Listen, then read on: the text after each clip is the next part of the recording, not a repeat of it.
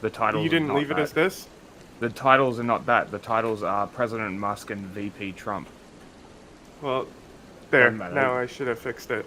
Gonna have to change it anyway. I already had it copied and pasted. Great. So it should be already fixed. Anyway, listen to this. Welcome to Presidium Tourism Terminal Actually, 3. give me a second. Hang on. The statue... That's all for now. Oh my god. It is Fat Drew. It's Muslim Fat Drew. Show chat. That's not actually here. This is the secret secret time for people who are here early, which is nobody.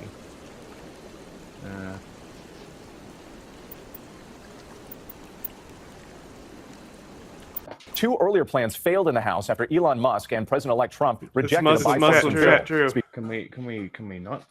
Thank you. Wa barakatuh, dear brothers and sisters. Is It's Fat Drew. I scrolled by. I literally thought it was somebody doing the Fat Drew face. Hilarious. Genuinely. Uh-oh. Hey, that's for my bike. Okay. I'm gonna echo until you go back to this. All right. Anyway, I generally echo. I can't hear. A number of businesses offer various goods and services to their exclusive clientele. The statue you see before you was commissioned to honor the Krogan soldiers who gave their lives to protect Citadel space during the Rachni Wars. In the aftermath of the Krogan rebellions, several embassies petitioned to have the statue removed. However, this motion was eventually quashed by the Council. So, what do you know about the Krogan Rebellion and the Rachni Wars? They fight, they die. Well, Nobody like, wins. you know, the way the Krogan tell it is that, like, you know, they were used by slaves to kill the Rachni, and as a reward, they were genophaged, right? And it seems like a very cut and dry political thing, you know? Like using another people to fight your tribal wars. I mean, that's the story of colonizing America. Isn't it? And colonization everywhere, you know? Generally. So my mind was like, oh, okay, it's just one of those stories. The context actually changes everything. Yes. Like, Yeah. I've just been, like, listening to this statue and the entry, and there's already been multiple things that, like, totally blew my mind because I didn't know about the series. Tell me more You about told the me not Krogan to listen rebellions. to it. In recognition Yeah, 'cause of we were their just screaming. I efforts was trying during to the get through it. Rachni Wars, the Krogan were granted several new colony worlds by the Council. Over the next 400 years, the Krogan species began to expand. Blessed with an extremely high birth rate, their numbers began to swell. Faced with a critical overpopulation crisis, the Krogan started a violent colonization of nearby worlds inhabited by other Council species. The Krogan rebellions had begun. For a full century, the Council and its member species fought to bring the Krogan under control. With the aid of the newly discovered Turian Empire, they were ultimately successful. Right? So the Turians hadn't even been discovered by the time the Rachni Wars are happening. Crazy. Alright. So it's the Turians get discovered during the Krogan Rebellion. And then also, it's like, what did it say, 400 years after the Rachni Wars is when the Krogan Rebellion starts. So they were rewarded with multiple planets that they got to colonize. You know, and like, I bet you those planets, I want to see those planets, because like, you only see Tuchanka. Yeah. I didn't know there was Krogan colonies. You needed the Krogan to stop the Rachni, then you needed the Turians to stop the Krogan. So who's gonna stop the Turians? I am sorry, but that question is beyond my programming parameters. The Turians are members of the Citadel Council. They are not a threat to galactic peace. Why did the Council fight so hard to keep the statue? The Krogan were instrumental in saving the galaxy from the Rachni threat. The Council believed this historical fact should not be forgotten. The Council also hoped that preserving the memorial would improve diplomatic relations with the Krogan and bring about a peaceful resolution to the rebellions. Unfortunately, the Krogan refused to negotiate and only surrendered after their population and homeworlds had been ravaged by the Turians. And homeworlds. Sounds like they got what they deserved. I am sorry, but a value judgment of that nature goes beyond my programming.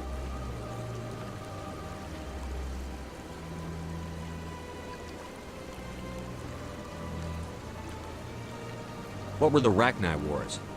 Nearly 2,200 years ago, explorers seeking to expand Citadel space opened up mass relays leading to systems controlled by the Rachni. A highly intelligent and aggressive insect race, the Rachni unleashed a war of conquest against the rest of the galaxy that lasted for nearly 3 centuries. The emergence of the Krogan finally turned the tide in favor of the Citadel species. Krogan forces provided the numbers necessary to halt the Rachni advance and drive them back. The Krogan then pursued their retreating fleets.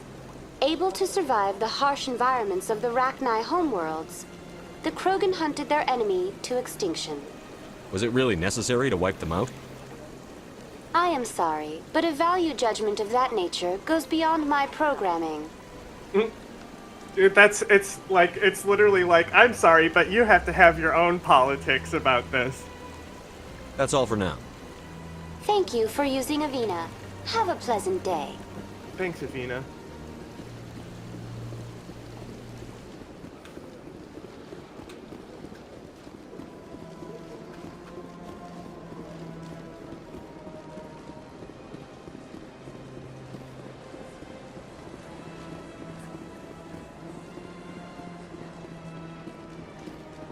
Apologies.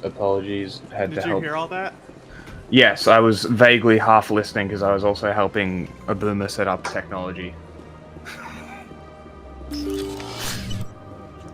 Commander, I recently received a lovely note from Septimus. Thank you for speaking with him. Septimus. Even the Alcor diplomat has withdrawn his campaign against me. I can't spend gratitude. Hey guys, I would not dream I'm not of letting playing you go today. without payment. I do not make I a get to habit look of at chat sharing and, debts. and keep Maybe you people will Those entertained. later. credits will cover Maybe your we'll do expenses. Overlord. I also have one more thing It's to the give first you, DLC. if you are interested. So it should be the lowest level. What are Yeah, you no offering? me? femshep because I I'm not offer a playing. gift of words, an affirmation of who you are and who you will become. I see you. Your uniform fits as though you were born wearing it. You are a soldier through and through, proud, solitary, alone. Calm the fuck Bro, down. she bitch. said the gives you uniform strength. fits if you were born That wearing it. strength If is you've what seen kept the you guy in the alive when helmet, everyone around kinda you was dying. kinda You gives the alone right vibe. survived. You will continue to Because survive. boy, This may the be who helmet you sure are, takes but away it is from not his who you will features. become. It only forms Yeah. the basis for your future greatness. his It sure Asian does. Remember features. these words when doubt descends, Commander. Thanks, I guess. Close your eyes and relax, Commander. That's right. To actually get this hidden sexy, you have to be renegade, low charisma. Wait, seriously? Banging the consort. That's right. Wait, the consort. Interesting. I didn't realize That's this was right. the consort. Here, Commander. In light of your efforts with the Alcor ambassador, I would like you to have this small trinket. What is it? A small mystery. I have never learned its use or purpose, but I sense it is time for me to pass it on. And now I must ask you to leave. I have done everything I can for you. And I need to wipe this cum out of my butthole. Remember my Oh, were you words, guys just Commander watching Shepard. the whole time? They will give you strength. Okay. Rex, Tali, don't tell anyone else about this. I just cucked my crew. I just Louis C.K'd my crew.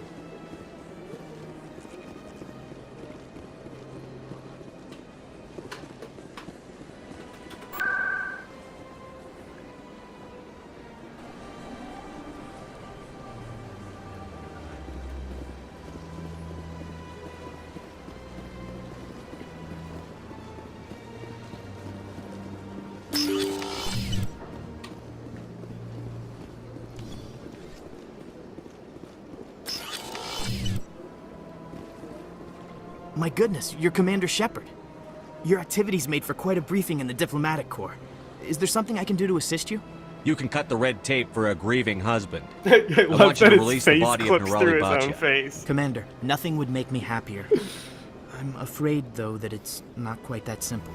Serviceman Nerali Baccia died on Eden Prime, as Mr. Baccia no doubt told you.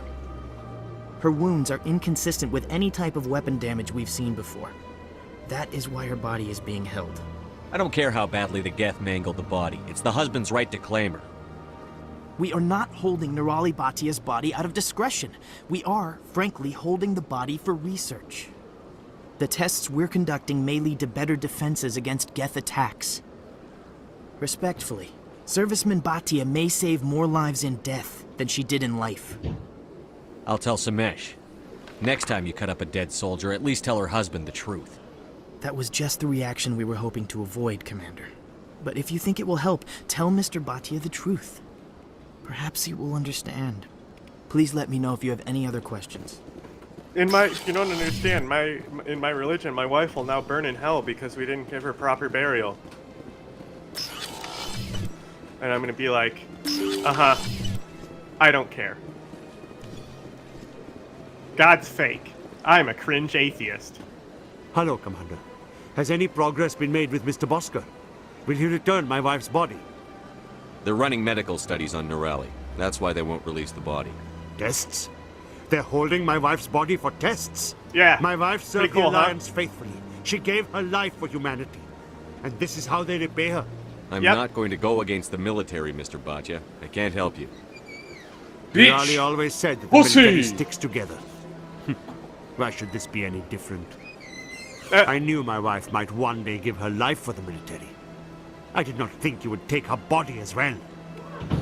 Well, cry about it. See what it says at the top? Worst choices. Okay. Did not do that when you try to put the password into that page. Stop yelling.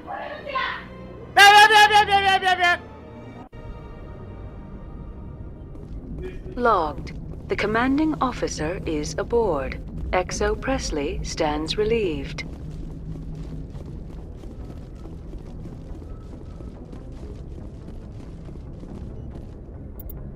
Shepard, already finding your marks as the new commander of the Normandy. Take care of her for me, will you? I forgot to tell you that I had a private terminal at the Normandies reconfigured to respond to your credentials. Although if you're reading this, I imagine you figured it out. Anyway, I just hope you won't receive too much bad news. Admiral Hackett, greetings, Commander. Congratulations on becoming the first human Spectre. It's a big honor. I know you'll do humanity proud. My name is Admiral Stephen Hector, Commander of Alliance 5th Fleet. We haven't met in an official capacity yet, but I'm sure that'll change soon. As a Spectre, you, and by extension the Normie and your crew, answer only to the Council now. That leaves your post as a Lieutenant Commander in the Alliance in some kind of limbo. I didn't know he was a Lieutenant Commander.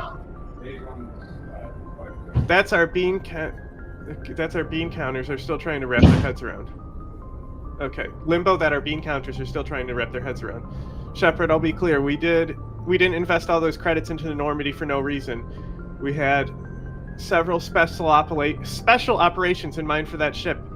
And although we can no longer command you to carry out our orders, we still need those missions seen to. I'll be in touch with details of those special ops and as and when. I know that your pursuit of Saren is top priority, so any assistances you could provide for those missions would be greatly appreciated. Okay. Engineer Marcus Greedo. Congratulations on your news. I just wanted to let you know repairs to the M35 Mako infantry fighting vehicle have been completed, and the vehicle is ready for deployment. It's down in the cargo bay awaiting your orders. We've turned up the 155mm mass accelerator cannon and overhauled the onboard VI. It should be capable of limited self-repair in the field now, as long as you have the Omni-Gel to spare. I'd recommend having someone on board with a specialization in electronics to oversee that aspect to make sure it's running optimally. Although we've taken liberty of installing boosters on the rear of the vehicle, it's adapted from the same tech of the jump jets already installed. Only this time it'll send you forwards, not upwards. Hopefully it'll make the Mako feel a little bit less sluggish on acceleration. Quarian Migrant Fleet. New vids have reached us here on the flotilla of your induction into the Spectres, as well as firstly, miscongratulate you on your appointment. It's become apparent to us here at the flotilla that you have enlisted the help of one of our children of the Migrant Fleet, Talizora. As an impressible young woman on her pilgrimage, not a soldier, we implore you to consider Talizora's safety as a matter of your highest priority. If something unspeakable were to happen to her, then the Admiralty of the Migrant Fleet would no doubt be inconsolable and may hold you and all those stood by you personally accountable. May you stand between your crew and harm. Blah, blah, blah. Okay. Yes. Well, there is one for you. Then you plug into your computer and it blows straight on you. So what's happening here? They got a bio on Saren they put in. That's cool. I'm This is a not mod yelling, that put Jack. this in, by the way. You saying that makes me yell. Let me go.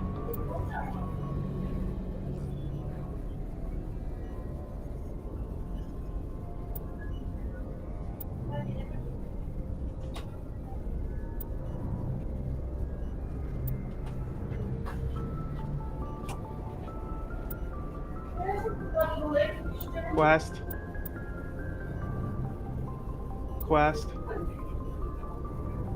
Oh, here's the article. Guys, you didn't mod it correctly. This covers. I can't read her article. You're covering it, guys.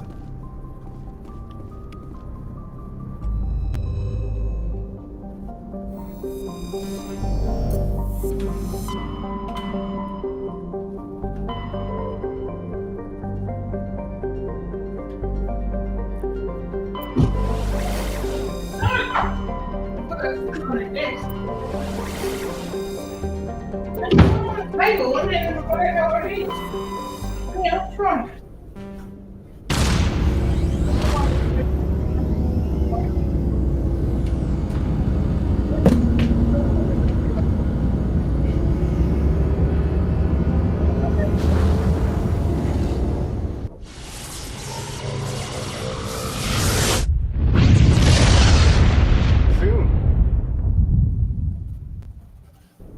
Look me go.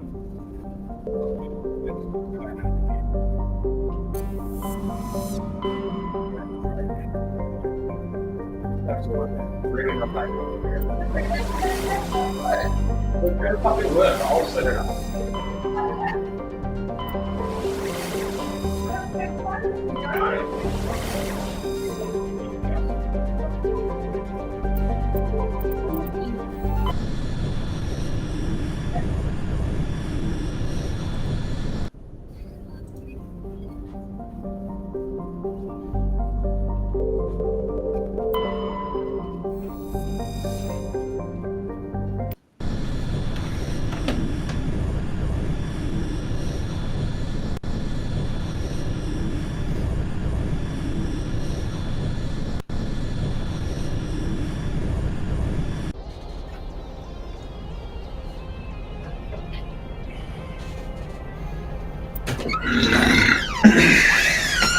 This is taking forever.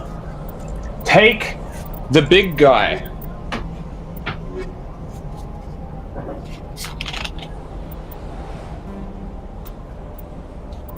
Oh, my computer can still hear me. Big guy. Big.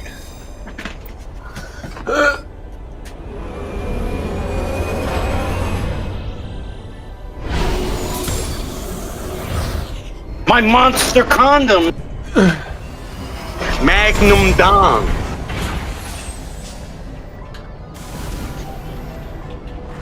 Commander, I'm picking up some strange readings. Really strange, like off the damn charts. It looks like it's coming from an underground complex a few clicks away from the drop zone.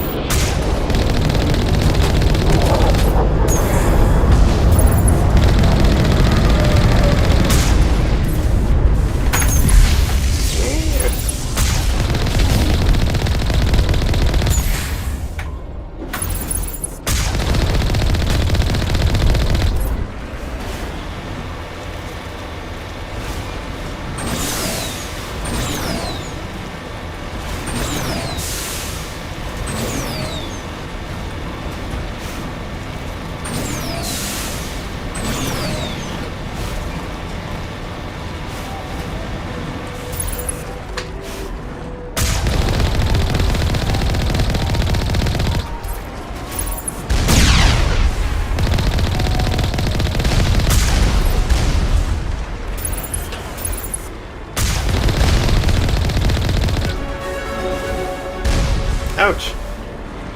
Only a fool punches a knapsack in the mouth. We should sneak around and pull its face.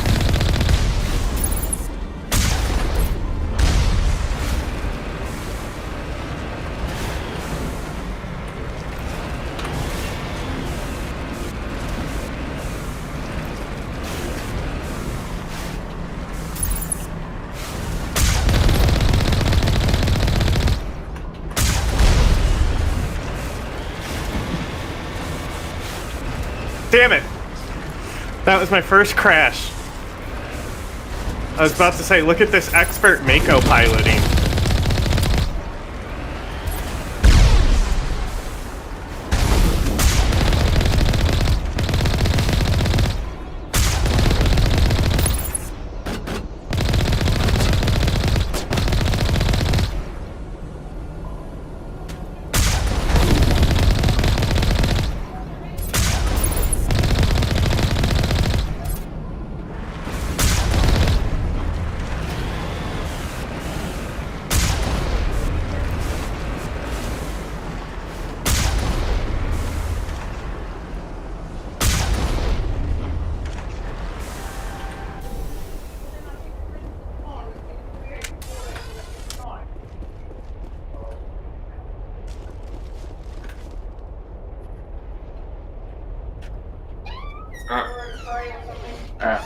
Okay.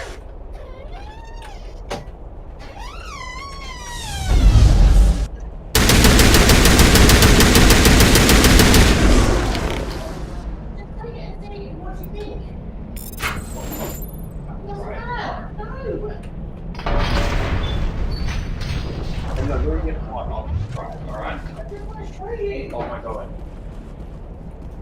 I understand.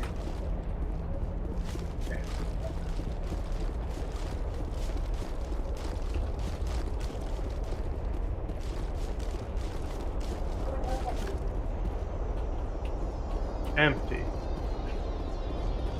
There's a mouse on screen. Can't really do anything about it. That's my mouse. That's my pointer. I guess. Sometimes it shows up, sometimes it doesn't. That's interesting though, that it shows up on the stream sometimes.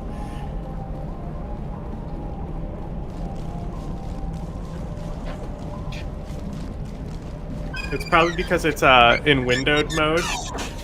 Hey guys, you know what I got? Instead of full screen. I actually got my motorbike, so that's cool. But also, to go with my new bike, I got a candle. A candle? A candle. I fucking highly recommend proper candle. Shit's great. Burn. I recommend less fire in your life. No. It smells fire bad. This one is called Tibet. This one is called Bunny Girl. I also keep That's what I've buying been cheap saying candles. lately. I keep going, fuck my stupid bunny girl life.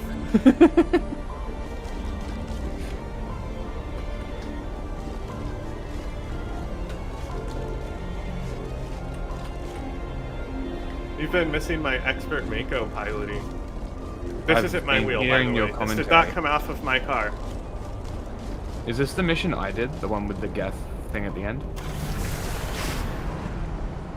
This is a mission with Liara. Where you rescue Liara. Maybe? Yeah, Mostly possibly. Geth. And there's like one Krogan hours in it. all the way.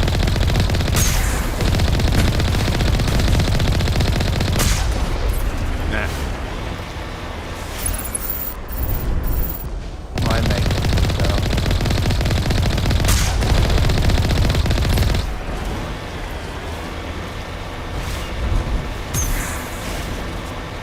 If the mouse, so if you just tab away and click back on the screen, the mouse will go away. Yeah, I just had to set it to full screen instead of borderless. Yeah.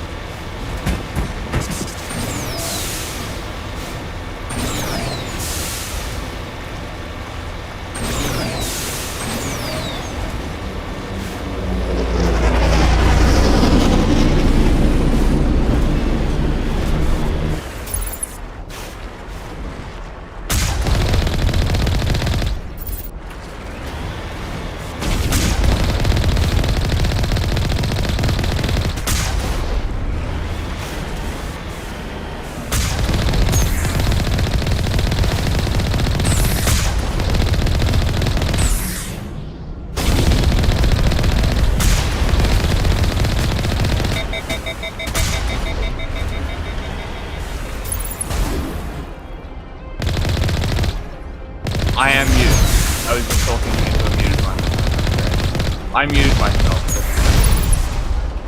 Cause like, this is, so instead of muting on the actual thing, I'll just... Yeah, can you turn the game volume down in the video? Yeah. It's at 150, turn it back to 100. I turned it up because Avina was hard to hear. Yeah. I just halved it. But yeah, like this is the thing that I've been using. And it's a pretty nifty little jigger. You can't say that word. I can say whatever the fuck I want to. Thank you very much. But yeah, so it's like you've got all the pages. So I've set them all up like this. And now I just have to like remember which page is which. Like this is pretty easily Googleable. Just say a soundbite. Let's see if I can remember where they are.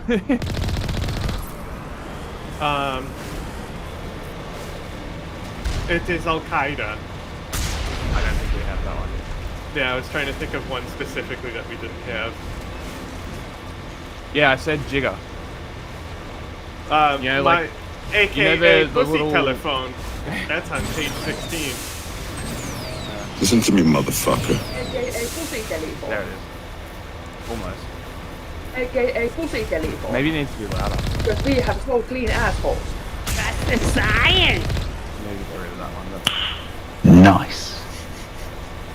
It would be constitutional for the government to target and kill any U.S. citizen with a drone or with a shotgun without due process. Now we can show that one guy, The Globby. Red Bar, how you can use not only more than one button, but multiple pages. Yeah. And he can learn how to do it proper, instead of just only having his bomb sound effect. the one single sound effect, just yeah, over and it's like, over bro, and over and get over a new again. sound effect. You know what's also a great one? Mm. Like the bonk sound, like when you hit somebody on the head. Yep.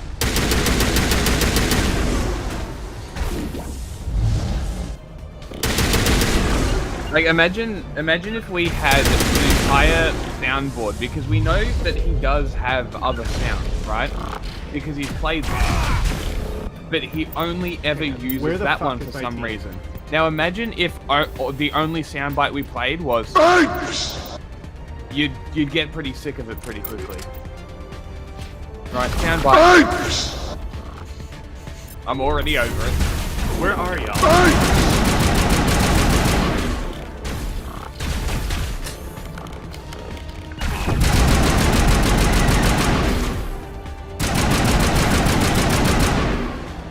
Where is my team?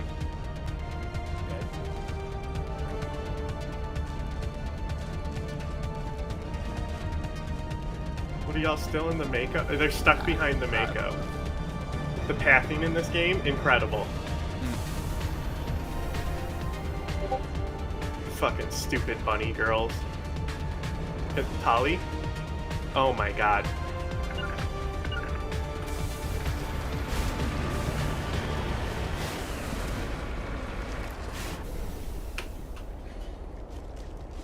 Ridiculous. How do they get the Mako back when I stop it there? We have to run from the volcano all the way down to the Mako? Must. Where is Tali? Log ma chili sauce. These two. They're gonna give me a fucking aneurysm, bro. I almost died because they couldn't fucking path around the Mako and I didn't check beforehand. Because you were talking to me. Ugh. I don't have a mood for clowning right now. I don't, exactly.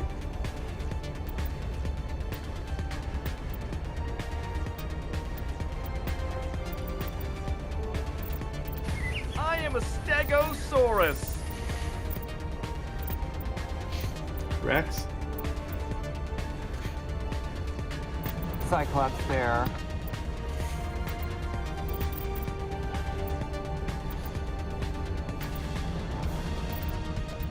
Oh my holy crap, they're Valen's stoves. I hate those. Ollie? Cyclops there.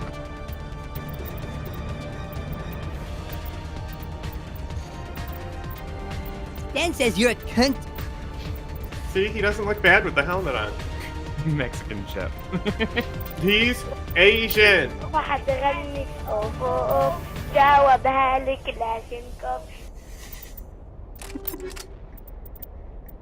Now that's a lot of damage!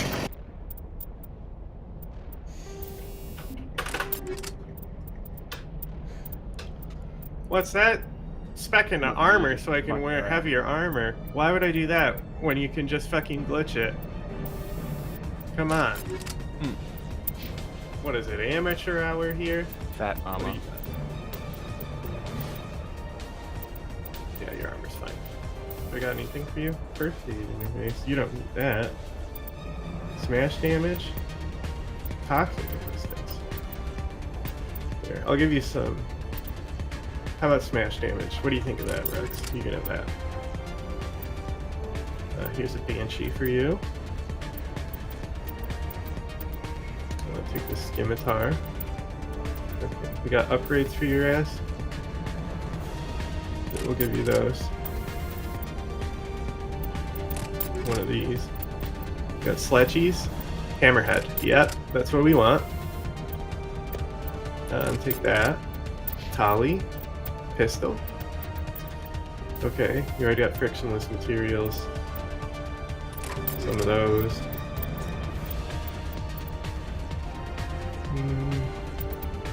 Hey, now she's blue. You take shield battery. Duh.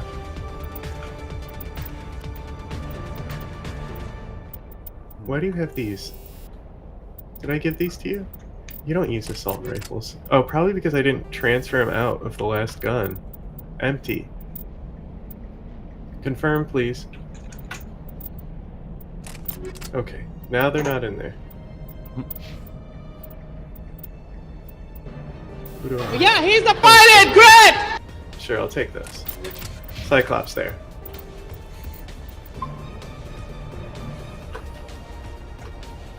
Hot rock is what chat says.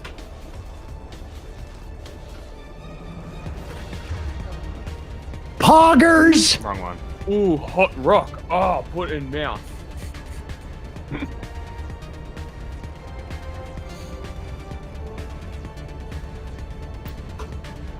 From like clips and stuff. It's not a bad idea.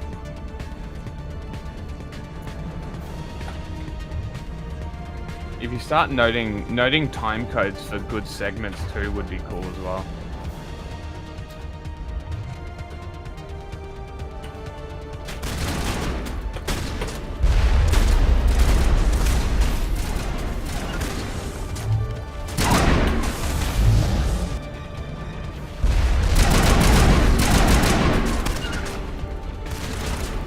Tali. Every time I look at you, you're doing something else wrong.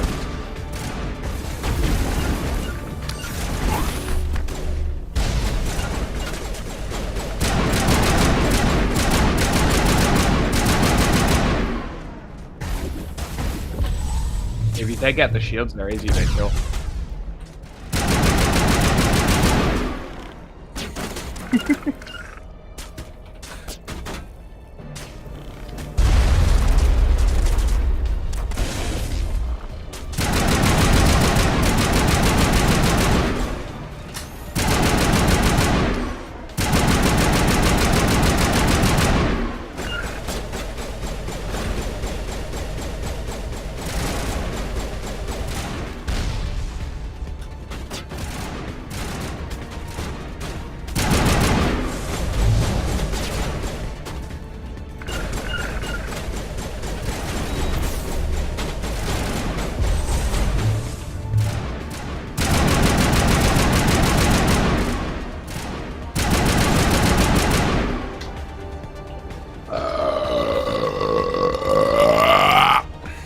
On you, fucking hell.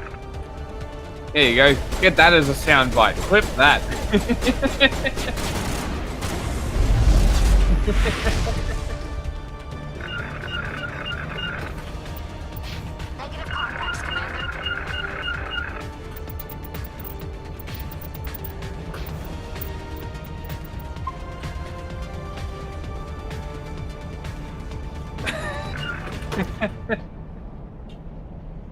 Tali, where are you? Jesus fucking Christ, woman. She's getting stuck again. Okay, let's... Oh, she did warp. Thank you. Gotta put your guns away to get him to warp. That's the key. I'm fucking funny.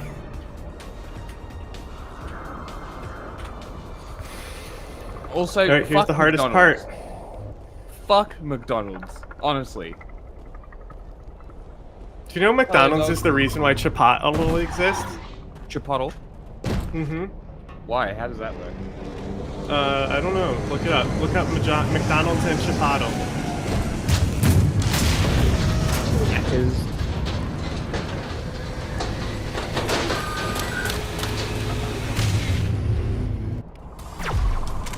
Transformers, robots in disguise. This is over here.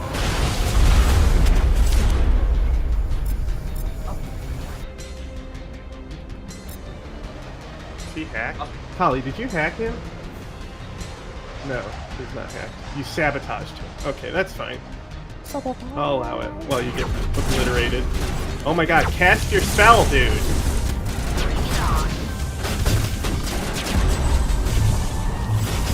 Then I try to cast it normally and it doesn't work.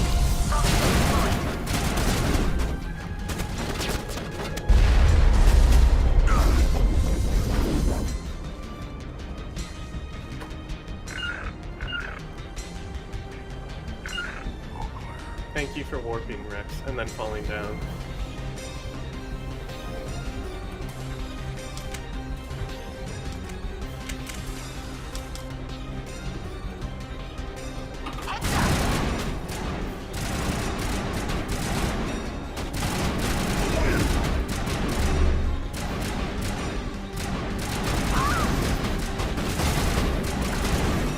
Rex, get out of here.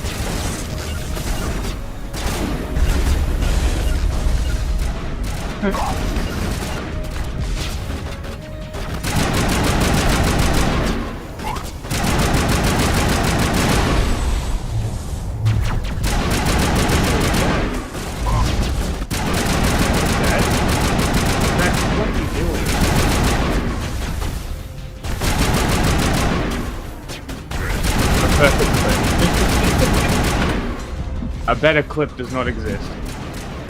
Now anytime we want to dismiss anyone, I play that soundbite.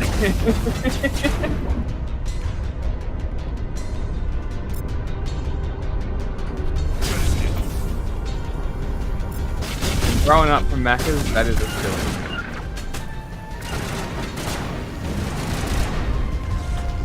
Rex! Rex! The squad in the first game, my guy. Rex, get over here. Why are you running towards the fucking tank monster? Oh my fucking god, bro. Fuck my stupid bunny girl life. This is why my method is way better of just doing Look, it he's myself. fine. Ah, he teleported. Yeah, and resurrected. He's like left combat.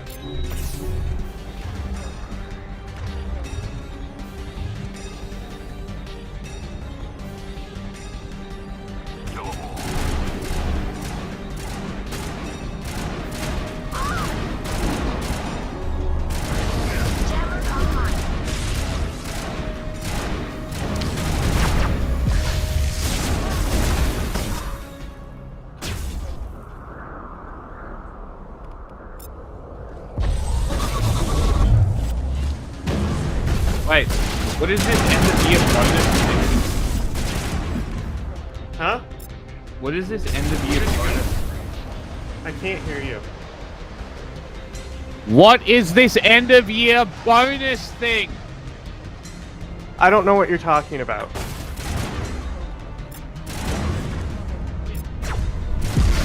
Bro, Use your ability! What is happening?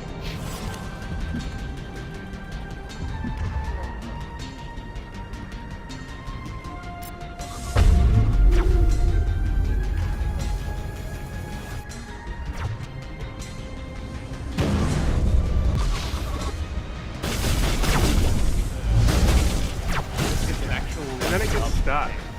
It's a discount sub price for 4 days. But I literally can't do it. no, let's.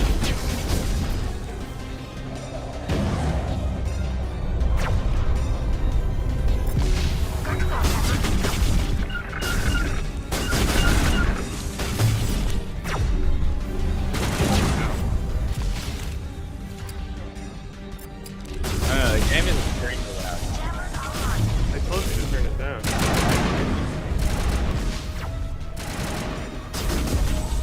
But it's probably still loud in my ears, that's the thing.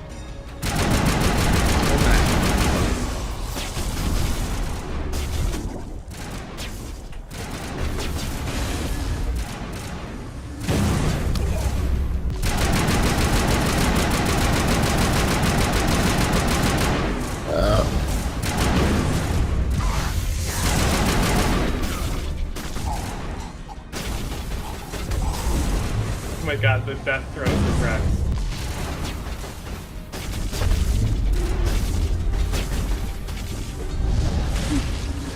Nice job, Thomas. Good sabotage.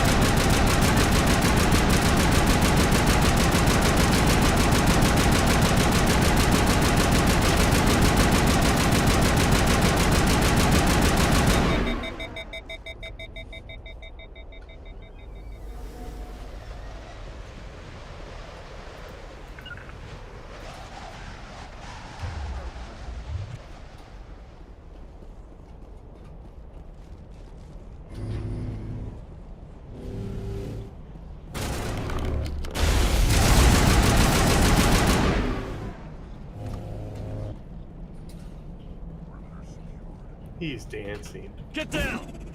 Oops.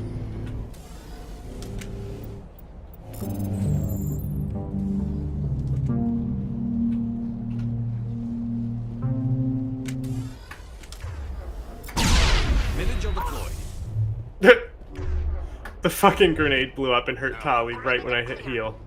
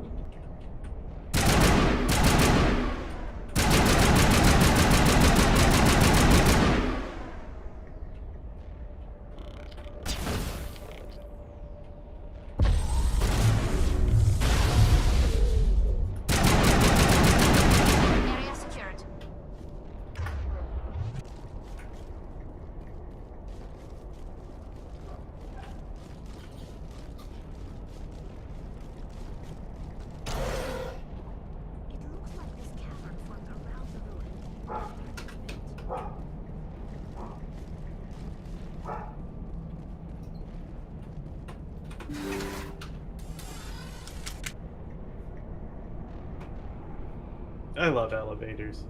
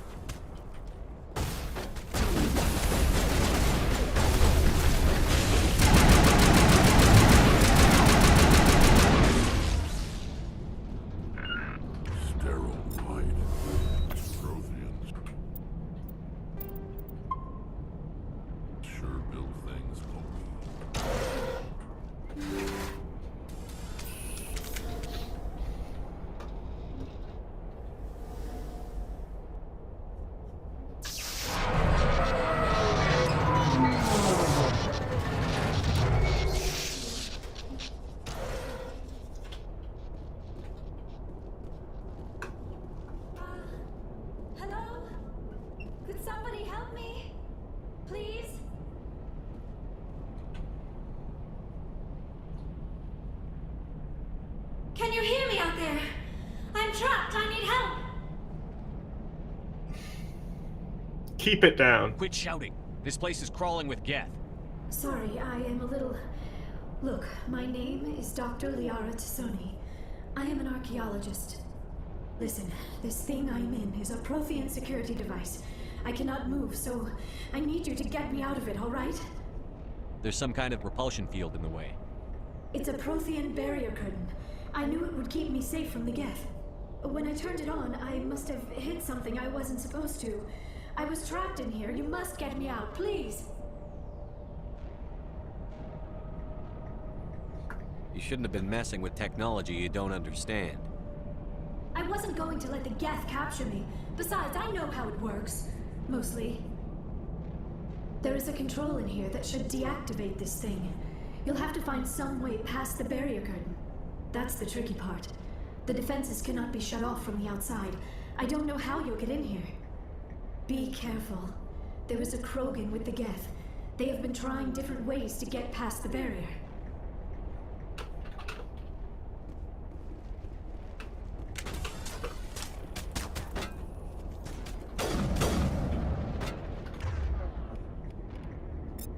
Why do both of you have sniper rifles? What is happening?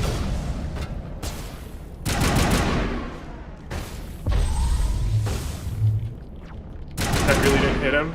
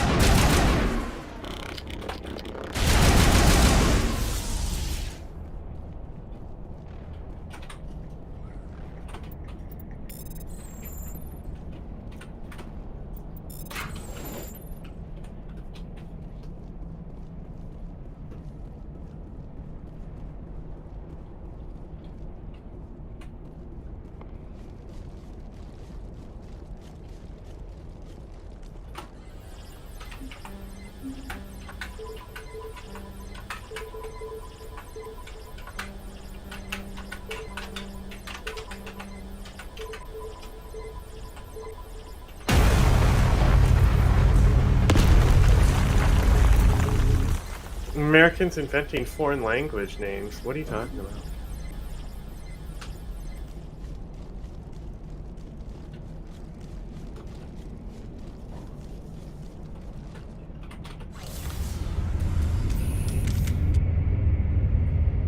See if it fucks me with the cinematic.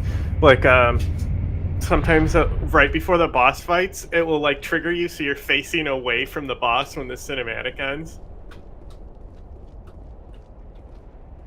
Pretty shit. What's up, baby? Oh, how did you get in here? I didn't think there was any way past the barrier. We blasted through with the mining laser.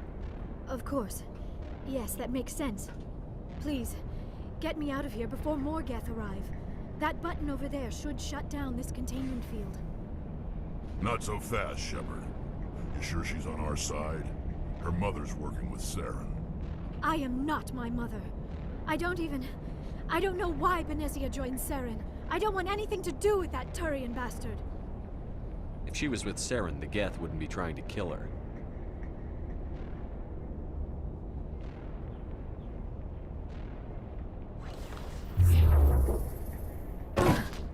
Oof.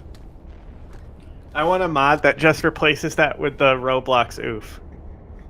Any idea how we get out of this place? There is an elevator back in the center of the tower. At least I think it's an elevator. It should take us out of here. Come on! I still cannot believe all this. Why would the Geth come after me? Do you think Benezia's involved? Saren's looking for the conduit. You're a Prothean expert. He probably wants you to help him find it. The conduit? But I don't know... What the hell was that? these ruins are not stable. That mining laser must have triggered a seismic event. We have to hurry. The whole place is caving in. Joker, get the Normandy airborne and lock in on my signal. On the double, mister. Aye, aye, Commander. Secure and away. ETA 8 minutes. He needs to move faster. If I die in here, I'll kill him.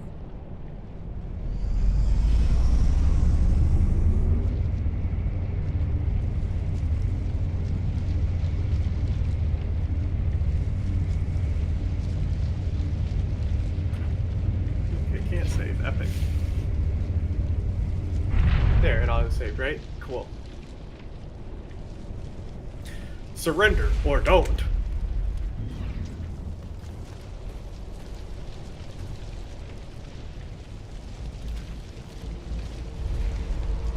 Surrender or don't.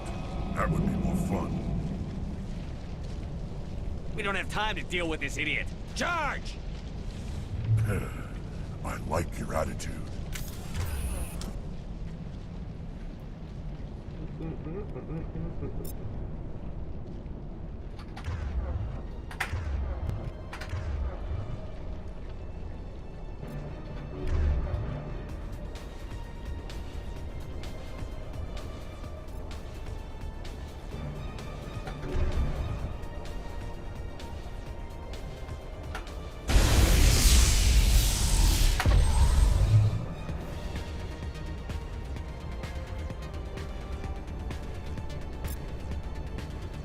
Countermeasure deployed.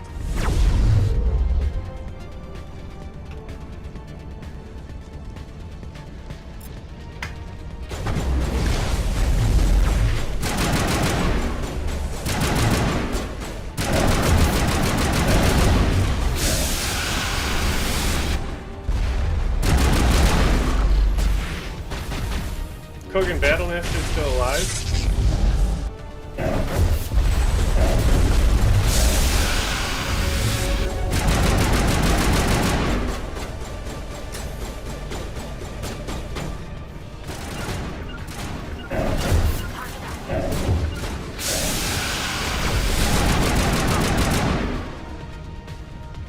Easy.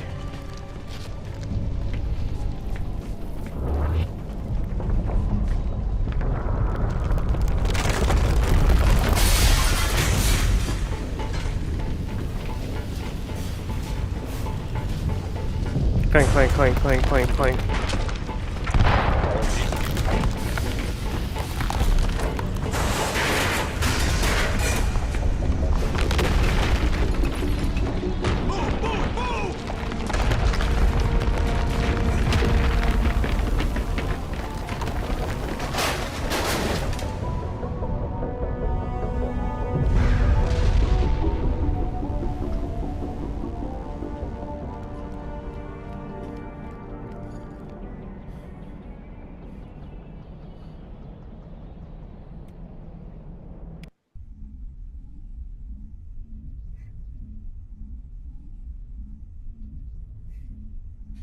Too close, Commander. 10 more seconds, we would have been swimming in molten But sulfur. how did the Mako get The out? Normandy isn't equipped to land in exploding volcanoes. They tend to fry our sensors and melt our hull.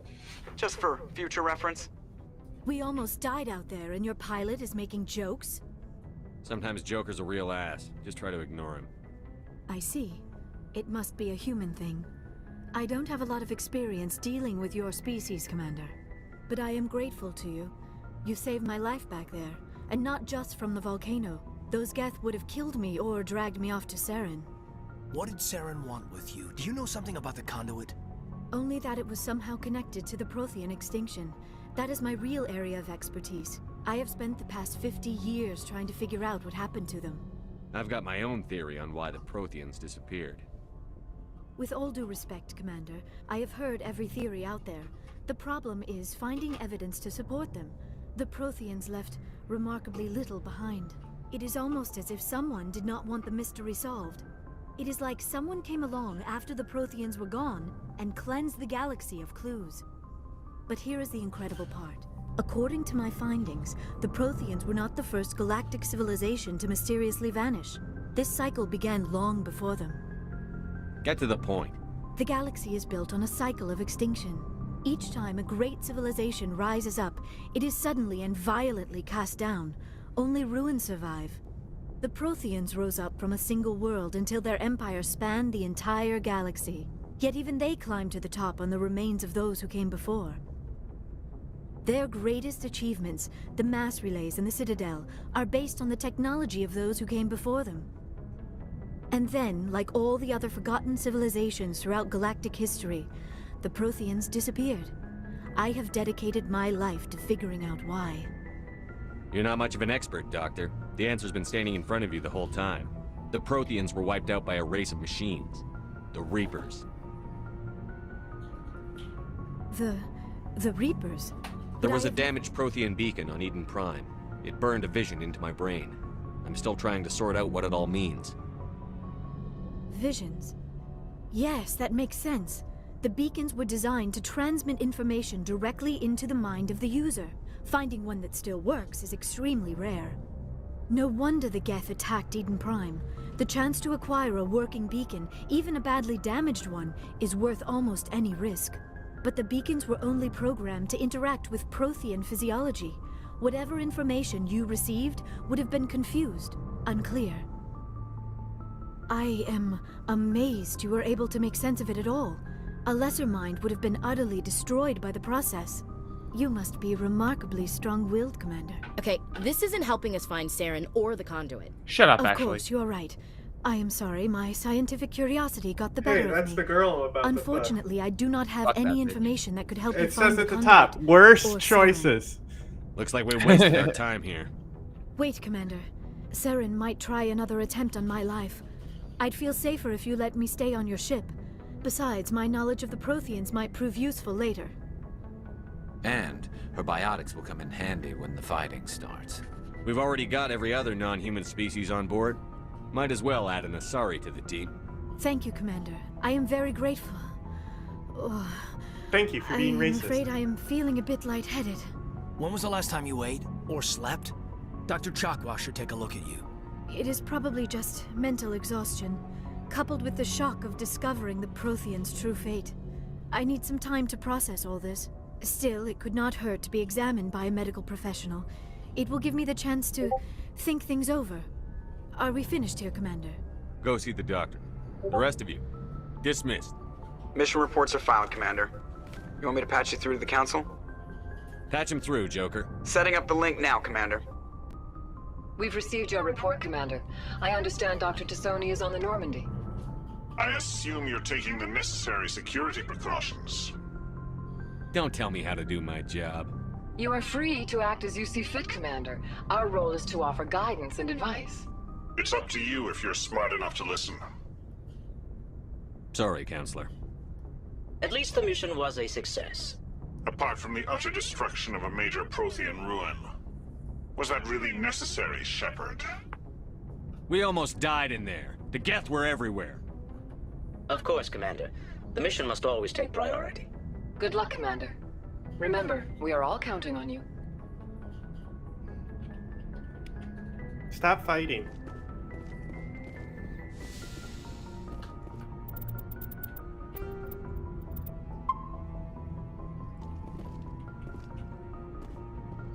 Okay. I assume you're ready to be at your desk? More or less. Okay, we can do a video and then maybe... let me look up how long the Overlord DLC is. And then between videos, maybe we can do games. Maybe.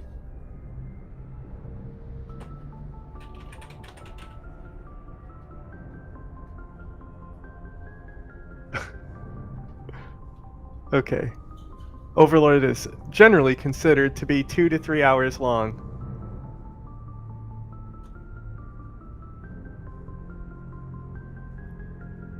Probably a bit too long.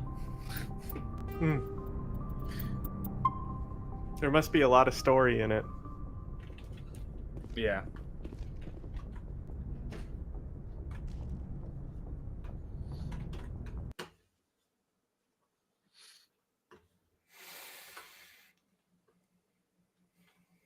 I'm bleeding through my shirt, so I put on this Buffalo Wild Wings shirt that I don't care about if it gets blood on it.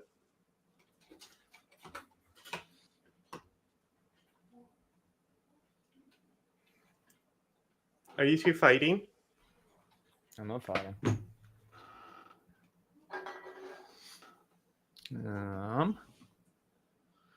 Video. Be nice to him.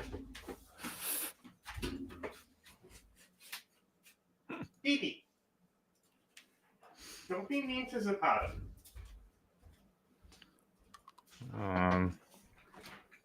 Okay. Friendly. Hi.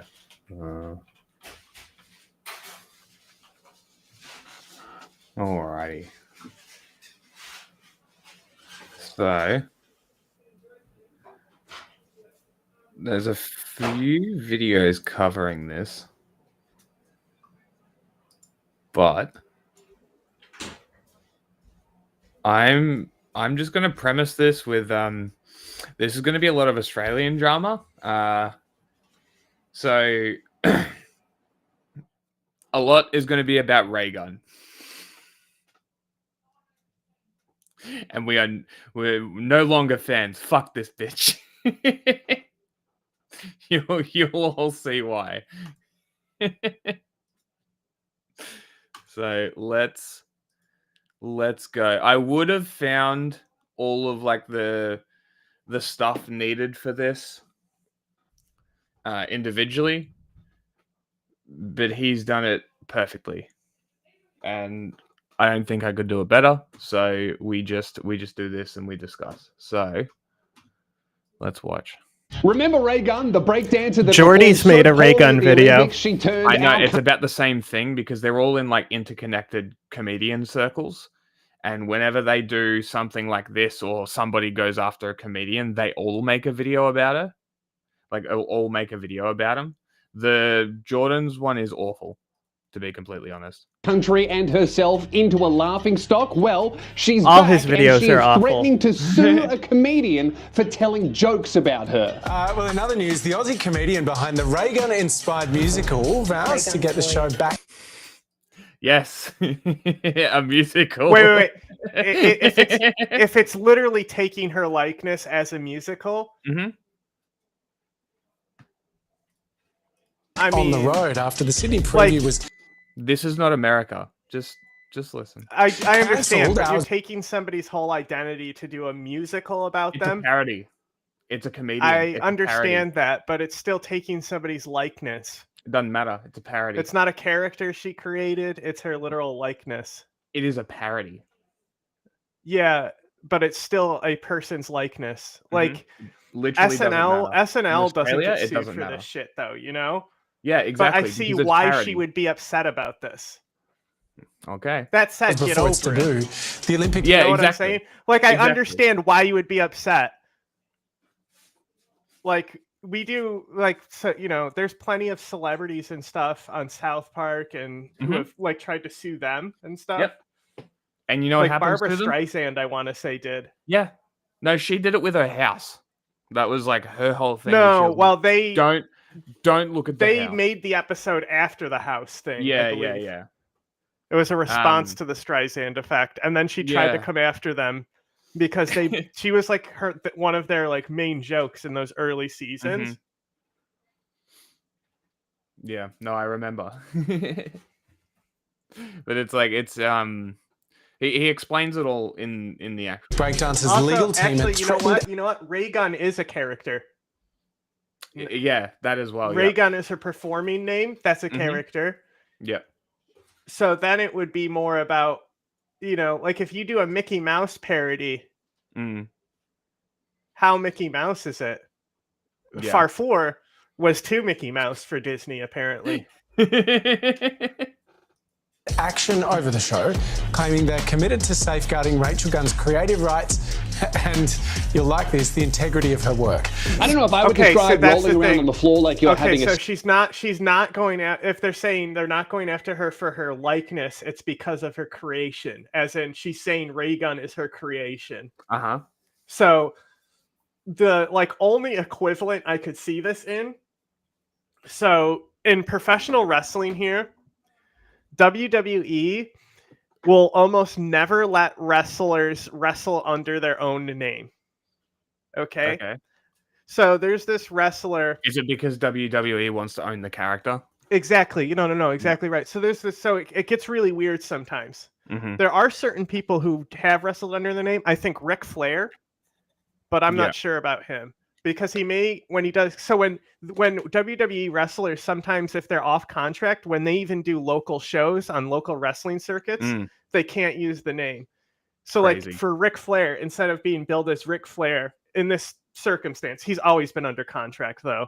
Mm-hmm. But they would say the Nature Boy instead of saying his name Ric Flair. That might be okay with WWE. But then there's this guy who is like a really, really, really skilled indie wrestler that people wanted to see in the big leagues for a while. Okay. And his name is Bryan Danielson. He's never wrestled under a character. It's always been him. Guess what the name is? Because he wanted his own name. He didn't want to wrestle under a gimmick. Guess what they did? They just his shortened the name in WWE is Bryan Danielson. His real name is Daniel Bryan. That's amazing. Right? So then there's Amazing. like another one, for example, is Awesome Kong. So Awesome Kong had the name Awesome Kong before she went to WWE. And I want to say when I saw her, actually, she may have not have been Awesome Kong in WWE. That might have been another. She might have been Awesome Kong from TNA, but when I saw her, she was billing under Amazing Kong, which apparently was her name before Awesome Kong. Because Amazing Kong is what it says in the King Kong movies. Okay. But Awesome Kong is just cooler. Sure. I'm not a wrestling fan. I'm just saying, they're like WWE is perfect. Like they technically are performers in the same way a breakdancer would be, right? Yeah. So that taking like some sort of gimmick like that, I could see a legal standing there for something like that In America. I think in general, in America. But the thing is, this is like much different, like WWE is a huge brand that will go after anyone. Yeah. Like it's like UFC. Try to put up UFC footage. Yeah. No, you're 100% correct. They will, and they've got the capital to do it as well. Now, who's going to fight them? They don't have the money. And also, I think this is just silly as well because, like I said, I understand why she would be upset and want to protect her character, but like, she could have been a cultural icon embracing this. Yes. Yeah. She decided to be a Karen instead. At the Olympics as a work with integrity, Rachel. I myself... Which is why I'm showing this video specifically, because he goes into everything that I would have gone into. I'm a stand-up comedian and we protect our own, so this video is going to be a big one. Because not only am I going to point out how, in my opinion, it appears that Raygun is lying in her public statements about the lawsuit and the apology that I may have forced her to make. So this is why my management and legal team had to work so quickly to shut the musical down. But I believe that I'm able to prove that she is lying because, through an anonymous source, I managed to get my hands on the actual legal letter that Raygun sent to Steph Broadbridge, the comedian, as well as the venue. It was really unfortunate that the show had to be cancelled so close to the launch. And let's just say the public statements Raygun... Like, the fact that he was able to get the legal letter just because he's mates with the comedian and the guy who owns the comedy place is fucking gold. Because this would have worked for her. This PR stunt would have been great for her had he not been able to get this legal letter that they sent the comedy club. Has made to you to make herself look like the victim don't line up with the legal threats that she's been sending to comedians and venues across the country. I'm Lewis Spears. Welcome back to The Review. Like, subscribe, and let's hope I don't get sued for this. Before we begin, here's a recap that I posted on my Instagram that will become very important later. Remember Raygun, the woman so bad at breakdancing it turned Australia into the laughing stock of the world and got the sport. You can update the titles now. Yes. I don't have access to the Twitch. I'd have to change everything. You can't. You change it within. Just change it on YouTube, and I'll copy it. Doesn't matter. I'm on the wrong account. I meant within Restream. You can do that? It doesn't matter. Just change whatever, and then I'll change it myself. Okay. Boom. Live.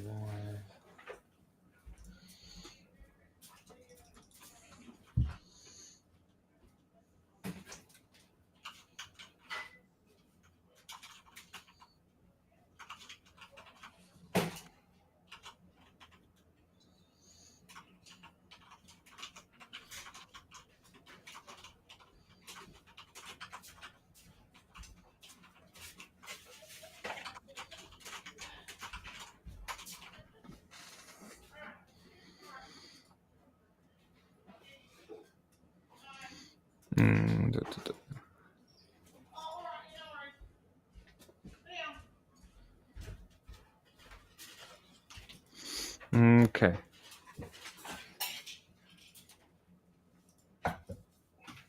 Here you are. That's the title for now. And we'll change it again when we change topic. Sport dropped by the Olympics entirely. Well, she's back to say stop.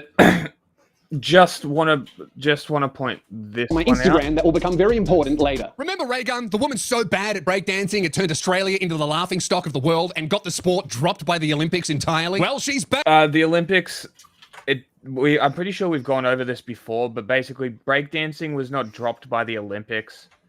Like, it's a funny joke, but it's really based in wrong information. The Olympics, they choose the events for the next Olympics at the Olympics of that year. Before the events even start, the committee gets together. I'm pretty sure, you fact check me because I could be incorrect. It could be after, it could be before, but they definitely have some kind of meeting where they decide what events the next Olympics is going to hold, because they need to announce what the events are so people can train for them, sign up, so on and so forth. It's like people just assume the Olympics is a last minute thrown together hodgepodge of amateur sports. It's highly regulated, highly organized. Like, there's qualifyings for the 4 years before. Like, these athletes don't just sit around doing nothing. It's an entire cycle of training that these people need to do. So it's like this is just like not a thing that happens. Not really relevant to this story, but it's just a piece of information that people really need to know. Back to say stop laughing by suing a comedian for putting on a parody show called Raygun the Musical. Despite parody being protected by Australian law, Raygun threatened to sue the venue as well. And now, like breakdancing at the Olympics, thanks to Raygun, it's been cancelled. Exactly. So, suck shit. Yeah, cope and seethe. Oh, somebody's making fun of you for fun for comedy. Yeah, well, that's no. the thing. Is instead of being like, you're making fun of me, she's going after him because it's a copyright infringement of a character. You'll see. Her legal letter, Yeah, Raygun says the kangaroo dance is her intellectual property and that nobody else can perform it. You own the idea of dancing like a kangaroo. That's an interesting claim from a woman who did it 20 years after the Wiggles and 60,000 years after Indigenous people did. Although, to be fair to Raygun, unlike the Wiggles, she didn't do the dance with Roll Harris. 60,000 years after Indigenous people is such a great point. Hilarious. And as for your other moves, Rachel, I'm pretty sure Michael... Bro, just wait till Fortnite puts it in their game. Call of Duty already has the kangaroo, like her break dance as a and she didn't care then. Game. Didn't give a shit. Yep. Didn't give a shit. Didn't say a fucking thing. Well, that's Jay because Fox Call has of done most Duty of these won't ones answer you when you try to sue them. And I've definitely seen this move on... I bet. Fortnite as Family well. Guy. Also, isn't your PhD thing... property and they don't give a fuck? Yeah, they don't even respond to you. Crazy. This is titled Like, Deterritorializing Gender in Sydney's Breakdancing. A few of Nathan's dances were stolen by them, and he wanted credit for it. Interesting.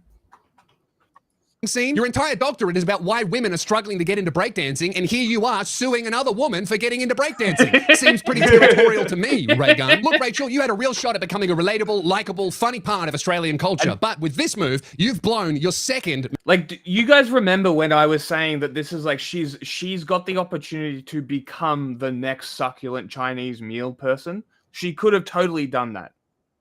Right? That totally could have been a thing that happened. Instead, she chose to act like a cunty academic and try and milk as much cash from this situation as possible. Scummy. Massive opportunity. Earlier this week, a comedian named Steph Broadbridge announced that she has been threatened to be sued by Raygun's legal team after they found out that she was putting on a show called Raygun the Musical, a parody of her journey from before the Olympics to performing at the Olympics. Here's the poster that was used, and here's some of the promotional material. Raygun saw this and sent a letter to Steph Broadbridge threatening her with legal action, as well as threatening the venues that were putting on the show, and Steph had to cancel. Here's her response. No, they had to pull the show. Like, it wasn't just a threat. It was. If she would make threats and then negotiated for something, that would be different. No, and he explains it through the show. It wasn't even like a real for-profit show. It was one of those tester shows where you basically give tickets away, right? And the proceeds were going to charity. He gets into it. Steph Broadbridge, hanging out in my casual day wear. My trial show tonight for Raygun the Musical has been cancelled. Raygun's lawyers got in touch with the venue and threatened legal action, so we will be refunding everyone their $10 or... And it wasn't the comedian who had to pull the show. It was the comedy venue because her lawyers threatened to essentially bankrupt a not tiny, but like a relatively small comedy venue, the type that doesn't really exist and is necessary to build up This comedy. comedian should do the show anyway and stream it from her own house. I 100% agree. She should have just said, go fuck yourself, and done it anyway. But, you know, it's the legal system does not protect people in Australia. It encourages people with money to bully people, essentially, is how the Australian system works. Comp ticket back for that. Raygun suing a comedian for trying to sell $10 tickets, some of which were given away for free, is maybe one of the most pathetic things that I've seen from an Olympic-level athlete. And I've seen Raygun's performance at the Olympics. And they were also worried that I was damaging her brand, which I would never do. She doesn't need me to do that. They also said I wasn't allowed to do the dance because she owns the kangaroo dance. That one did puzzle me. I mean, that's an Olympic level dance. How would I possibly be able to do that without any formal breakdancing training? Steph goes on to say that and this is the funniest part about this whole thing. It's like people were fine to just like sort of give her a little bit of shit and mostly let her get away with the fact that it was like kind of bad. And now it's like Mickey Mouse is not public domain. She is just opening. No, Mickey is now. No, he's not. I'm pretty sure. Nope. Winnie the Willy Pooh is public as well. domain, not Mickey Mouse. Who is? Different characters. Steamboat Willie is. Yeah, okay. You can extrapolate off that. You could wear a Steamboat Willie costume. Tell Palestinian children to kill Jews on TV. That's and all now right. it will be fine, but not a Mickey Mouse costume. And if it doesn't look exactly like Steamboat Willie, then it's more Mickey Mouse than Steamboat Willie, and they'll come to get you. And then Farfur will be beaten to death again. trademarked the poster that Broadbridge made, which will be Like she's just opening herself up to way funnier criticism, and people just being like, "Huh?" Maybe that was her plan. She's playing 4D chess. She is a Raygun. smart academic, right? Sure, yeah. she's way ahead of everybody. The joke about how that's an Olympic level dance, how could I recreate that, is fucking great. Level dance. How would I possibly be able to do that without any formal breakdancing training? Steph goes on to say that it's said in such a cunty way as well. It's so good. Ray Gun has trademarked the poster that Broadbridge made, which will be important later, as well as saying that she has trademarked the kangaroo dance, which will be even more important later. After these legal threats, Steph had to cancel multiple shows at multiple different comedy festivals. Now, I am doing multiple comedy festivals this year. Tickets are there. I know how expensive this is. You have to pay registration fees. You have to pay venue deposits. She may even have booked accommodation. All of that money, seemingly, she may lose out on because of Ray Gun's insecurity. After this video that Steph made, plus my video and a video by a few other comedians, the entire country has been made aware of Ray Gun's hypocrisy and inability to laugh at herself. She has done the exact opposite of what she was trying to do. It's also resulted in a massive amount of publicity for Steph Broadbridge. She's now doing interviews with every major news organization like this one on the project. So, Steph, last night was supposed to be your big preview night. What on earth happened? Yeah, so we were all ready to go. We've been doing rehearsals. I had an 8-person cast. I had band members coming from Canberra. And then I received... What is with the... How can the women only say O's like that? I don't know, man. I don't know. You see why I say Australian accent? Do the gays also? No? Do the gay flamboyant people also say it like that? I go no.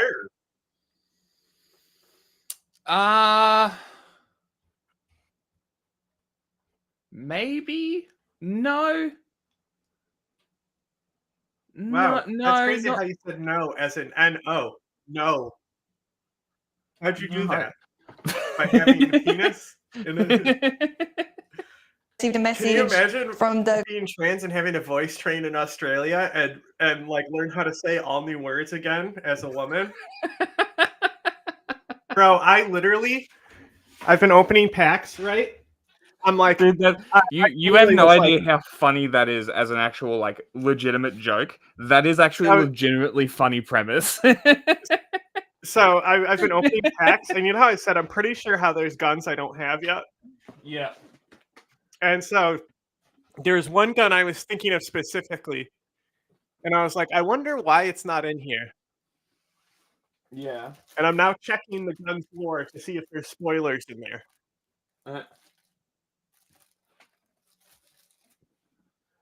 Oh my god. The last one.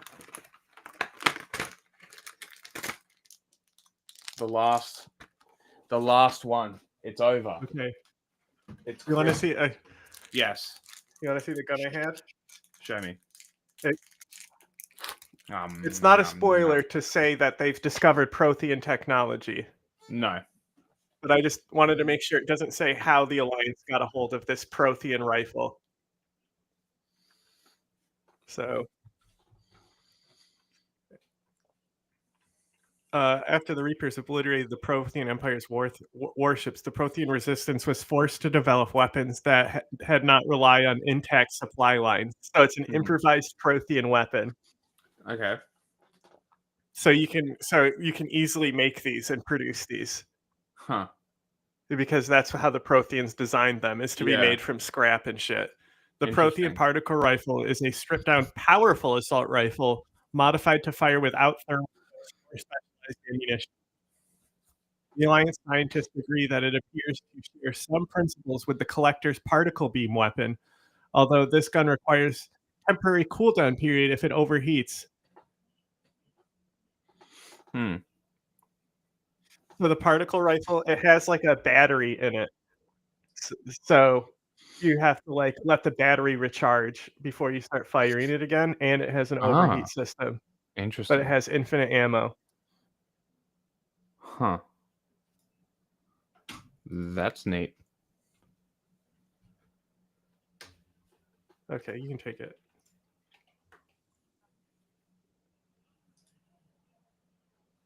You can take the screen. There you go. Okay. I was performing at that they'd had a cease and desist from Ray Gunn's lawyers and we weren't going to be able to proceed. I really sympathise with Steph here because I have had my live shows campaigned against by protesters, by powerful media figures, and it is so stressful because the decision for the show to go ahead is almost never in the comedian's hands. The comedian will almost always want to do the show. I'll do be more annoying. It's a very funny premise for a joke. A trans joke that's funny. Wow. No, like there's possible. It's very possible. People who say you can't particle beam. Like people who say you can't make jokes about sensitive subjects just can't write jokes and don't know how comedy works. Like everything is able to be joked about. Like Nick Mullen, I believe, The Year of the Dragon. He has a trans joke in there. Mm-hmm. The venue might be scared, the person running the room might be scared, the person running the comedy festival might be scared. If any one of these three or sponsors or more... Him being a tourist at the plantation, and they're like, yeah, and the grandson of the slave owner is upstairs, and he goes, and you mean we're not like beating him to death right now? Or people say no, the entire thing crumbles and it's completely out of your hands. I've been very lucky where I've had people stand behind me, but it's not even surprising to see other venues not want to get sued or deal with the legal battle that even they know they would probably win in court. It's just not worth the hassle for the venue like it is for the artist. To me, every comedian needs to work with this comedian, and so they all start putting on the Ray Gun musical where they're playing Ray Gun. Well, you know, she's been like he does bring it up, but she's been doing like competitions for people to do the dance to win money. She's an Australian icon, a female Australian icon, a white female Australian icon, and I was like, I could play that. I'm very excited to tell her story. It wasn't supposed to be nasty or done with any kind of malice, and it certainly wasn't supposed to take place on the scale that it's taken place. This was meant to be very low-key. It is very ironic that Ray Gunn's lawyers tried to cancel what would have been, I don't know, I know the room she was performing at, I think it's like 100 people max for $10. So like, I don't know, $1,000. That wouldn't have recouped the flights of the band going over. They've managed to cancel that. But now, when this comedian manages to pull this show and put it back on the road, which I'm sure she will, I think she might be doing theatres because Australia's going to get behind her. There's been a bit of publicity about it. We're talking to you about it on the show. I know that the preview this is like the one positive aspect of Australian society is if somebody is an open cunt in public, they will get ridiculed, and the person that they're being a cunt to will get overwhelming support. So if she continues down this path, she's going to basically turn into. You guys probably have no idea what this means, but there was this girl, this British woman, Muslim British chick, real like, Stances that you're antagonistic is probably the right word to use. Where she's just like saying shit to get controversy, to cry about it and be a victim. And then she said something on Anzac Day, and Anzac Day is like a precious thing to Australians for obvious like nationalist reasons. It's like Veterans Day. World War I, though, I think is more what it's about. It's about Gallipoli, Anzac Day. And on the day she goes... lest we forget Nauru, Manus Island, and Palestine, I think. I'm very upset. I just prestige 2018 or so. To check if they could change the character name because I put Necro Tali instead of Tali Manser. And you cannot. Once you pick the character's name, you're stuck with it. You can reset the character. I just tried. I just prestige to try and do. No, you can reset the entire character. Go to the character select page. Go to the customize page. Anyway, so she in 2018 she like tweeted this out or some shit and basically got bullied out of the country. She basically got bullied out of the country for it. That's essentially what's going to happen to Raygun here if she continues going down this path. She's pretty much just going to get bullied from the country, which will be very funny because watching cunts get treated like the cunts that they are very fucking funny. Milo Yiannopoulos got this treatment too when he came down here. Cancelled, but I mean, this might fire up again and it might be great for ticket sales.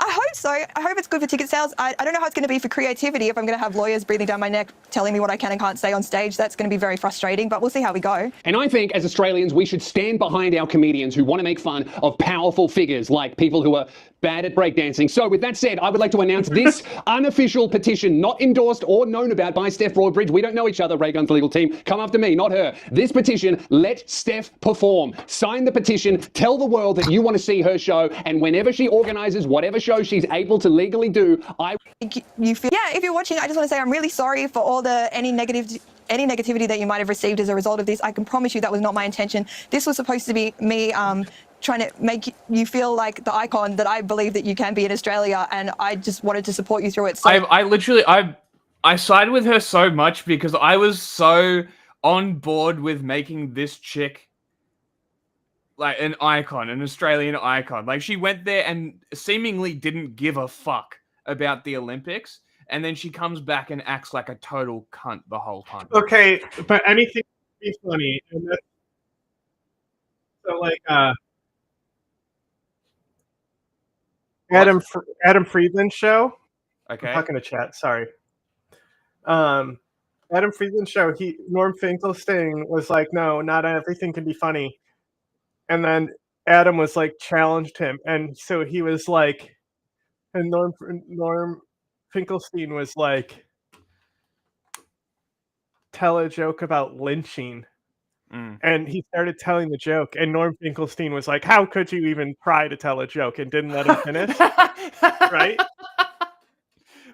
I would have just been like, shut the fuck up and let me tell the joke. So, but Chris Como, the Italian video we have, right? Mm-hmm. Where we watch that thing. I just deleted those fucking sound bites. I just got them off the thing. It's me, Tony Lasagna. Go on. I have to find it. I'm pulling it up in the video. Oh, you're actually pulling the video up. Yeah.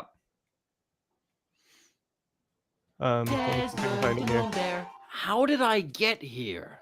What is that?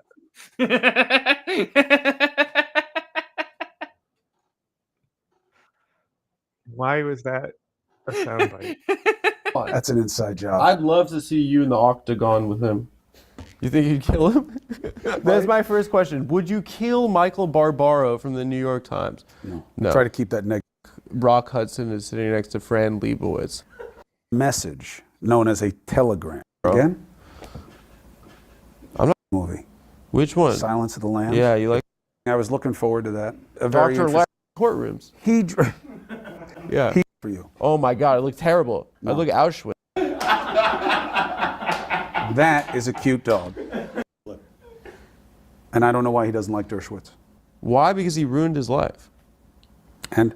Dershowitz had a And? I think it's important to have different little kind of host, little tactics. Like, sometimes when you're like worried about a question or trying to be a little mysterious, you kind of brush the hair over. I play stupider. No, you're a very smart guy. And I've watched your clips. Yeah? Yeah, you're a smart guy. I like it. I only saw you really swing and miss once in everything that I watched. When? It's not important. Just say it. No, just say it because you're on TV. I need this feedback. I respect your opinion more than maybe anyone else in the entire planet. But I don't know funny. Absolutely. Talking about what can and can't be joked about. How do we feel about George Floyd jokes? Too soon. Too soon. I think if you're a black comedian, it's available. Or Bill Burr might be able to pull it off. But people would still be outraged with Bill Burr. Yes. But not people who are actually fans of him. Yes. But I think that's too soon. Because Rodney King jokes are fine. Yeah. He didn't die, though. Yeah, interesting. Because I wonder jokes are fine. But I wonder if anybody has done jokes based around police brutality. But because the premise is there. Dave Chappelle did that entire act set around it. When? He did a backyard show, and it wasn't really a comedy show. It had jokes, but it was more about police brutality and George Floyd. That was literally about George Floyd. That was but it still had jokes in a public statement. Yes, but that's not like I'm not talking about something like that. I'm talking about George. Yeah, Floyd. I know you're not. I'm just trying to say that there is jokes about it in there. So that was right after it happened. So if literally he can do it, I'm sure there is, especially in local circuits. Yeah, I would just be. I'm just because I really now that I'm looking at comedy as the thing is that they still actively invoke it, talking about how he deserved to die because one time he did assault a woman or something. Yes, and that's the problem. Is a lot of the premises I feel like would be pro police brutality, where you should if you're making so those that are the only jokes I see is the ones that are glad he died. Yeah, so what I'm thinking when I'm saying George Floyd jokes, I'm thinking properly crafted jokes where you're mocking the police and George Floyd or this idea of the criminal and the police, right? You can joke around with this this. You could almost flip the roles, have a black cop, white guy kind of thing. That could be a funny premise, right? Maybe have a bit of a dark joke where you're talking about how maybe people would have jumped in if it was a black cop, not a white cop. Maybe they would have stopped him, there was those black cops from Scorpion Unit. They went down for that. Interesting. But you see what I mean? Just thinking right now, I just I think that could be a pretty funny premise. Okay, my stomach really hurts. So can we please get through this? Sure. We may have to go to the toilet after. Go then. Go. Really not. With Finkelstein? It's kind of awkward. If I had bangs, I would push it. With Finkelstein? No. Or academic yes. rival. Where he asked you to make a joke. But he cut me off at the lynching end. joke. I had the joke and he cut me off. Can I tell you the end of the joke? Okay. Okay, so he's like, so let me give you a fact pattern. That's In a funny South, one. That's good. People were lynched and their body parts were chopped up and sold at auction. Make a joke about that. And then people would take pictures with them. You said you want me to make a joke about Emmett Till. And I said, you want me to make a joke about Emmett Till? But then I immediately realized what the joke was, right? So I said, oh, my mother, she was a real battle axe. She had me lynched. And then the joke is, my body was cut up and sold for parts. The worst part of all of it was that they couldn't give my penis away. He should have let you finish. It's pretty good. It's not bad. It's not bad. It's not as bad as the way it played in the clip. And I don't know why he doesn't like Dershowitz. Why? Because he ruined his life. Hilarious. They couldn't even give my penis away. For her, if she's watching? Yeah, if you're watching, I just want to say I'm really sorry for all any negativity that you might have received as a result of this. I can promise you that was not my intention. This was supposed to be me trying to make you feel like the icon that I believe that you can be in Australia, and I just wanted to support you through it. So if there's been any negativity, I'm really sorry. I really feel for Steph here. She seems like such a sweet person who, was trying to bring people into Raygun's story and lift her up with jokes, not belittle her or steal money from her or infringe her copyright. It's so not malicious. It's such a blunder of Raygun to do this because Steph is right. She could be beloved by Australia. Australians have done this before. Remember the guy that won the speed skating race because everybody else fell over? He was coming last and then... Do you guys know about this? Surely you don't, because this is hysterical. He came first. We love everybody. That guy. Everybody fell over. Dead last. Won because everybody fell over. We love that guy so much, and he sucks at speed racing compared to all the other Olympic athletes. But because he was a good sport and was just as surprised as we were that he won, we embraced him. Remember Eric the Eel, this guy who swam in the Olympics, even though he couldn't really swim? The guy almost drowned trying to complete the race, but because he tried, and because he was grateful for the opportunity, and because he was able to laugh and embrace the tongue-in-cheek nickname that the world gave him, you know what's happened in his country? He is now the face of swimming in his country. There are pools being built across his country that didn't exist before, and children who before would have drowned in a body of water if they stepped foot in one are now learning how to swim. He's become an ambassador for swimming. This could have happened for Raygun if she was... That's pretty cool. Did you know that? I didn't know that. Did you know that? Able to laugh and join in with the banter. But she's so insecure that she's deciding to sue people instead. Yeah, isn't that funny though that her PhD is about how women aren't getting into breakdancing, yet she could have changed that, yet opted to be a cunt instead. And if there's one thing Australians can't stand, it's people too big for their boots who can't have a laugh. It's crazy that she can't laugh at herself, especially when you look at how Raygun got into the Olympics. I mean, she kind of essentially won because not enough people signed up to the heats that she competed in. That's how she got to compete in the Olympics, because people much better than her didn't even show up to the trials. I mean, her being in the Olympics is like when Hamish Blake won the bodybuilding competition because no one in the weight class he entered in showed up. Pick the right contest because he can't lose tonight. And all the other athletes in the show tonight, none of them came in as a heavyweight, which is 200 plus pounds. Hamish did. Mr. New York State heavyweight champion is going to be, whether you like it or not, number 11, Hamish Blake. So now you're caught up to current day, and what's happening right now is the entire country has railed against Raygun and with Steph Broadbridge, with the Australian comedy community. It's amazing, right? So Raygun, because of all of this backlash, has been forced to release a soppy, fake apology that, in my opinion, appears to be full of lies, because I have her apology, but I also have her legal letter. Hi everyone, Raygun here. I just wanted to say a few words. I swear to God, if she started this fucking apology bullshit... She's such a MILF, though. How can you stay mad at her? If she started this with a... that would have just topped it all. I want to have her babies. The classic sigh. Words about this Raygun the musical. The first we heard of it was... Yeah, she might sue you. last Friday, when it was a story in the Sydney Morning Herald and on Channel 7 News. I'll stop her right there. So she says the first that she heard of this show was last Friday, which is the 6th of December. Remember that date. That's the first she heard of the Raygun musical. We were totally blindsided by this. And unfortunately, the blowback was quick. That? People... Say what? I would let Drake destroy my vagina. I have no idea who would say that. Isn't he a pedophile? This was a long time ago when this was tweeted. Okay. And it was? Hang on, I'm just seeing if I was correct. Uh-huh.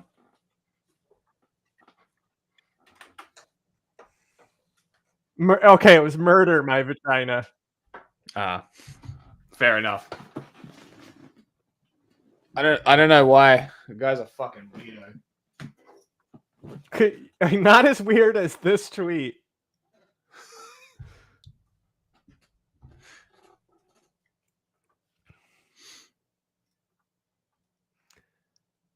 That's pretty funny. Amanda, you can't be tweeting shit like that. You were a childhood star. Like, it's so funny that it's like a celebrity who is like having a public breakdown at the time. Yeah. And like showing up to places in bad wigs. You do whatever you like. Live! You tweet that tweet.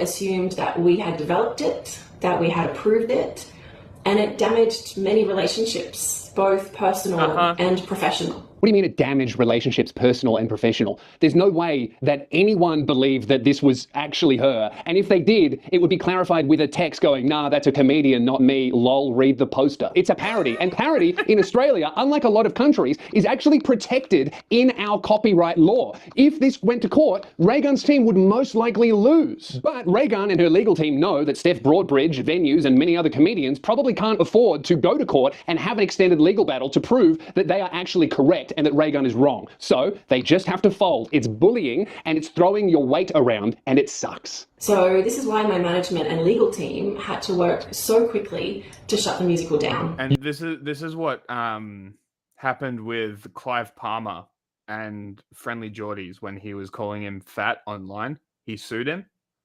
and expecting Jordan to just like capitulate.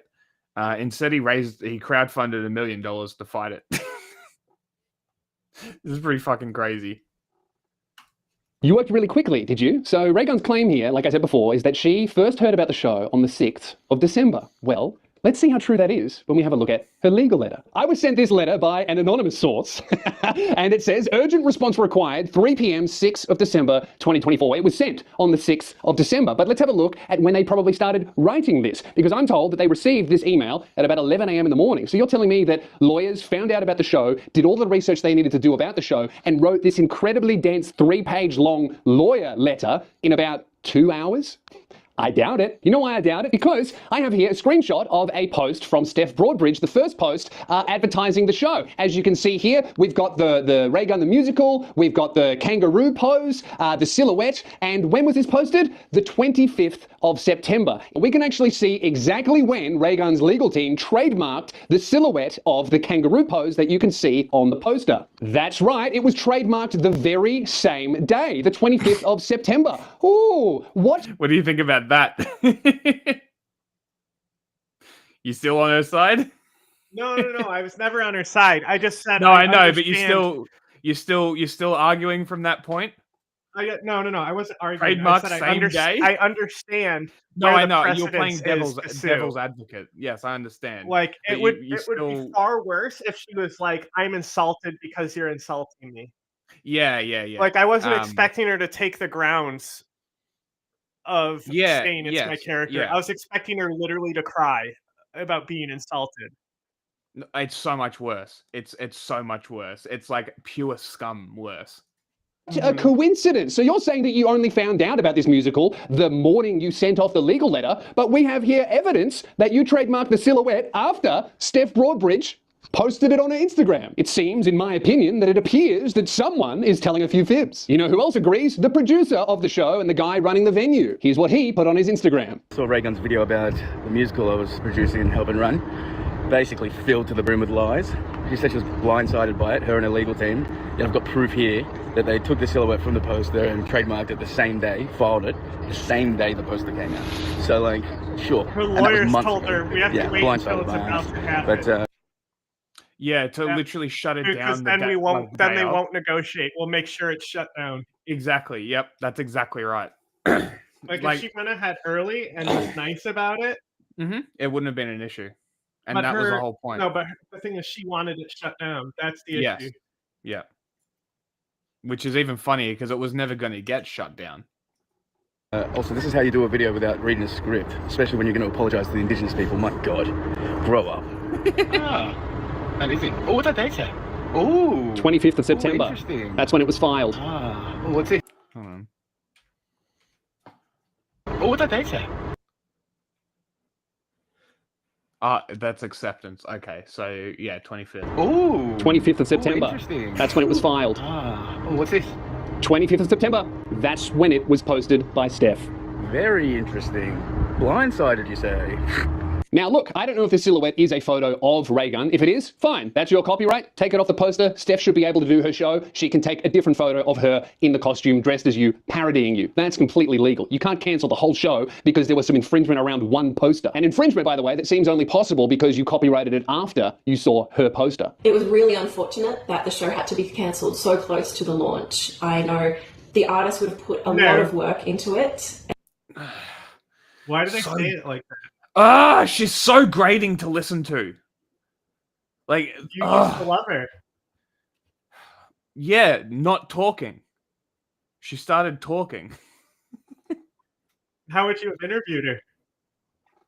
I would have interviewed her properly, not with some holier than thou talking down her nose, I'm fucking better than you attitude apology bullshit.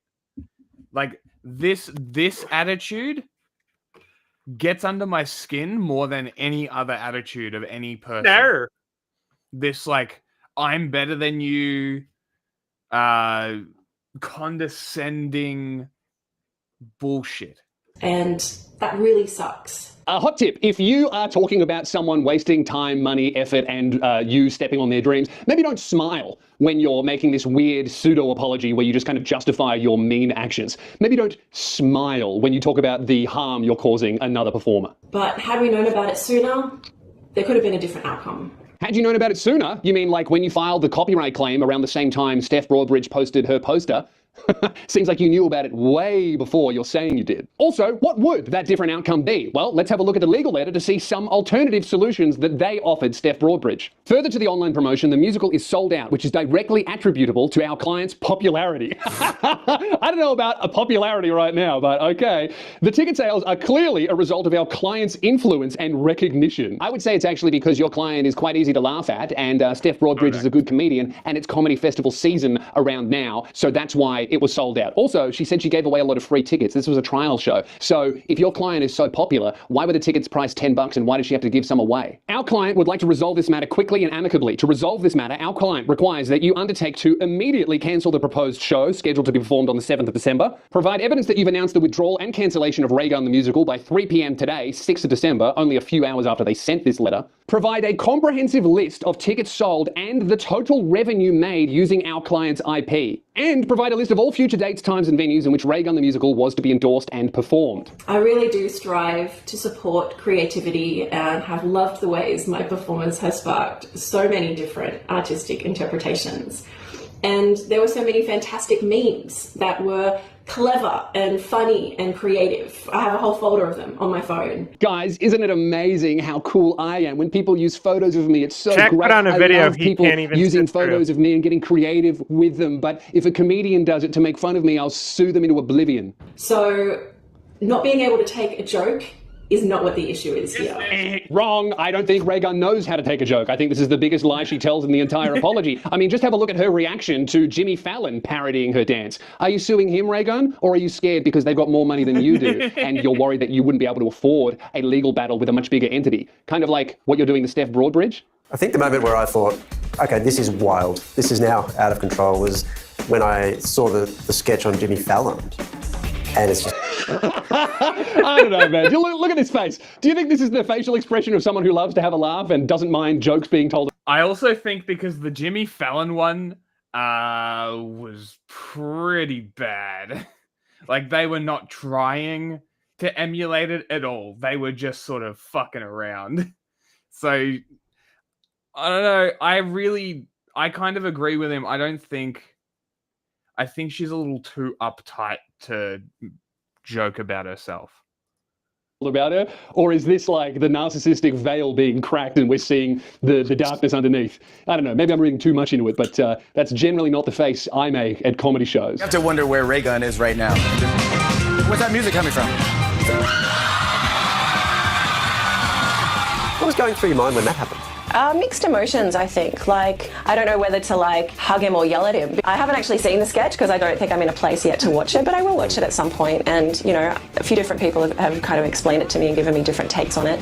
He's doing your dance, Ray Gun. You better sue him, because don't you own the kangaroo dance? Yeah, it's pretty clear that this woman does not want anybody making jokes about her amazing performance at the Olympics. So please don't write any in the comments section below. This has also never been about the money. I have been contacted to go on just about every reality TV show out there, and I've declined big money because I'm not about that. This has never been about the money. I wonder how true that is. Let us again refer to the legal letter that you sent. Our client has spent significant time, effort, and expense. A friend of mine is in China at the moment, and she was telling me that she walked past a sign that literally said dog meat for sale in bright neon letters. And that the hotel has a sign that says use condoms to prevent spread of AIDS. It's just so random.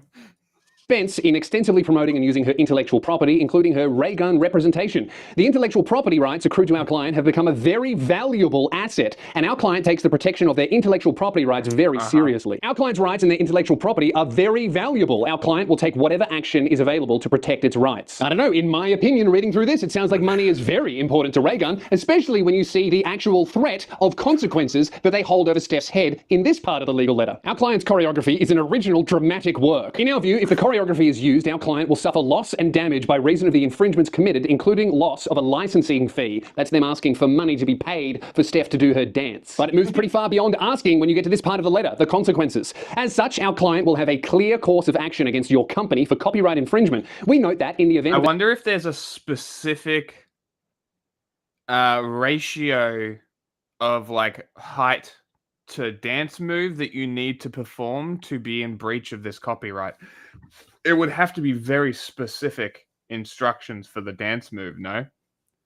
You can't just be like, you can't do this general action. Are you alive? I don't know.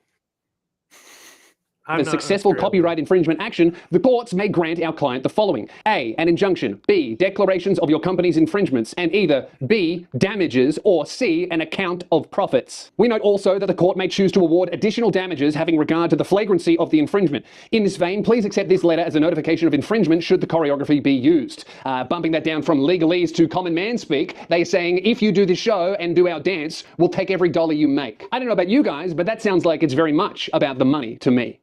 So I also want to take a moment to correct some of the misinformation. Yes, I've trademarked. Why is she doing the mouth click? She must be copyright claiming these videos because this wasn't blurred when I watched it.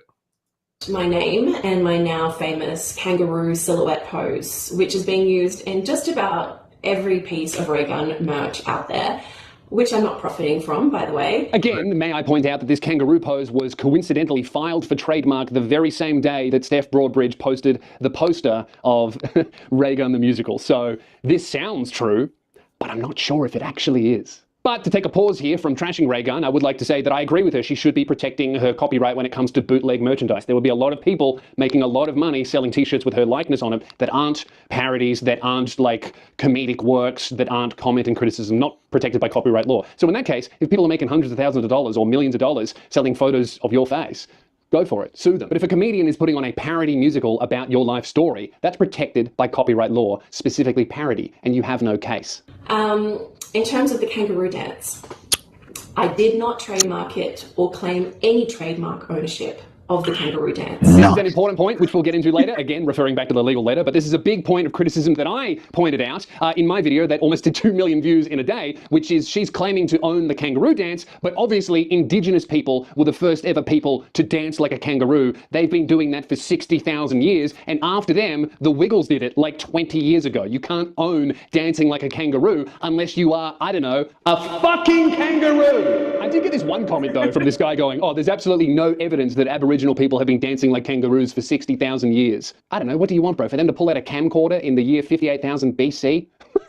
So you can film it? Like, do you think it's an absolutely wild, insane assumption to think that Indigenous people with no technology around them, surrounded almost permanently by kangaroos, wouldn't at some point look at one of them and be like, oi, mate, see that thing? Huh? That thing over there? What do we call them? The kangaroos. That jumping thing. I reckon I could dance like that. Man. Show me. Fuck, mate, that's pretty good, eh? That's sick. That looks just like a kangaroo. I reckon I could do that too. I sure hope a white lady doesn't steal this from us. And it in no way mimics Aboriginal dance. It was instead inspired by the Australian Olympic mascot, BK, the boxing kangaroo. I did not trademark it or claim any trademark ownership of the kangaroo dance. That is a sneaky little half-truth, because again, if we refer to the legal letter, let's see what her lawyers have to say about the kangaroo dance, or, as they call it, her choreography. In the legal letter, Raygun says that she has trademarked this silhouetted and photo version of her doing the kangaroo pose as a logo or a trademark or like an example of her name without text, all right? That is true. Now, in her video, she says that she does not trademark or claim ownership of the kangaroo dance. Let's have a look at what they say about that, though. Our client's choreography performed at the Olympics was the culmination of over 10 years of training. Fuck, maybe you should have done 20. Our client has spent significant time, effort, and expense creating her choreography. You will recognize this Olympic-level choreography is a complex sequence of moves and techniques of which our client is the creator and author.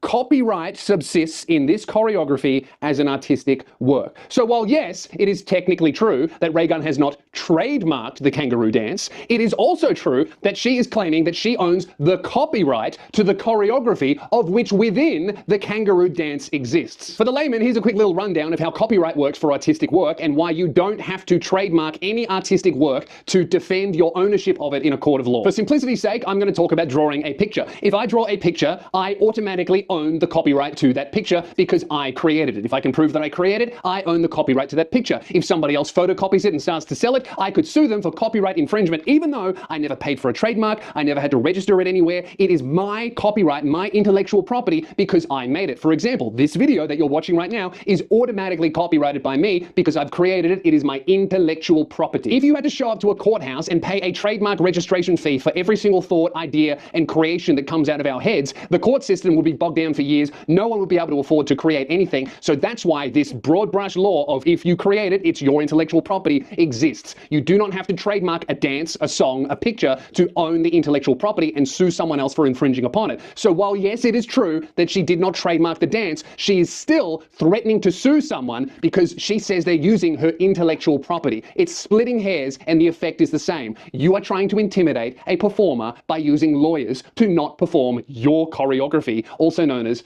the kangaroo dance. And it in no way mimics Aboriginal dance. It was instead inspired by the Australian Olympic mascot, BK, the boxing kangaroo. It in no way mimics traditional Aboriginal dance? I don't know, man. I've been seeing thousands of comments from Indigenous people saying that it actually resembles their culture very, very much. But it is interesting, Raygun, that you say that your dance was inspired by BK, the boxing kangaroo, which is owned by the Olympics, copyrighted and trademarked by the Olympics. Because again, if we refer to your legal letter... And we are very aware of how ruthless the Olympics are with their fucking footage. They'll even fuck you up on Twitter. And your legal team's words, that would be very dangerous to do. Copy an Olympic trademark copyrighted dance move? As an additional note, we have observed the use of the Olympic name in relation to the promotion, the production. Bit of a typo there. Maybe they really did write it in 2 hours. The International Olympic Committee? The International Olympic Committee? What am I saying? The International Olympic Committee is well known for taking unauthorized use of its name, marks, and insignia very seriously. They then reference a legal case where the Olympic... Like, I have a sheet of paper that says I have donkey brain. Certified can't read. Sued Jake Paul because he was talking about the Olympics in a product without their approval. So here they are threatening Steph Broadbridge for talking about the Olympics, while Raygun herself talks about the Olympics in relation to the creation of her original work. One rule for me, another for thee. Also, the court case they're referencing was not between Jake Paul and his drink Prime. They've confused the two Paul brothers. They clearly mean Logan Paul. Between all the typos and misinformation in his legal letter, it makes me think you found these lawyers from a discount bargain bin, Raygun. Now, I know that this misinformation about the kangaroo dance has upset many members of the Indigenous community, and I'm sorry for that. And I'm really sorry that this hasn't been corrected sooner. I have the... Dude, she called it misinformation. We all caught that? Misinformation is what you're calling this. No, you're just being a cunt. I got an idea. A supervillain called Misinformation. All he does is brainwash people. All yeah, she does exactly. is brainwash people into thinking unreality. She gets them. No, it would be like Grodd. You know, Grodd takes mind control of people, right? Yes. That's actually such a good idea. So she like indoctrinates them into cults, as her like followers do her bidding. And she's really not good a superhero at all. She's just that good at it.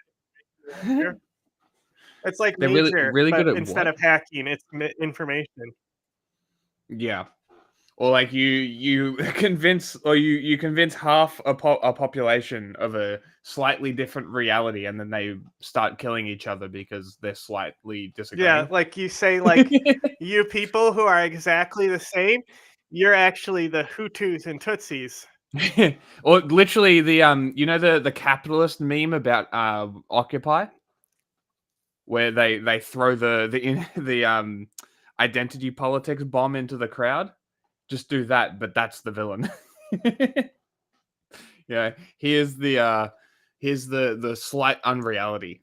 Throw the bomb in, half the people get infected, and then all you've got is misinformation standing on top of the building laughing in a power pose. The utmost respect for Indigenous Australians who are part of the oldest continuous living culture on the planet. I'm so sick of white ladies talking down to Indigenous people. She literally says, I'm really sorry if you're offended because you've been tricked by misinformation. And if you believed it, you're just stupid. And I'm sorry that I wasn't here to save you by telling you what the actual truth is, you poor, misled Indigenous people. I also love how she's clearly reading from a script the entire time, like she needs words on a screen to remind her that she should respect Indigenous people. Now, it's disappointing to see how quickly misinformation and negativity spreads. Please remember that just because you hear or read something about someone on social media, that doesn't mean it's the full story or even that it's true. Remember also that there is a person behind all this. People like this make our job harder.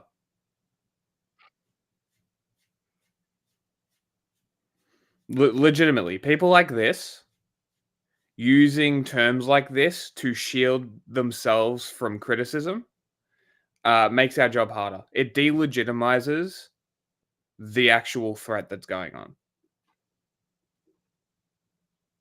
Just shut the fuck up, please. Well, also the way she's using it is just saying, sorry, Indigenous people, you're actually misinformed. Yeah. Like it's just fucking so frustrating. And it's, on top of that, the condescension, it's just typical sort of upper middle class, I'm better than you, but not as good as these guys kind of attitude. Trying to get there. This with a family, with friends, and who, until a few months ago, nobody had even heard of. I'm sorry, why are you playing the victim when you are the one suing a small comedian? Your PhD, like I said earlier, is about deterritorializing women and minorities in breakdancing, but here you are suing another woman for trying to get into breakdancing, who, in her words, was doing it to celebrate you through humor. This is crazy that she's playing the victim. Also, yeah, we get it. You've become incredibly famous. That's what happens when you voluntarily sign up to the Olympics. This woman is acting like she's the Hawk Tour girl, like she just mistakenly blew up and became worldwide famous when she actually followed a very strict process to qualify for the Olympics and then decided to go on stage, in her words, knowing that she was going to lose. So I'm really just trying to do my best to navigate this new chapter of my life. I don't know, man. It sounds like you're doing your best to stomp down anyone for criticizing or making fun of you. Like, this behavior is crazy, especially in Australia, where our culture, we have a larrikin culture. Yeah. Is her saying, look, I just got famous. This is a lot to process. I made a mistake. I'm withdrawing everything, and I apologize to the comedian. I overreacted. I was misinformed about what was happening here, and I just want to apologize to her and officially endorse her show. And if she did that, boy, would she making a shitload of money right now. She sure would be. And that's all it takes. All it takes is a little bit of humility, and you win people over. All you had to do, and this is why I also, like, this is one. There's a follow-up to this, which I'm not going to play the whole thing. Oh, God. We have not saw. Fuck my stupid girl life. She makes a response video again. Also, the show is back on, renamed. Of course it is. So. And now, after millions of views, thousands of signatures, and weeks of bad press for Raygun, she has finally withdrawn all of her legal threats, and the show is back on sale under a new name. Online has just been so negative and just awful. Just awful. Introducing Breaking the Musical. I love the kangaroo as the logo because it's not the trademarked kangaroo pose. Two very different things. You know, we're worried. It's honestly so much better. This post is such a fuck you. A completely legal because it's not the musical. Trademarked I kangaroo don't know pose. how I could Two do that. very That's different an Olympic level dance. things. You know, we were worried that we might have to go to court. Obviously, no one wants that. And so the 10K would just be my potential legal costs. Now Raygun has released a second video accusing you and everyone else who got upset about this of being a victim of misinformation. There's been so much misinformation circulating around this whole saga. We're going to get into that, but first I want to focus on Steph Broadbridge and the show's coming back because that's brilliant news. Well, the comedian who was forced to cancel her musical, titled Raygun the Musical, after legal threats, has revealed she's written a new show. It's called Breaking the Musical, and for now has the blessing of lawyers for the Olympic breakdancer Rachel Gunn. Would just like to point out here something that Raygun would not like you to know, but parodies do not require permission from lawyers of the person that you're parodying, especially if they are a famous public figure. If it's a genuine parody, it's protected by parody and satire laws. You've got no copyright claim over it. And that's what these people who don't like being made fun of don't want you to know. Lawyers didn't need to be involved at all because they have no case. Do you like my new tour poster?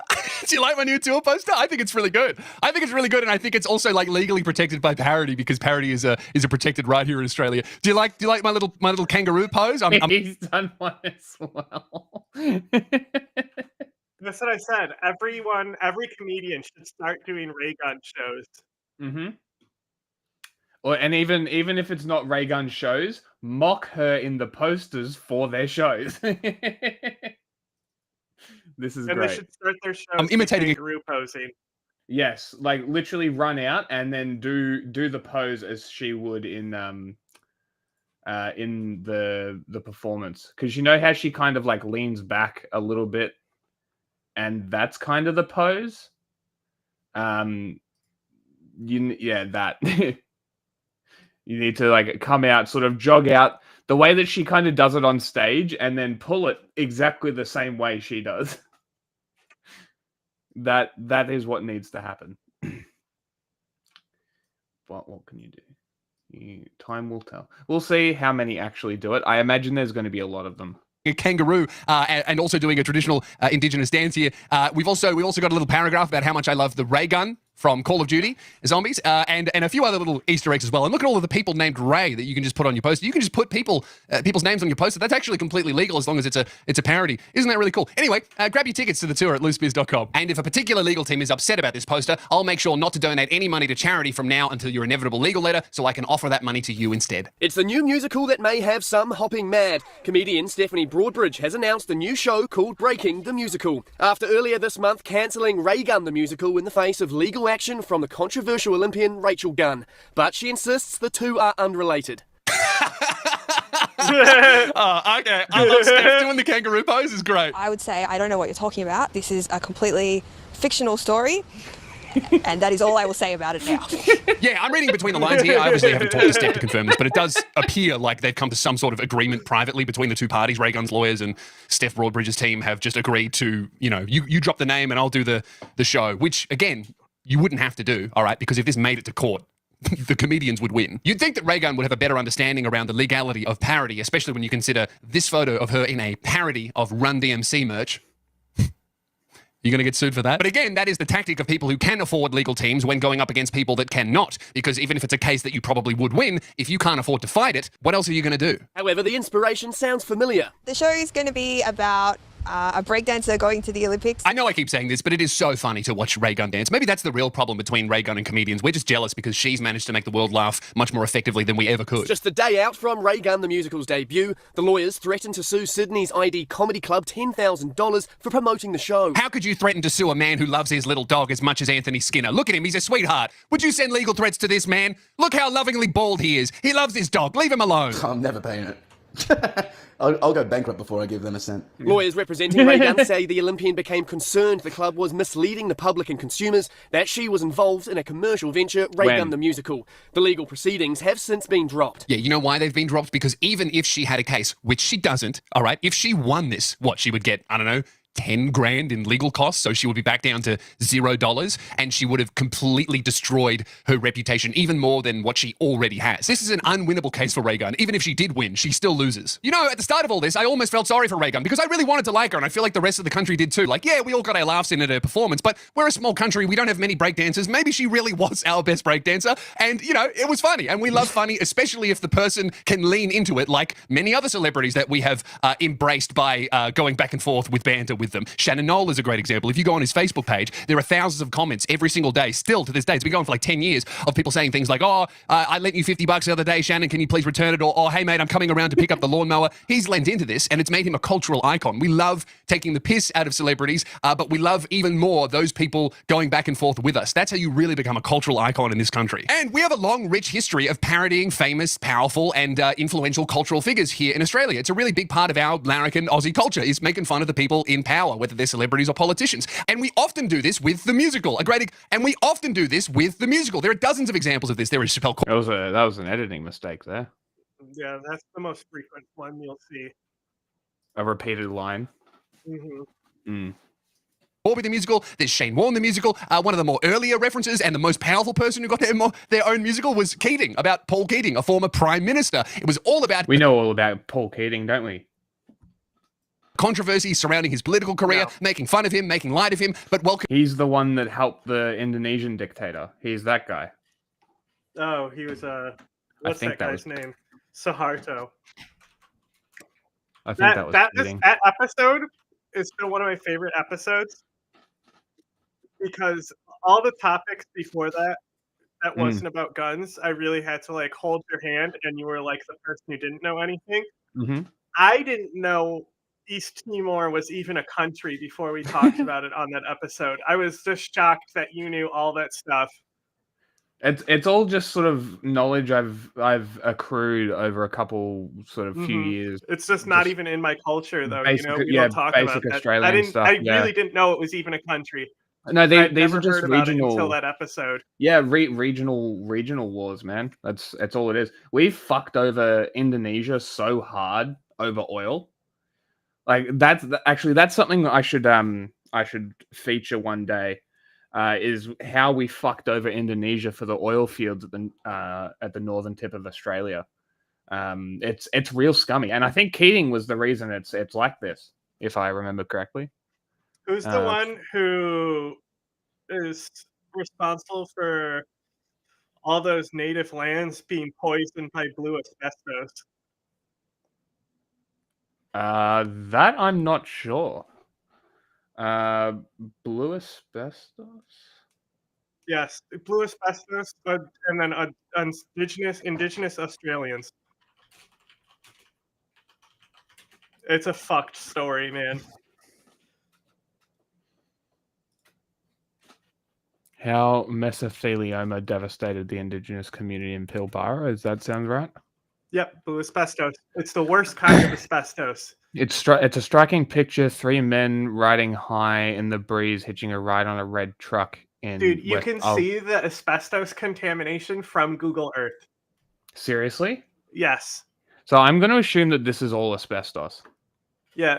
Well, look up the specific mine that they didn't take care of. They just shut it down and gave the land back to indigenous people and didn't warn them about the health risks. Your mic just cut the fuck out. I know, I heard it. They just gave they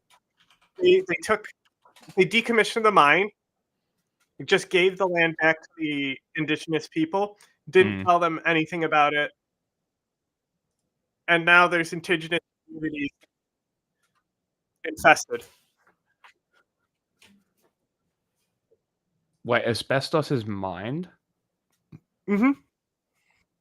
And the blue asbestos is the worst kind.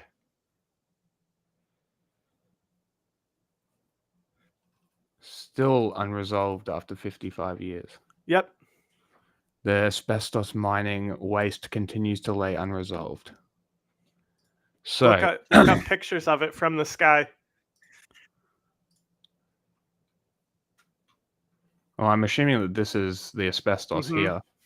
Yeah, that's just like all the mining and refuse damage. Every time the wind blows, it's picking up those particles. Great. I didn't realize it was something that could be mined.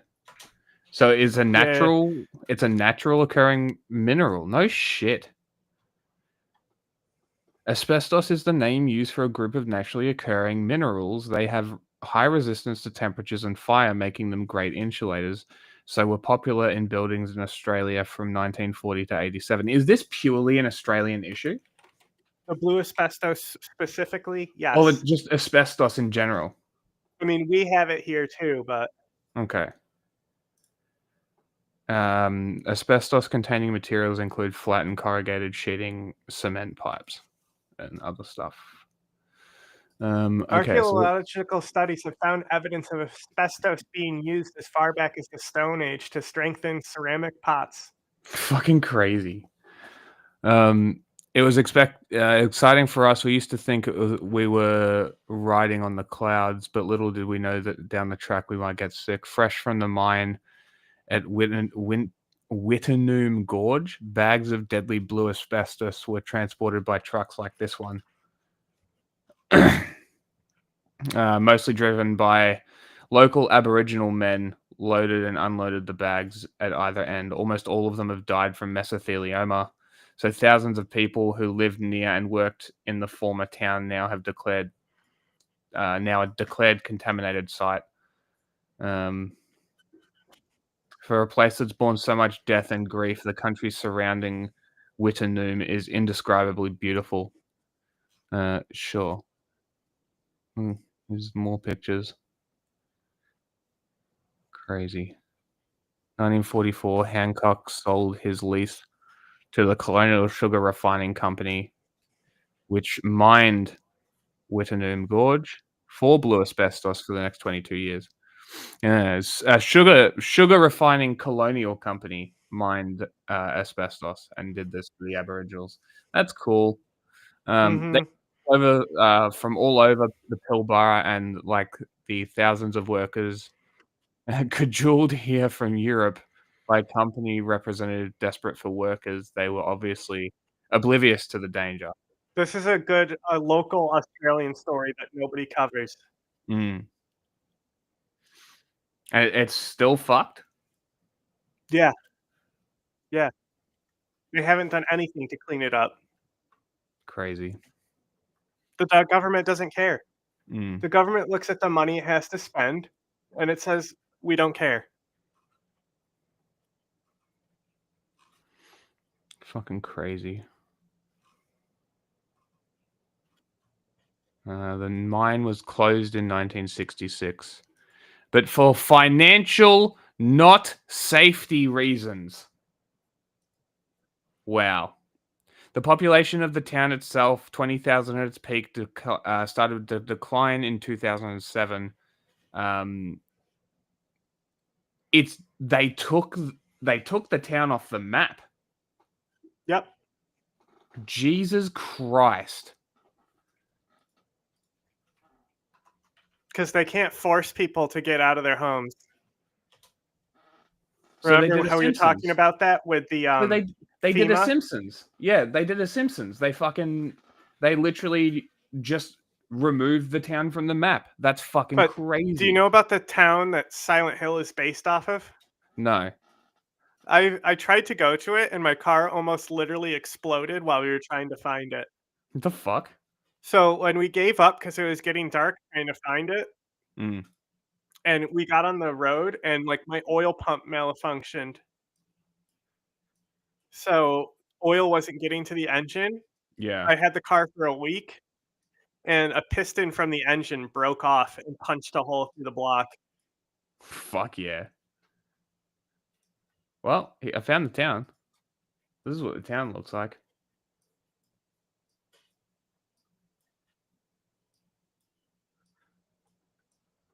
So that's cool. Don't know what that is. Mass grave. So I'm assuming that they're around here. What? The asbestos plains. Yeah, just look up what the mine is called.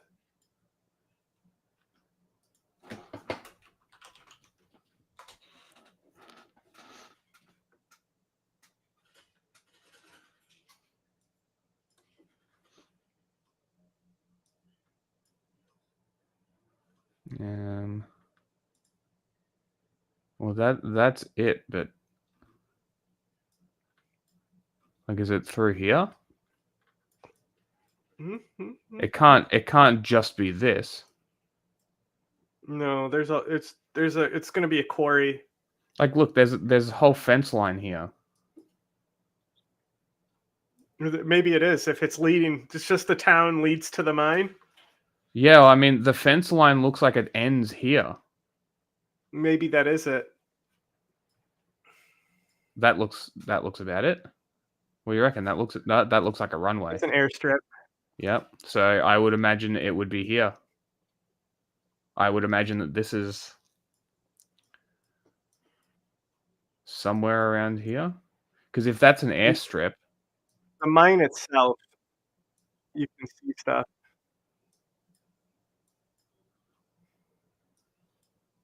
I just know because I watched a video on it and they zoomed maybe in it's on here. it. Maybe it's this. That looks pretty fucked up to me. That doesn't look natural to me. Let's see if there's a street view. Helpful. Oh. No, so this is the edge. Road closed to all vehicles. So I would imagine that, yes, this road is the one to the asbestos mine. Well, look in the mine. Look at the background, and zoom in on the hill in the background there. Mm.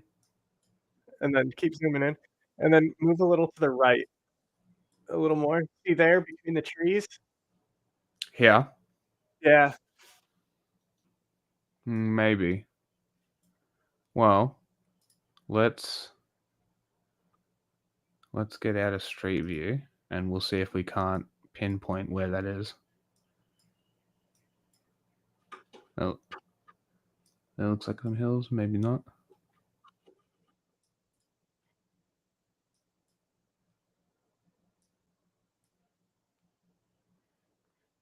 Maybe here.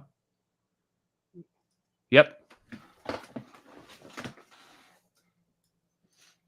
That looks about it.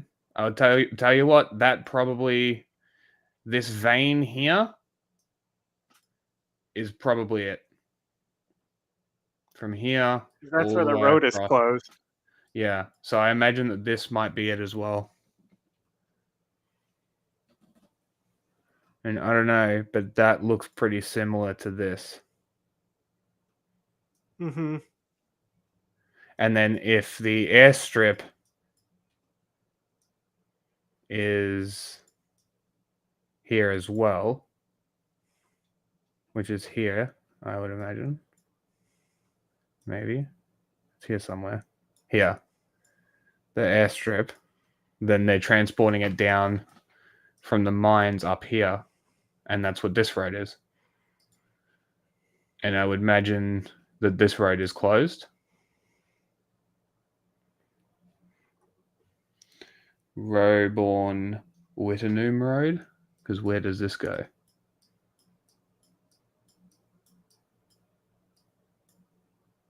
More fucked up lands. What? Oh, look at what is that? That could just be shrubland, but I don't know. It doesn't look natural. That looks fucked up. Arm all fucked up. Man, if this is what they're talking about, there's a lot of exposed space. Like, if this blue shit is what we're talking about here. Okay, hold on. So is this road open? Can we get street view here? Yes. Okay. You can see the dust from the car. Yeah. There's the... Looks like a lot of shrubland. Yeah. And I want that job. Just Google Street View car. So, other way. You can get on the fucking road from the other way. You fucking idiots. You probably go down far enough and it is closed. You can't go. The Google Street View doesn't go down there though. So, what happens if that? Okay, so if I'm driving down Fortescue Crossing Road, right? One way to know. How do I go? What check. happens? What happens if I go down there? Go down check that road. Go out there and see. Which also means that this can't be what we're looking at, or that road would be closed as well. Yeah, that just might be like the color. That looks like more like shrubby stuff.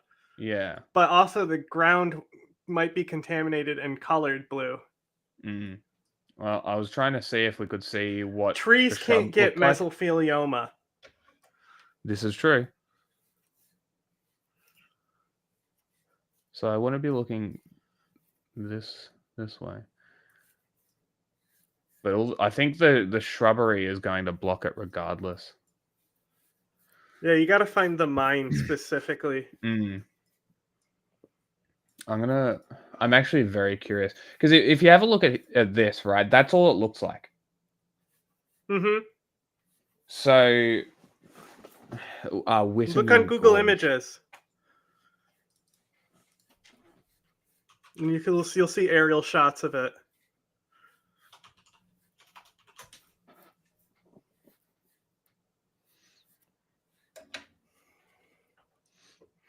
Wittenoon Gorge.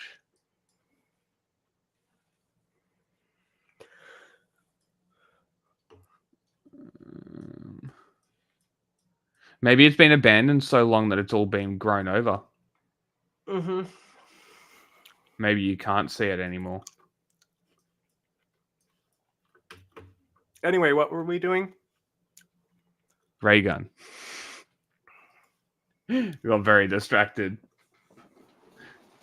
Welcoming him into it in our Australian way. And you know what his response was? Mind you, this is the Prime Minister, one of the most powerful people in the world. He attended... That was a tangent from Paul Keating. Several performances. Keating, who has attended the show multiple times, believes that it is popular because politics and public life today are without humour. The game is very dour, he says, but satire can get a lot across. It can cut out the humbug. Another person who was satirised in this musical also attended and said this. Downer has also seen the show and commented afterwards that he enjoys satire and thought Keating the musical was far better than Keating the Prime Minister. And that's the response that public figures should have to being satirised, is just enjoy it. Like, have a laugh. It will make us like you so much more. Taking a lot of weight off my shoulders. Yeah, I sympathise heaps with Anthony Skinner here, who's a great guy and a real supporter of intermediate to advanced but not yet super successful comedy. He runs a bunch of 100-seat comedy. All right. Well done. You've made it here. We have everything we need to finally get into Ray Gun's response. Hi, everyone. Ray Gun here. God, what a MILF. It's been a big couple of weeks. Yeah, I'm not going to lie. It's been a wild ride. But I'm really pleased to say that we've resolved everything. All right, remember what I said about Ray Gun maybe not being happy with the decisions that her legal team could have made without her, or her management team, or whoever instructed these threads? I take that back. I think she's pretty stoked with the result, as we can see. My team's been working with Steph's team, and we've managed to come to an agreement, and... I called it! I knew that we're talking behind the scenes. Yeah, this is pretty obviously a message where she's gloating about her victory over the evil Steph Broadbridge, who was making fun of her. As we watch this video, you're going to see that she thinks that she's correcting the record and letting us know the truth of the situation, because we're all so stupid, we've fallen victim to misinformation. But I think I found a few, in my opinion, fibs in this. You know, she still gets to go ahead with the musical, she's got a new name, new poster, and she still gets to take that show on the road. So, you know, it's happy for her, and I wish her all the best with the show and with the tour. I hope she changes it so it's a bit more negative. Like the parody is a bit more negative, just to like play up this. Yeah, like it's about her continually trying to be taken serious, and the reason why she's going to the Olympics is to finally be taken serious. And she gets mad when people keep making fun of her. That's actually That would be very funny if that was the premise to the show. And I sound like a broken record. None of these changes needed to be made. Parody is legally defensible in court, and there is so many examples of won cases in court here in Australia, and so many other examples of parodies that never made it to court because no lawyer worth their salt would sue something that they know they would lose. We have not sought any costs from all this. So there's a lot of talk around this $10,000. You didn't demand $10,000? That's funny. Let's have a look at the letter that you sent to Anthony Skinner where it literally says, we require that you agree to the following absolute undertakings. You will reimburse our client with legal costs to date, which we estimate to be $10,000. What is that if not a demand? What are you talking about? That was from really early on. I'm not sure whether we got into it. It might have been the second of the 3 videos.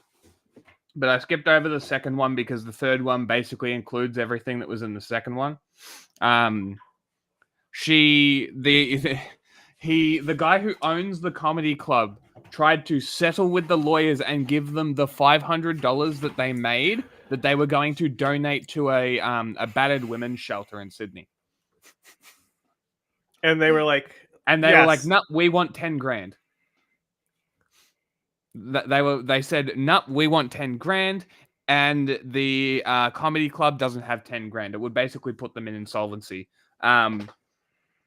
which would also mean that $500 on top of not going to the battered women's shelter, this guy apparently donates to them a lot for these shows.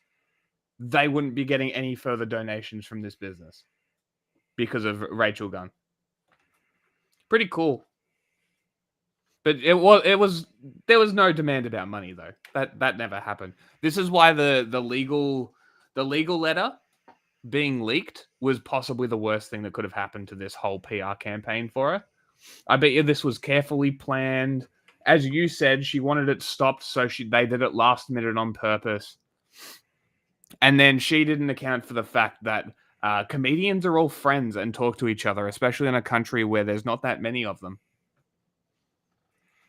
Day one, my lawyers were acting on my behalf. They'd sent out letters and, they asked for a response by a certain time. Legal threats and legal letters and demands do not need to be responded to. You sent the guy an email. He doesn't have to respond. If you really believe in your lawsuit, take him to court. Then he has to respond. But as far as sending legal threats via email, nothing in the law says that you have to respond to those. Yeah, a lot of stupid people are victims of misinformation. They thought I was demanding $10,000 from the guy, but I only had to do that because he didn't respond to my email. All right, bro, I have thousands of unread emails in my inbox. I guess that makes me a negative billionaire. They didn't hear a response. You didn't get a response, so you had to demand $10,000? That's an interesting claim. Let us again refer to the legal letter where you demand $10,000, where it says in your own letter, if your offer during this telephone conversation to compensate our client $500 is to be considered as a former offer of settlement, please know that any offer to settle on this basis is completely rejected. They didn't hear a response. So how is it possible that Anthony ignored you and wasn't responding, but in the legal letter where you demand $10,000, you reference a offer and a phone call with Anthony Skinner where he offers you $500, which was supposed to go to a women's shelter charity? How is there an acknowledgement of a response in this demand and also a demand for $10,000, but you are saying that there was no demand of $10,000 and there was no response? All of these claims have got my head spinning. No, not like that. Dear God, certainly not like that. I don't want to watch that anymore. And, we were worried that we might have to go to court. Obviously, no one wants that. Another veiled threat. And again, this is why I think this post that Steph made was because, in my opinion, it appears, I'm assuming, that maybe they were keen to go to court over this thing, even though they know they would lose. Like, she is still like, no one wants to go to court over this. Sounds like she does. And so the 10K would just be my potential legal costs if we had to go to court. You can just tell that she's an academic who went to a private school because she can just go, the 10K, like everyone just has that in their savings account that they can just spend on legal fees. Oh, like the 10K, like it's just, like it's $2 that you found underneath the couch. Oh, I found $2, so I think I'll get myself a lolly. Also, she says, this would just be my potential legal costs, which is implying that no costs have actually occurred yet, so the $10,000 demand can just go away like nothing, and it only would have been around if they went to court. But again, let us refer to the legal letter that was sent to Anthony Skinner, where they say, you will reimburse our client with legal costs to date, and the date is the 6th of December on this legal letter. So that means, I assume, these legal costs have have been charged, or at least they're implying that they've been charged to Ray Gun. You'll reimburse our client with legal costs to date, which we estimate to be $10,000. So she's saying that there were no legal costs, or legal costs would only happen if they went to court, but her own lawyers are saying the legal cost to date, and the date is December 6th, there's been no court case. Who's telling the truth? I mean, Ray Gun, did you really think that after you accused everyone else of falling victim to misinformation that no one would fact check or look into the claims that you're making to set the record straight? Like, sure, I bet a lot of people... I think that's the most pertinent point about this whole thing, is that the real information is always out there. If you're trying to cover up your bullshit by throwing out a misinformation label, you're going to get fact checked. Like, especially these days, you're going to get fact-checked by so many people. Miscalculation. None of this, and just like Russia invading Ukraine, all of this can end if you just didn't do it. None of it ever would have happened had you just not done it. People have believed things that are not true regarding this case, but the things that you're saying seem to be pretty provably false by looking at the words of your own legal team. So who's really spreading misinformation here? And that's all been addressed with Steph's statement. You would have seen that she issued an apology today, and she corrected, or she addressed some of the misinformation and some of the hurtful commentary that's been going around. So, I really appreciate that she's done that. But yeah, we're not seeking any costs. Look how happy she is that she got Steph to apologize. Like, what this video is gloating. She actually thinks that she's won here. Like, this is such a private school academic mindset of, via emails through both of our teams and with our lawyers and her management team and the agents, and we've come to an agreement by using paragraphs of text, and she's apologized. So, obviously I'm correct, and everyone who thinks that I've done the wrong thing is just a victim of misinformation because they're not as well read as I. Yeah, I regret to inform you, Ray Gun, that the rest of us plebs who are victims of misinformation actually live in the real world, and we can read between the lines here and see what's actually going on. Yeah, we're not seeking any costs. I said before, it's not about the money, and it is still not about the money. We've got no costs from them, not from Steph. Repeating it this many times, sus. Not from the comedy club. In our view, it's all resolved. Again, this feels like a lie by omission, because in this legal letter, they demand costs. So what Ray Gun's saying is like, it's not about the money and we haven't gotten any costs. It's like, the point is, you haven't gotten any costs because, one, they most likely weren't able to pay $10K like maybe you could, but two, because everyone has put this out into the public light.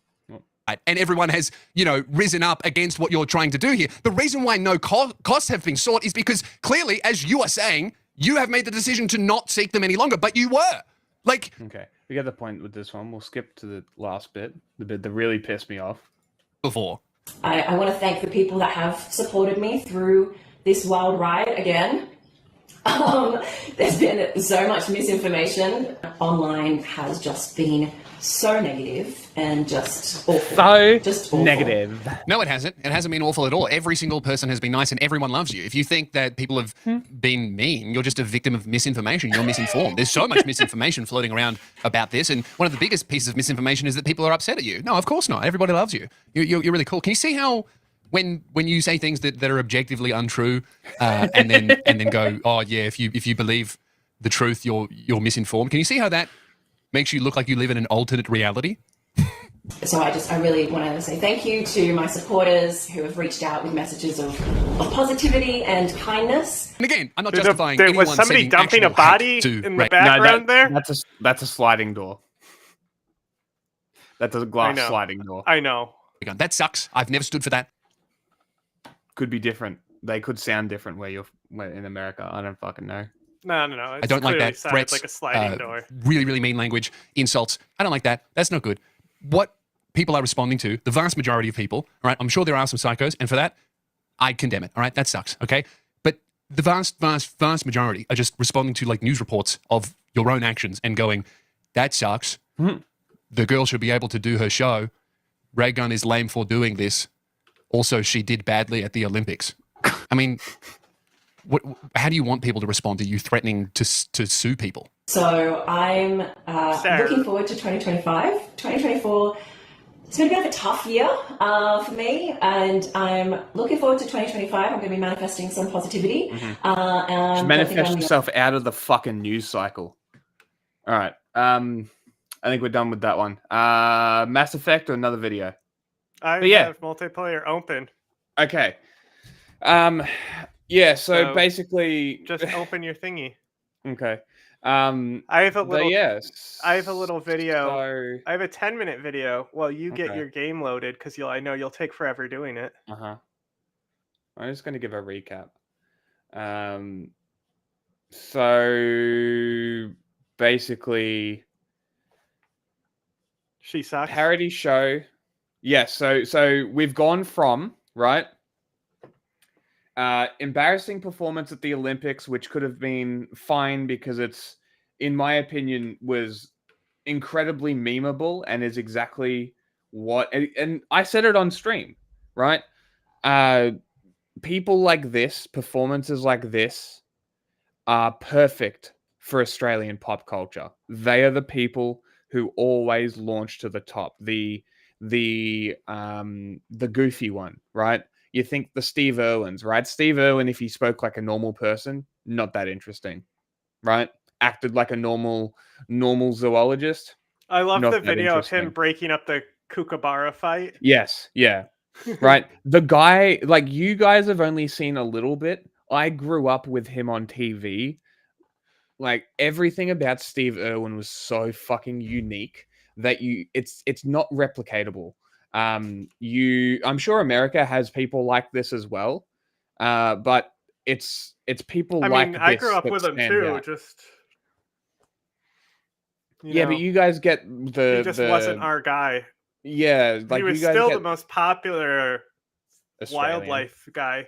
There's the other guy who would show up a lot on late night, and it's really funny because he'll always troll like Conan because he knows Conan is scared of certain animals. Oh, that's funny. I think I've seen that guy. Yes, I think I've seen that guy. Yeah. But yeah, like people like that work perfectly in Australia because we don't take things seriously. And if you take yourself too seriously, what? You don't remember what? I'm dying. Yep. I'm dying.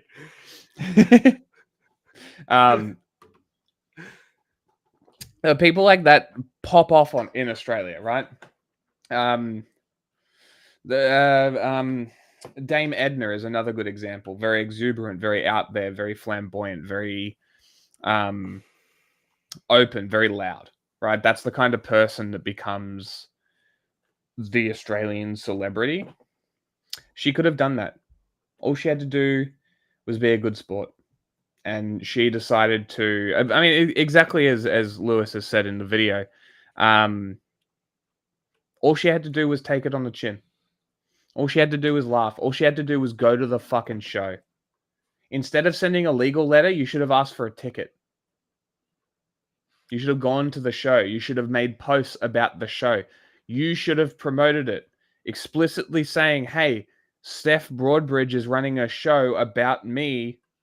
And then look, there's no confusion. You've cleared it up. You didn't need a lawyer. You wouldn't now have tanked your fucking social reputation, and you wouldn't be seen as an absolute social credit score go down cunt in the eyes of the public now, because this is what you are going to be remembered for. People are going to be like, "Hey, you remember that chick that danced badly at the Olympics? Yeah, she sued comedians. What an asshole." That's your reputation now. That is exactly what she has done. And it really is all her fault. So I rescind all of my encouragement and praise for this person. And maybe we'll keep some of the memes. They're pretty funny. So my headphones just died. While we're waiting for you, this video is the town that Silent Hill is based off of. I haven't pre-watched this video, but this was the one that looked like it was using historical pictures and stuff instead of somebody just going there. I can hear. Because like most of the fire has moved on from the town itself. So it's kind of like over. You can't really go there anymore. Like you can find it. And maybe your car won't explode while you're looking for it. But this one was 10 minutes, and it looks like it has actual pictures. So I decided this will be the one about the real life Silent Hill. This is literally the city or the town that Silent Hill is based off of.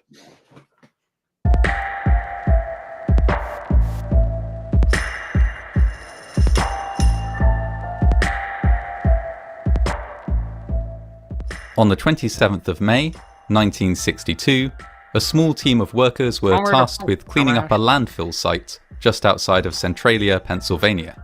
I still can't hear you. Just as they had done many Nothing. other times before at many other landfills, they set fire to the accumulated waste, let it burn, and then doused the whole thing with water. There was only one problem.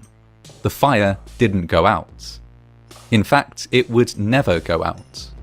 Although they didn't know it at the time, this small cleanup crew had set in motion events that would end up turning a thriving town into a smoking, uninhabitable wasteland.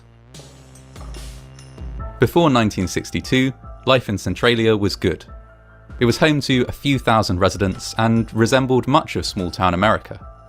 There were hotels, churches, and multiple schools.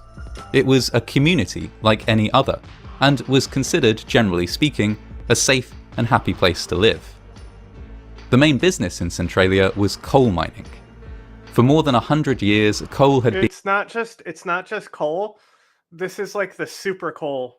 That's extremely dense, high quality coal. It's like some of the best coal you can get. Extracted from a labyrinth of tunnels beneath the town. Many of these now lay empty, but the supplies of coal were nowhere even close to running out. In fact, there was enough of the stuff still in the ground to keep Centralia prosperous for decades, if not centuries. This all changed in 1962, when the city council decided that a landfill site inside an old strip mine on the edge of town needed to be cleaned up. This was something that was done on a fairly routine basis in Centralia, and the method that was used was usually a controlled burn. Burning a landfill would drive out vermin, take care of any odour, and turn bulky garbage into nice compact ash. The volunteer fire department of Centralia had countless times before used controlled fires to clean up illegal dumping sites around the town. This time, however, things didn't go to plan. Despite the best efforts of firefighters to damp down the landfill after the burn, the fire refused to go out. Over the next few days, smoke was seen rising from the landfill several times.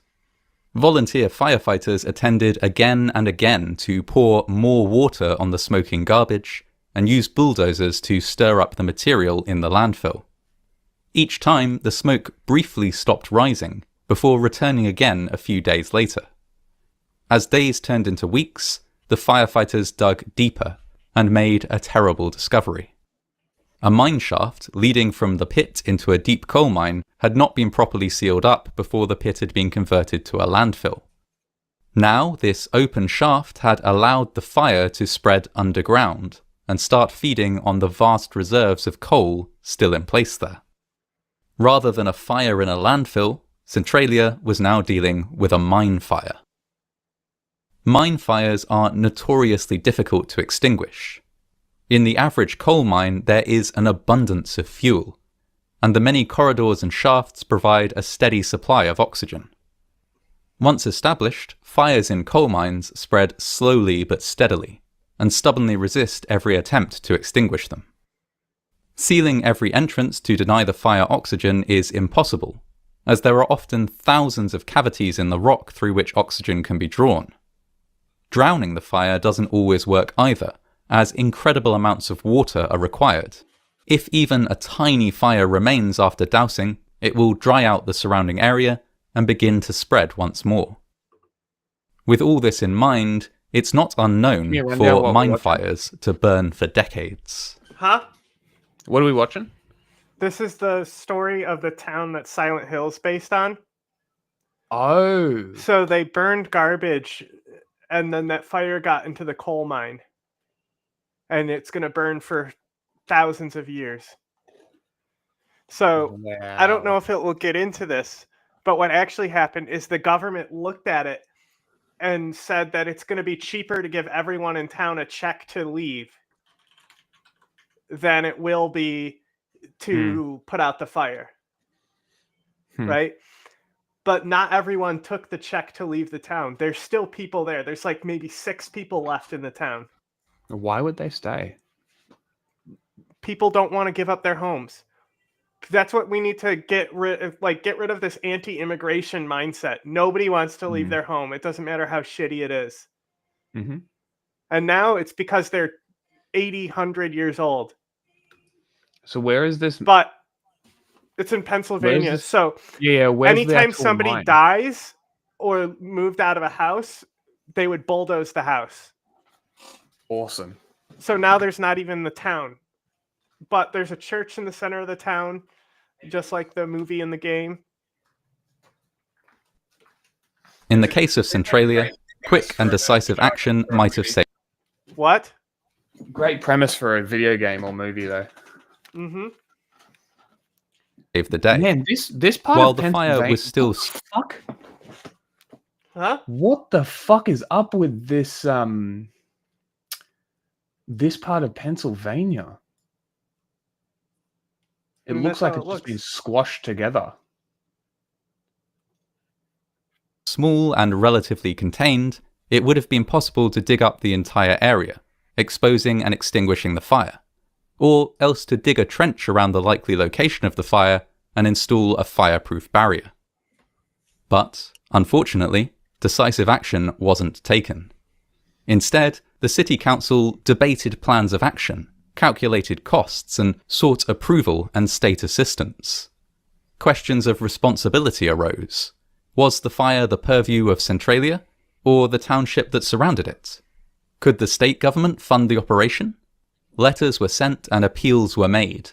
The job of tackling the fire was tendered, bids taken, budgets trimmed, and while all this was happening, the fire continued, slowly but surely, to spread. With every passing day, the cost and level of disruption required to extinguish it grew. And it often grew just a few steps ahead of the actual response. For example, one company was hired to dig out the fire, but found that it was spreading just a little bit faster than they could dig. Another attempt was made to smother the fire with water and slurry, but the project ran short of funds and material before completely extinguishing the blaze. The fire survived and continued to grow. Other projects were delayed because of budgetary concerns, or put on hold while the correct permits and permissions were sought. The fire in Centralia was by no means the only mine fire burning in the state of Pennsylvania, and so the city had to fight constantly for funding, attention, and permission to take action. Soon enough, the fire had spread to underneath the town of Centralia itself. Residents went about their lives with an inferno beneath their feet. For some of them, there were no adverse effects, and indeed there were even some positive ones. Several streets, thanks to the heat rising from the fire below, never needed to be cleared of snow. Residents also experienced warm temperatures all year round, enabling them to grow crops like tomatoes and other fruit in the bare earth. Of course, for most people, the fire was far from good news. As well as warm temperatures, the fire vented poisonous gases up through the ground, some of which flowed directly into houses and places of work. Residents in these areas had to live with constant carbon monoxide alarms and routine visits from inspectors, who would test the gas levels in their homes and instruct them to leave their windows open 24 hours a day. These precautions weren't sufficient. It was totally routine for residents in the worst affected areas to constantly suffer the headaches, drowsiness, and confusion of carbon monoxide poisoning. Worse still, sinkholes would sometimes open up as the fire burned away coal beneath the city. By the geography of this location. But it's just upper America, northeast. Look. Yeah. Look at this shit. Yeah, it's just rolling hills. It looks like it's been crushed together. Yeah, so it's glaciers. The glacial sheet scratched along the ground. Like the Finger Lakes, the reason why they're like that, those scratches in the Finger Lakes, is because of a glacier scratched it into the ground. Not the Great Lakes, New York. Central New York. The center of New York is the Finger Lakes. It's one of the nicest regions in America. This one? Yeah. Here. Right? That's a glacier that scraped those lakes into the ground. It's not. This is like the Adirondack mountain range that goes down into the Appalachians. Right, so it's all glacial up in there. Interesting. Just this fucking crazy. Yeah, it's just scratches into the earth from these, incomprehensibly massive, heavy glaciers. Insane. As the ice sheet melted, it just scratched the earth. People just be living in the middle of this shit. Yeah. But the resources are dense in there. That's why there's so many mine fires in Pennsylvania. So what this mine is this one here? I don't think it's on the map. No, because this is the town. Right? Yeah, it's in red on Google Maps. That's interesting. Before I tried to go there and I couldn't get there. What, you couldn't drive there? Well, yeah, it took us to a random junction. Huh. Well, here's some houses. Yeah, how old is this image, though? So the southeast 24? is where the fire is. Yeah, down here where the active vents are? Yeah. A little to the right of there is where the garbage dump was. Right in there. Down here? Yeah, that's where the dump was. Okay. I believe. So, yeah, because there's a couple of active vents, it seems. Yeah, so there's still smoke coming out of the ground. If you go in winter, it's mostly steam and heat. Yeah, and I've heard your shoes can melt the pavement in certain places. That's crazy. But I wasn't able to get there, so... Well, maybe if I get to America, we can go there. And my engine will explode again? Maybe. It's Poison Town. But this has to be the mine. Right here. Because down here, it says off-site parking. But if the fire's under here, then I imagine the mine is this one. Because they would have built these towns to accommodate the mine. Well, that's why they said, is the fire their responsibility or the next township? True. Is this all just coal? Refuse. Crazy. Okay, you can take it. And instruct them to leave their windows open 24 hours a day. These precautions weren't sufficient. It was totally routine for residents in the worst affected areas to constantly suffer the headaches, drowsiness and confusion of carbon monoxide poisoning. Worse still, sinkholes would sometimes open up as the fire burned away coal beneath the city. In 1981, a 12-year-old boy nearly died when a sinkhole 15 stories deep opened up in his backyard, venting hot steam and poisonous gases. He was saved by a tree root, which he was able to cling onto until his cousin could rescue him. Yeah, both him and the girl were playing in the front yard, and then suddenly he just fell into the earth, and insane. Because he landed on a tree root, he was able to hold on instead of falling into hell. Crazy. Look at this shit. Look how gross this is. Right? It's just poisoned. Zoom out. Poisoned. Right? And then, look at all this green here. The mine has just poisoned everything. And then Because I typed in mines because I'm curious. So yeah, well, you know me. I sure hate mining companies. And that, well, okay, so that's the Centralia mine. So what does it, dude? Look at all of these mines.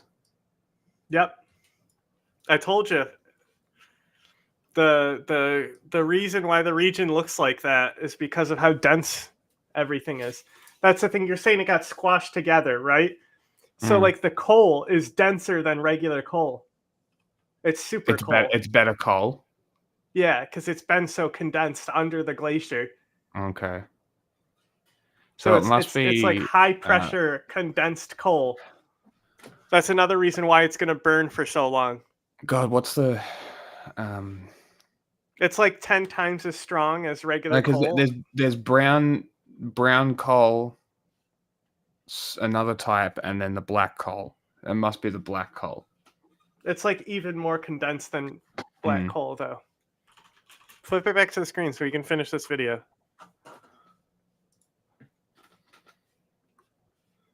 And then play Mass Effect 3. Residents complained and protested, but by now the fire had spread over such a vast area that a solution was starting to seem out of reach. To extinguish the fire completely, a huge tract of land would have to be excavated. This would require a significant portion of the town to be demolished, and would take up to 10 years of consistent, hard, and dangerous work.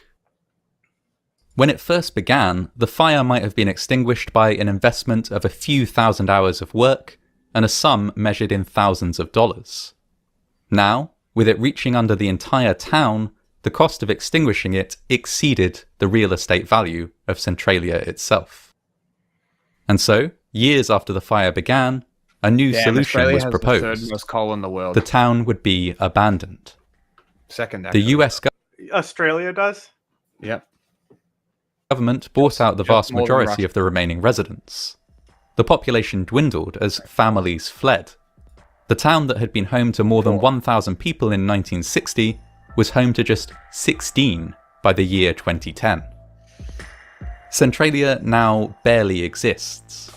Its postcode is no longer recognised by the United States Postal Service. The vast majority of houses and other buildings have been demolished. The fire still burns beneath the ground, venting smoke through cracks in the road and melting the snow as it settles each winter. A final few residents still live in the boundaries of the town, but they have been forbidden from passing on their property when they die. One day soon, Centralia will be nothing more than a memory. Long after it has been erased from existence, however, the fire which destroyed it, the fire begun by a single careless burn in a landfill on the edge of town, will still be blazing beneath the earth.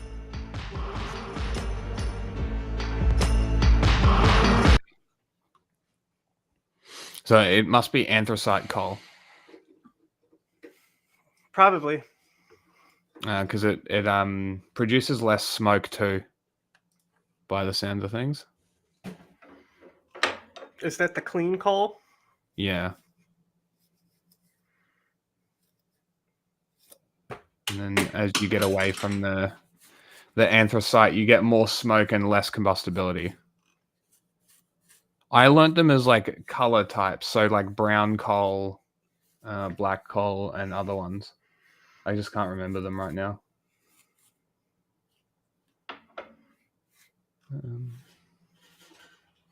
Or maybe I learnt percentage types. What a crazy rock. Coal? Yeah. They're not rocks, they're minerals, Marie. That's fine.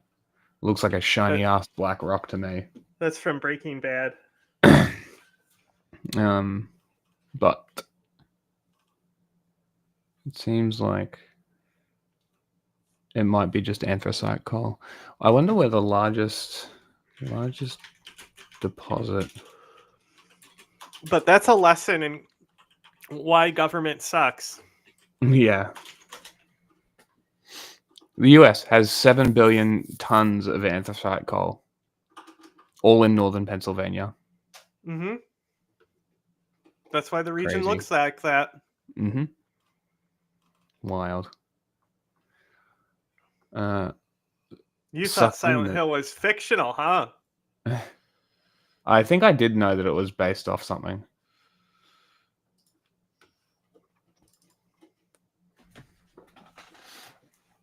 Possibly.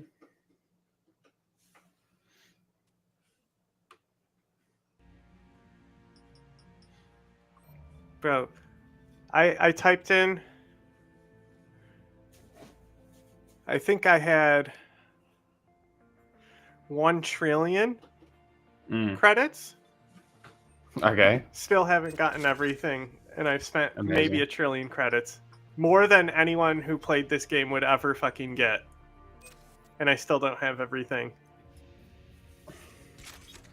I literally just got a Crusader 3 in the previous pack.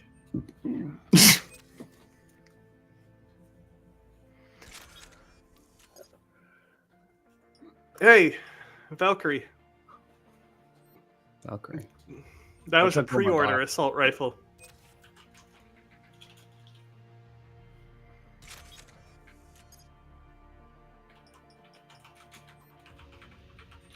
You updating title?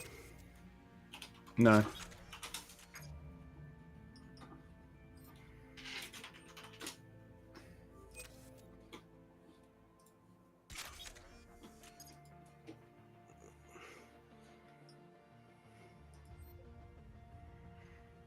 And also, you cannot reset the character.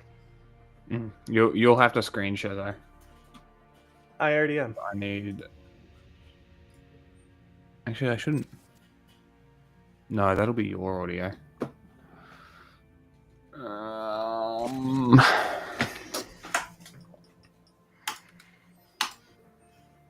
Like, if I was actually working for these credits, I would fucking hate this game at this point.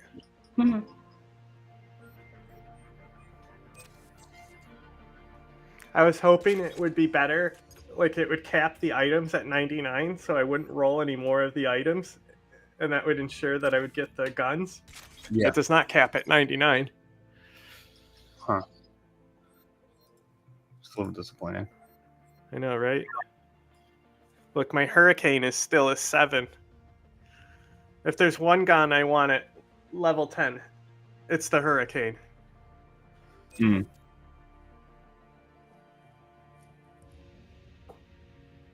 Okay, that should give me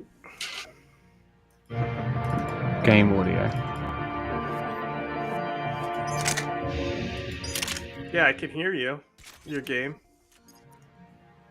You want to have it on your screen? No. Because I'm... But I can hear your game. Very loudly. I don't know why. Oh. I didn't know why.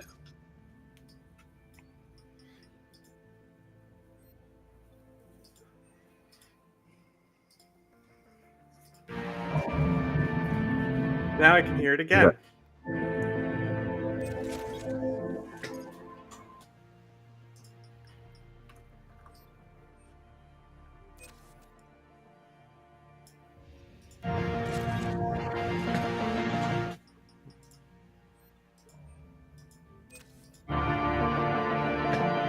It's not that one.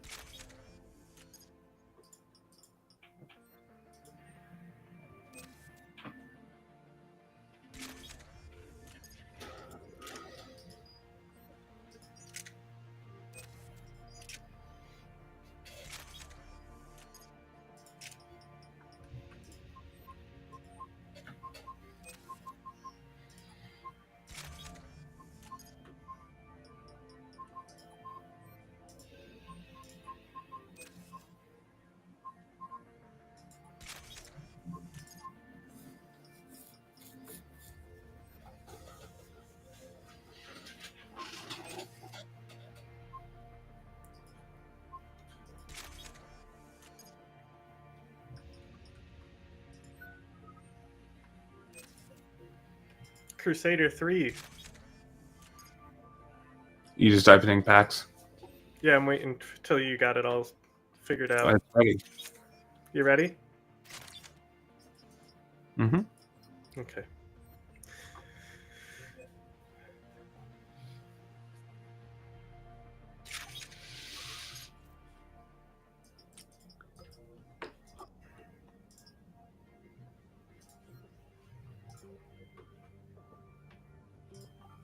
You're not online.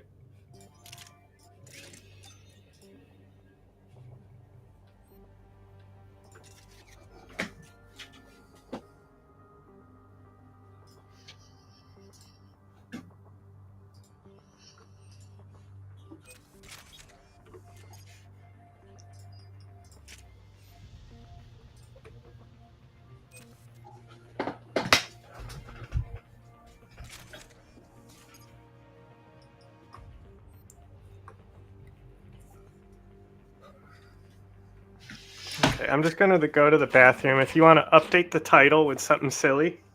I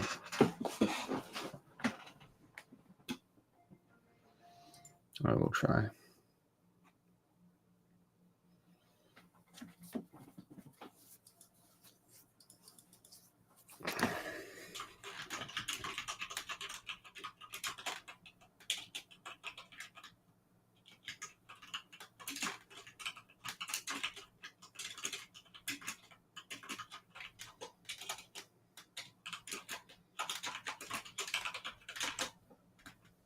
Do you enjoy my typing sounds, guys? You like that? We do not have a today's playlist. No today's playlist. Saved.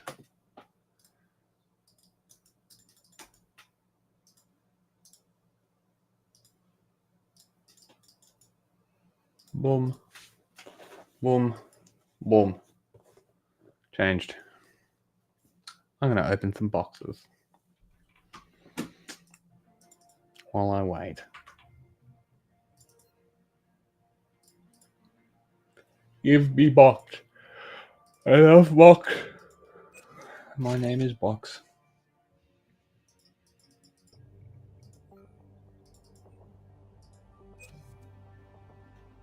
I can hear myself clicking. It's really annoying.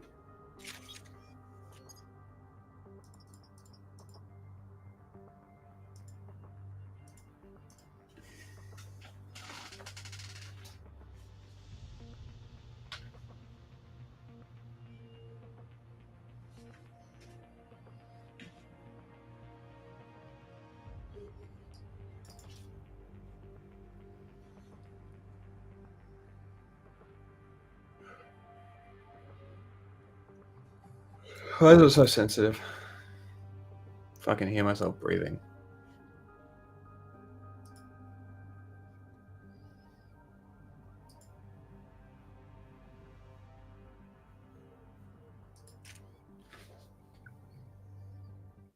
Well,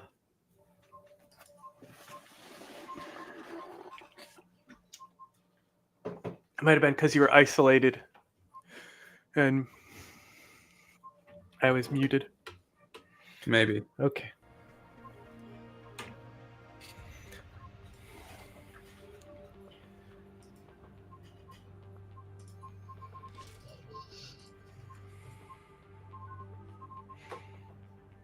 But see, I can't redo the outfit or the name. Don't know. Doesn't that suck? Never played this game. I remember you being able to, but I think it's when you unlocked more cosmetics, you might have been able to. Okay. Fair enough.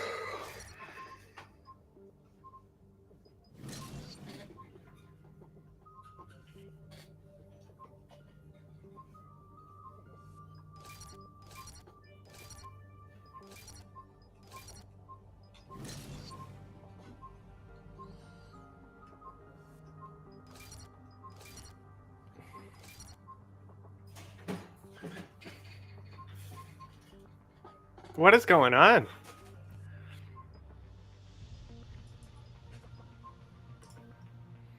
You think weapon damage counts as melee damage? Don't think so.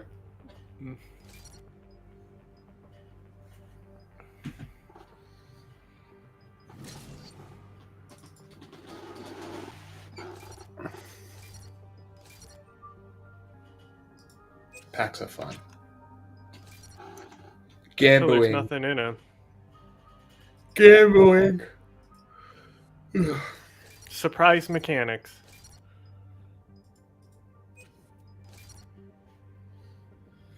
It's one-handed. No mechanic.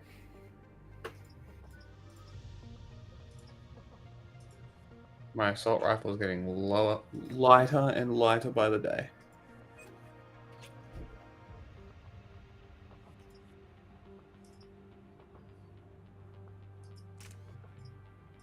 Excuse you, but you're not a Krogan? Yes. I will adjust shortly. Do you remember what the fucking martial arts one is? No idea.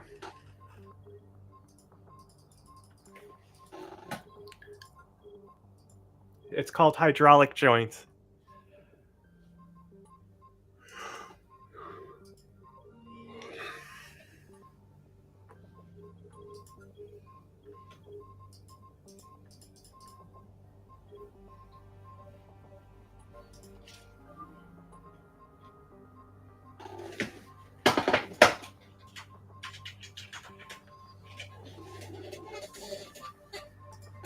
Look, see, I got like 200 of some of these things because I've opened so many packs and still guns weren't dropping.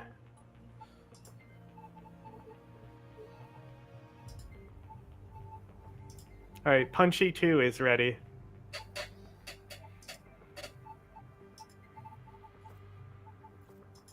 Who do you want to punch today? Punch. Uh-huh. Geth? Anybody.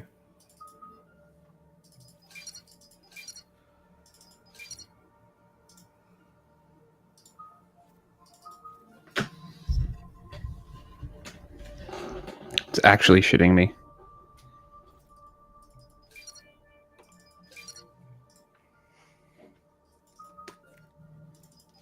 Oh, doing the Krogan Shaman, huh? Mm-hmm. Yeah, just don't spec into warp. And then do 6 and everything else for the best puncher.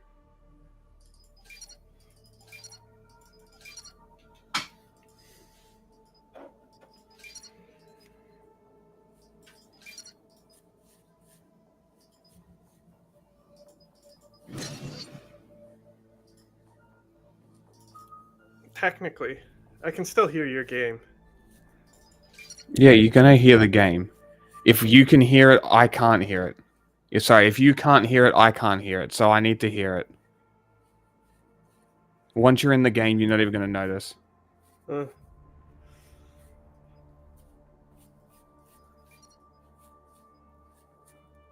coming out your speakers? No. Hmm.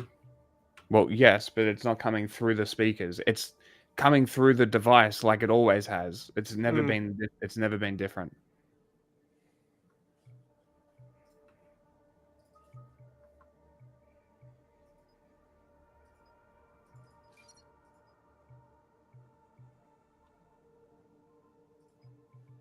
You think it's possible to get more ammo in the Claymore? Maybe. I don't think it is.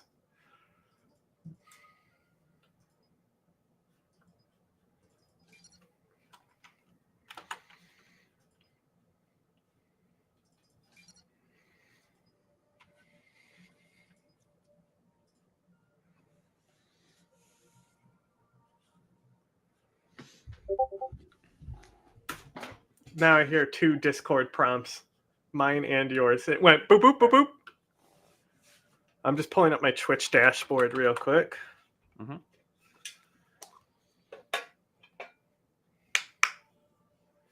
Yeah, a lot of people don't like the Krogan Shaman, but like Barrier and Shockwave, like I guess maybe at high levels of play, but I don't only just do the high levels.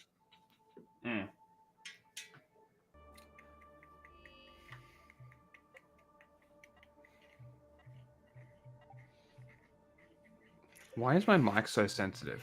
I don't understand. It always be fucking up and changing in stream in the restream. Look at it. If I do a stream and you're not here, my mic sounds completely different. It's fucking stupid. Like, my gain is low. You shouldn't be able to hear me clicking here.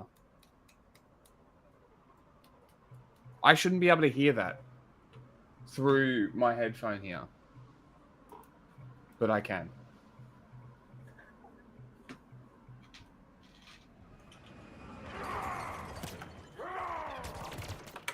Sorry, I was changing my key bindings.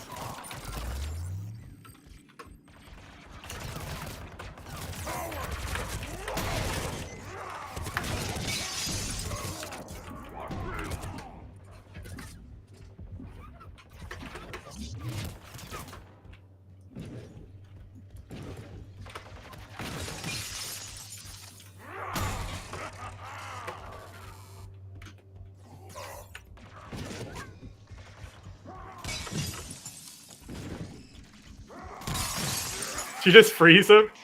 Yeah. You didn't change your equipment? No, I didn't. Hey, where are you going? This way.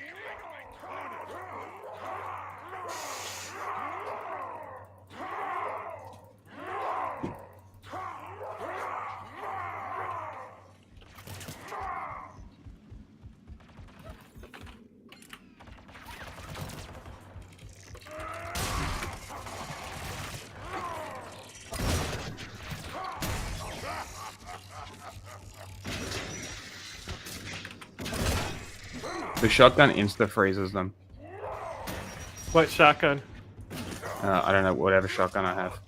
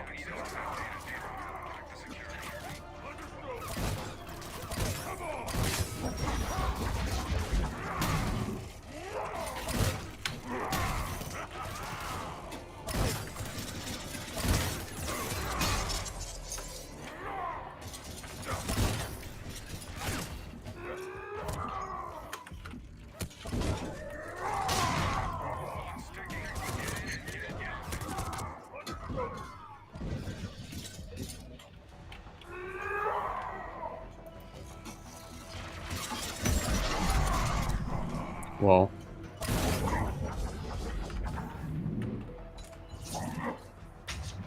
Where are we going? This way. Up there. Wobbling.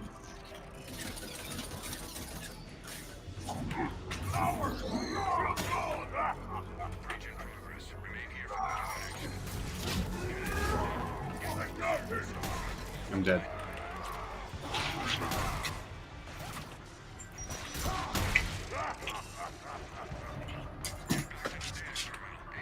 Bro, you let him execute you? Instead of rezzing? Yeah, I was waiting for you. I was coming for you, but if they're gonna step on you, you gotta res yourself. Yeah, I wasn't paying attention. Most games don't have a self-revive.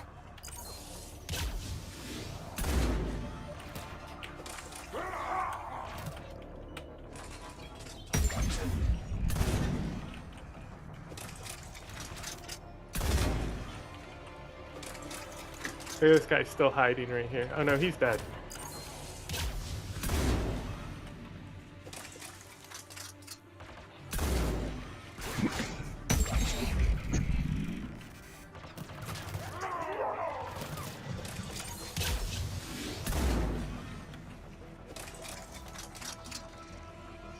Well, it's hacking.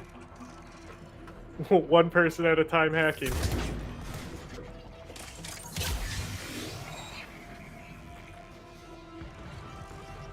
Eventually they should come from behind, huh?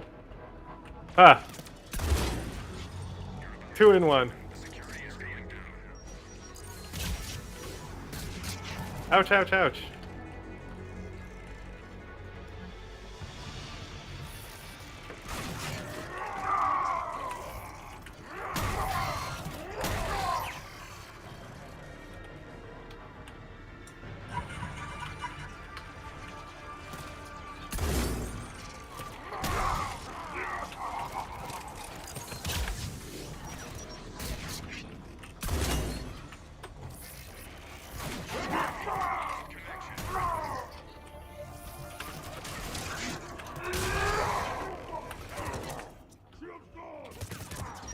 Ouch, ouch, ouch, ouch, ouch.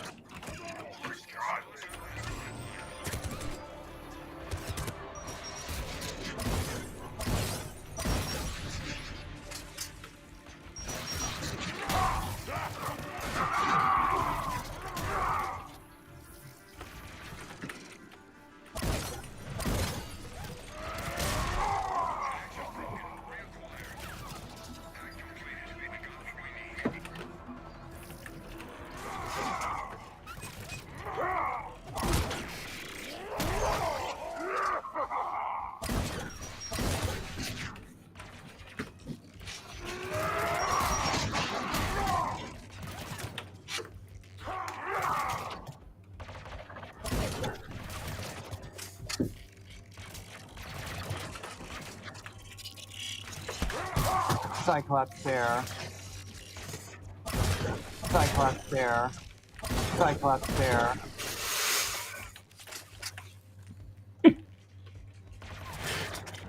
Cyclops there. Show me your bag of secrets.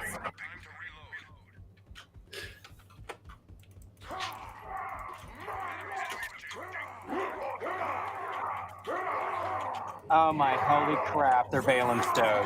He does.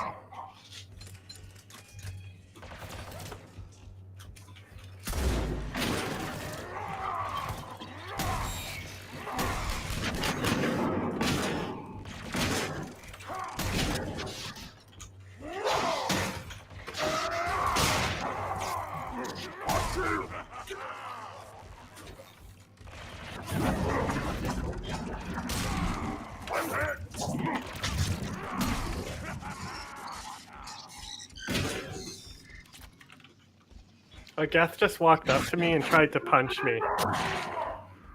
Did you punch him back? Well, I headbutted him.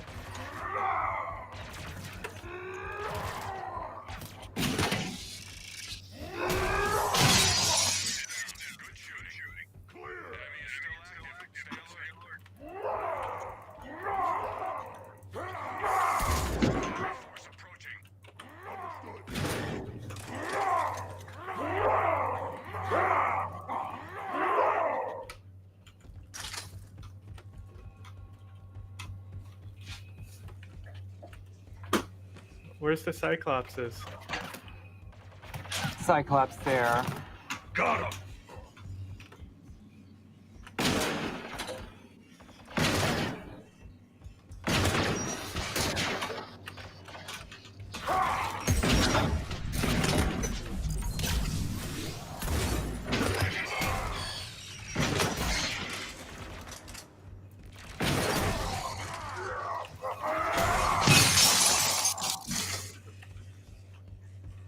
The shotgun with the cryo is great.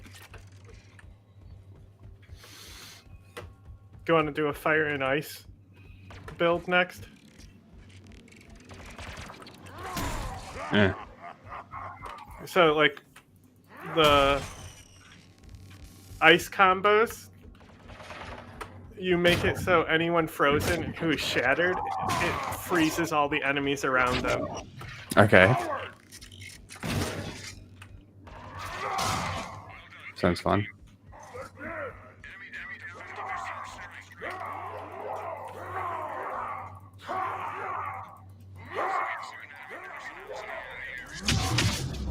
Oh my god. Alright. Hunting targets. This is what we were made for.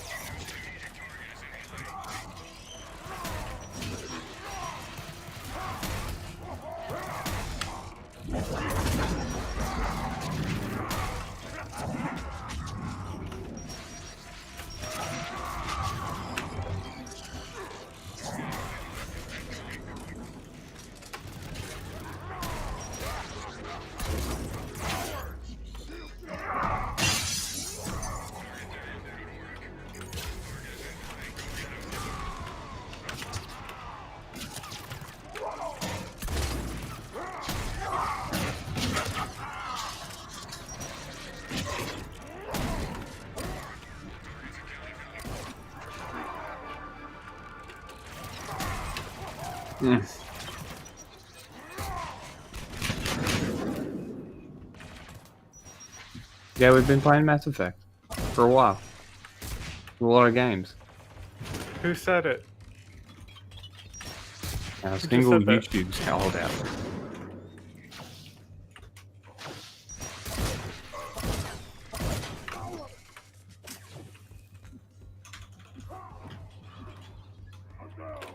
So Geth Bomber got you? Yep, I didn't even realize it was there because I can't hear my sound.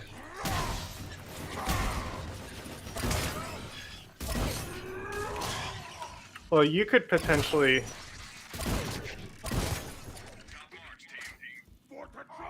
My computer cannot run a game and stream. It's just the fact that it doesn't sound like it's giving system audio. It sounds like it's coming through your speakers. It's like really low. Because I made it low. Oh. Because you were complaining about the sound. Well, yeah, I mean, the audience is going to be like, hey, it's weird. Yeah, I can't fucking help it. It's that or I can't hear it.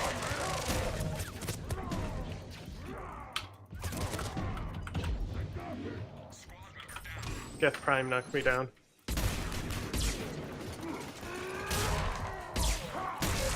You knocked me down. Fuck off and die, you stupid fucking robot.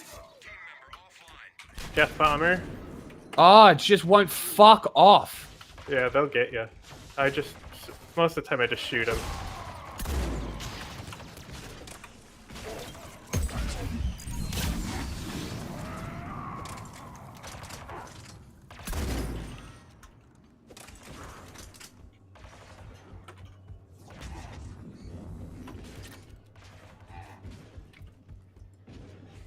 They're tricky little boys, those Geth Bombers. Man, they're just fucking annoying.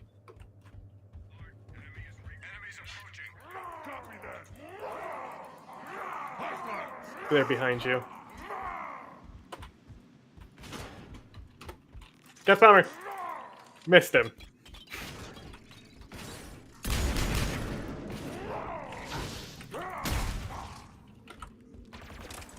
Another Geth Bomber. Got him.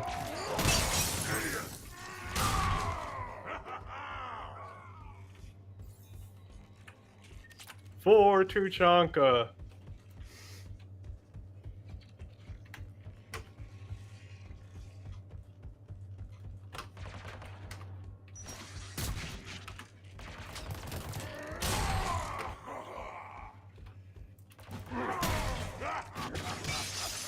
Geth Hunter! I missed him. Where is he? Geth Bomber! Geth Hunter!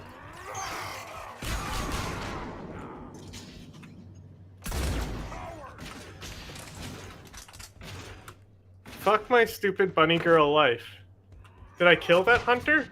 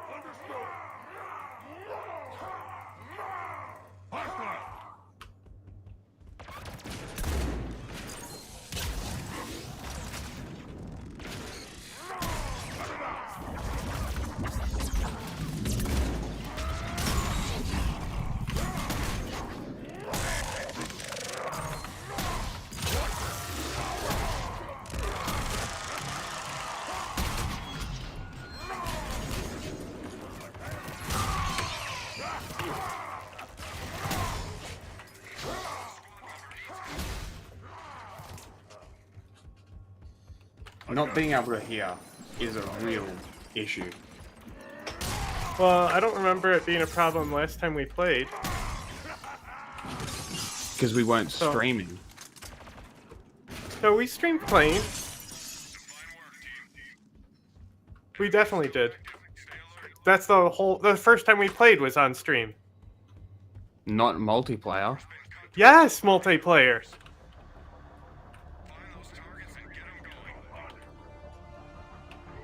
I wouldn't have not played it for the first time not on stream. It was not on stream. It was on stream. It I can was go back and pull it up. I can literally go back and pull it up. I wasn't here because I didn't play the multiplayer. Okay. Until... Well, after this game, I'll pull it up to show you that we streamed it. Was it the one that, like, nobody saw? Like, that nobody watched? I don't know. Last week? I don't know. I didn't look at the view count.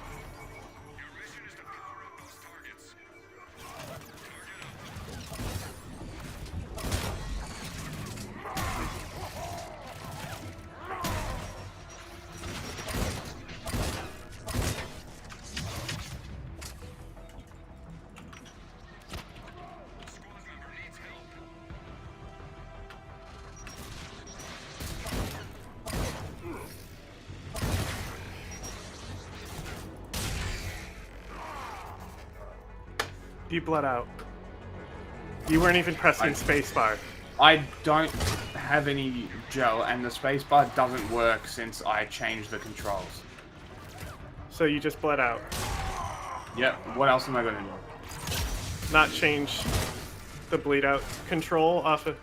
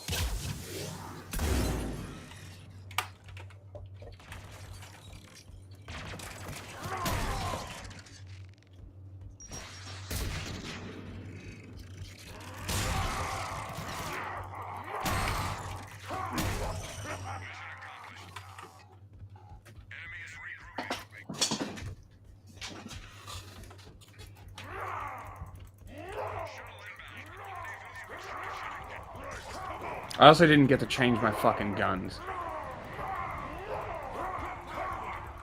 So I have some dog shit fucking loadout.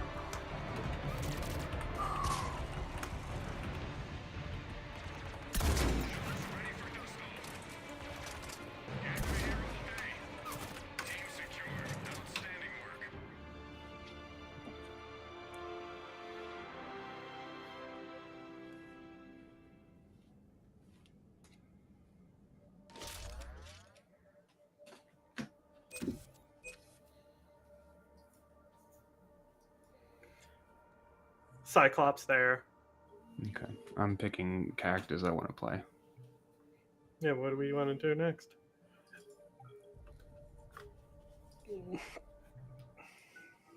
I wish I could change the names. I accidentally called my my adept Krogan Hammer. He doesn't have a hammer.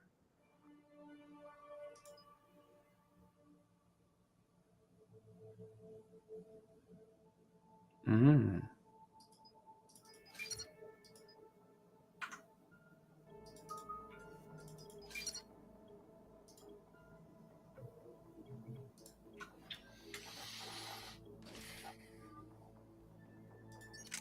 For just an example of fire and ice, a good team combination is the Quarian and Solarian Engineer. The Quarian's cryo abilities, she can spec them all, so all the people hit by them get more damage from fire abilities.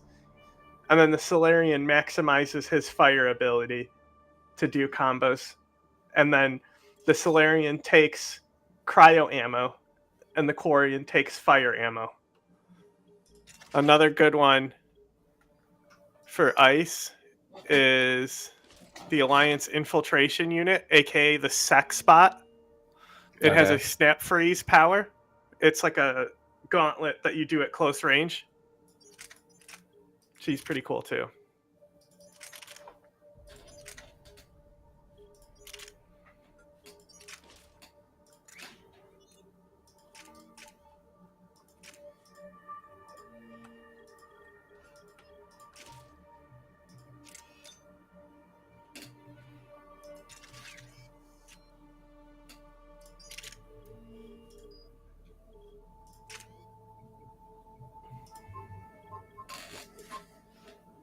This is a human man. See? His name is Hammer. That's not right.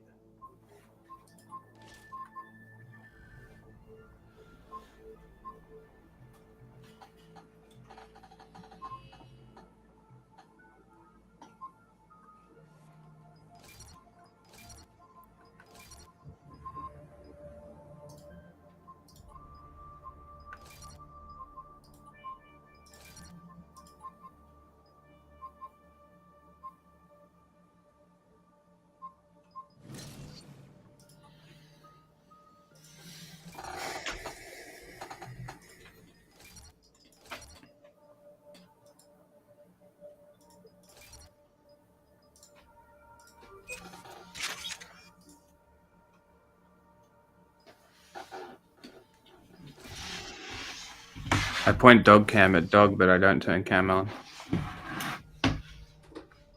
You've had a dog cam this whole time? And it has not been on, yes. Dog cam.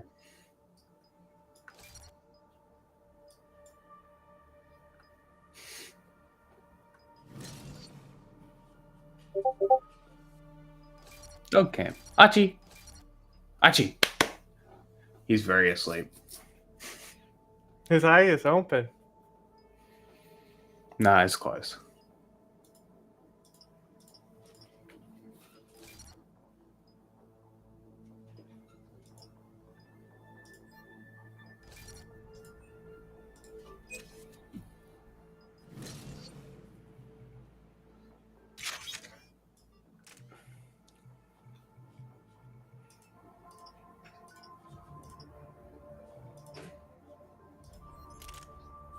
Now, what weapon do I want? Gun.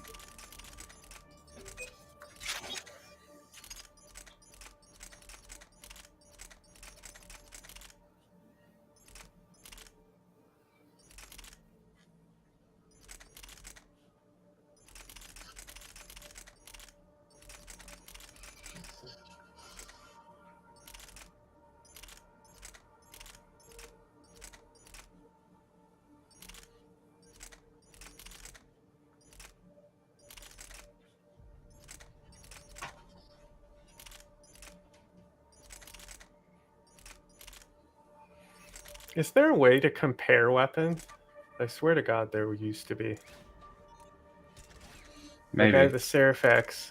I want to see how much different the Seraphex is compared to the Paladin. Hmm.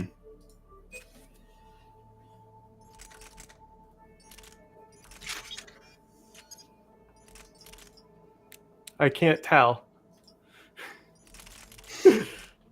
I really can't tell.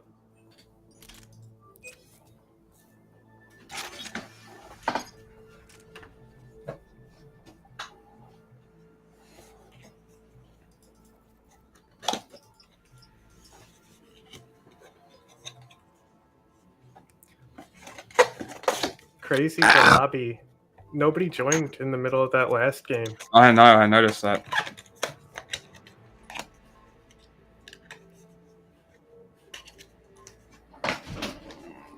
Be right back. Yell, give me a yell when you're done. Oh, I mean, I'm only setting a Quit Monk.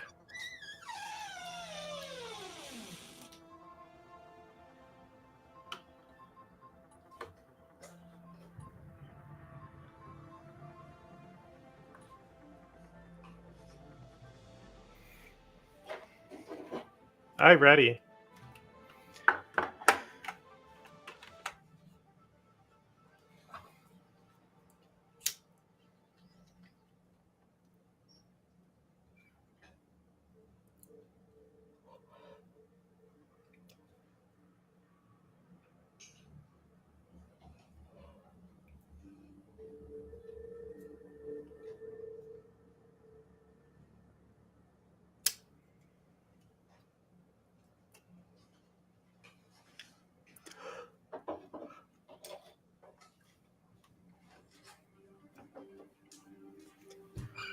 Sozzle. I'm surprised they put a collector in, but not a Prothean. Very strange. I mean, technically they are Protheans. Technically. Hi, dog.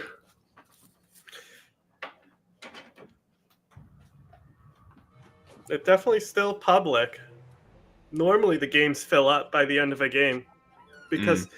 Because this game is so good that the multiplayer is still actively played.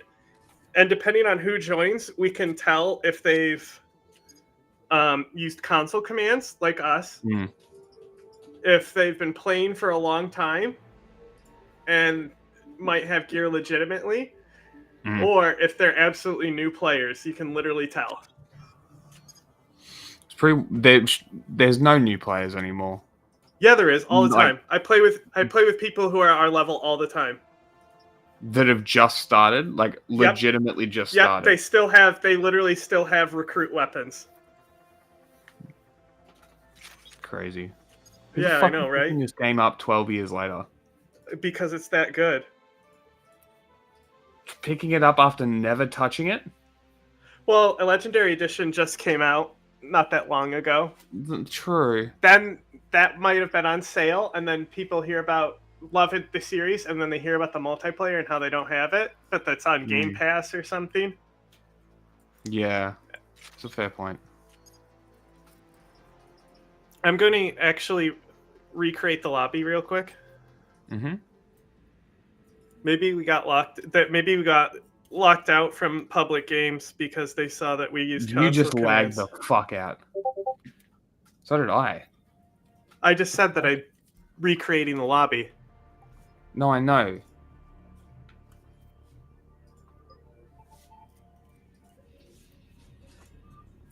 Yeah, they added a firing range in Mass Effect 3 so you can test guns. That's pretty cool. I mean, in the first game, you could just whip them out whenever.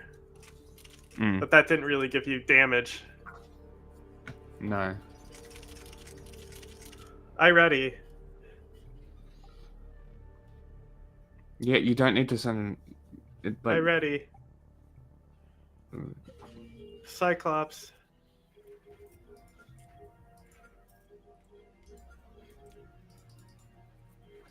My Quit Monk still on? My Quit Monk is still on. At least these max out. Alright, let's see if anyone joins this game.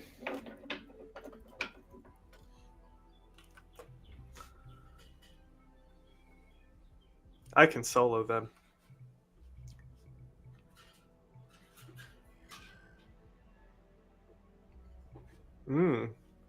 Tempest. That's crazy your Tempest is low level because you just opened rare packs because it's a veteran gun. So you're rolling with like all the guns instead of just, which honestly, it's not going to help you. At least you'll still get guns for a longer period than I did. Yeah. We'll see. Oh, by the way, whenever you're ready, just to let you know, I'm just opening shit. Because the collector is using old magic, the targets for me will turn green, but that's still a biotic priming that you can detonate with throw. So just, if they're glowing any color, hit them. How fast is her throw? I wonder how low you can get the recharge on it. Because you can also take the bonuses, like the power efficiency bonus. And then like a recharge timer for your gear. What is the gear slot called? It is gear.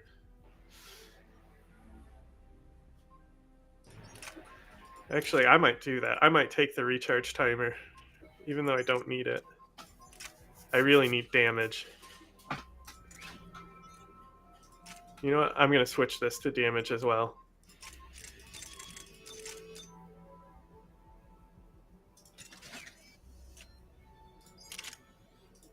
That's a lot of damage. Do you want to take elemental ammo? You're taking incendiary? Okay, I'll take cryo. No, if you're taking a lot of fire. damage.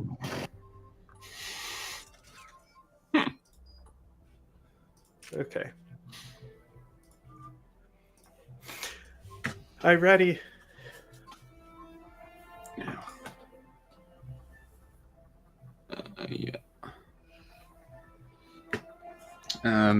I want to go have a sneaky cat.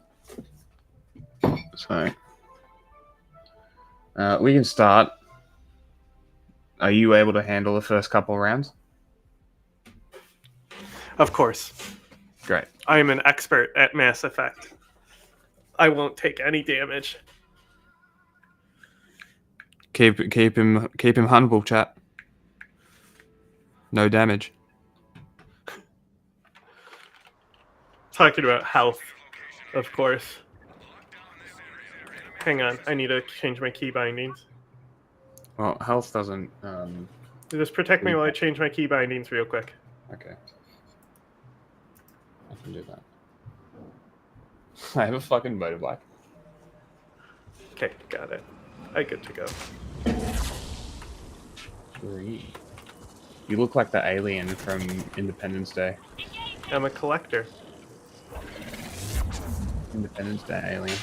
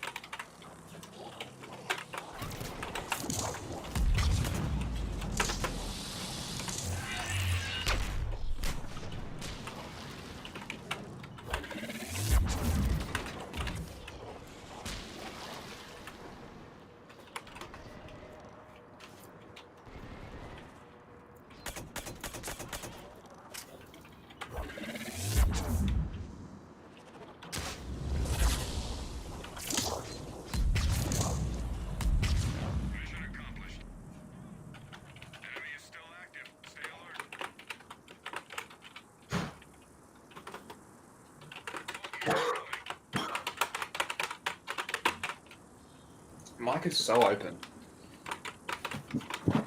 I can hear so much. And then I'll change it in a second. I went to change it. No, like the gain is super low, but it's No, I know it's low. I turned it low. Fucking vaporized. No, I'm saying for me, not you. No, but my keys are too loud. My typing keys are too loud. My computer keys. Like, I'll turn the game down more. We'll see if that helps. And I'll just try and talk into the microphone.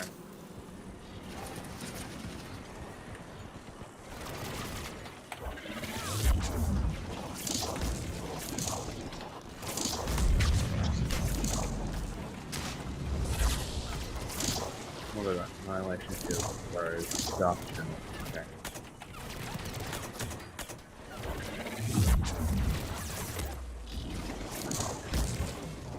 Is Annihilation Field a thing around me? Yes, it's an aura. Huh. Oh, okay. And if you stand near the enemy, and the aura will activate on them. Ah, okay. And then you can throw them. They're behind you.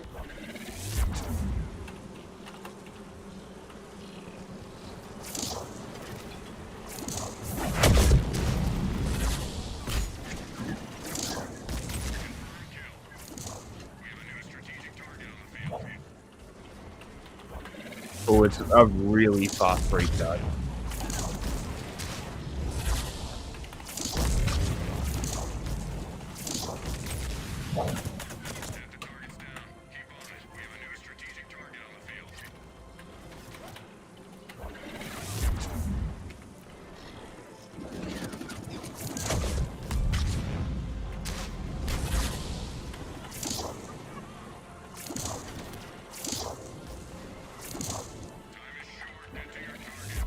Oh.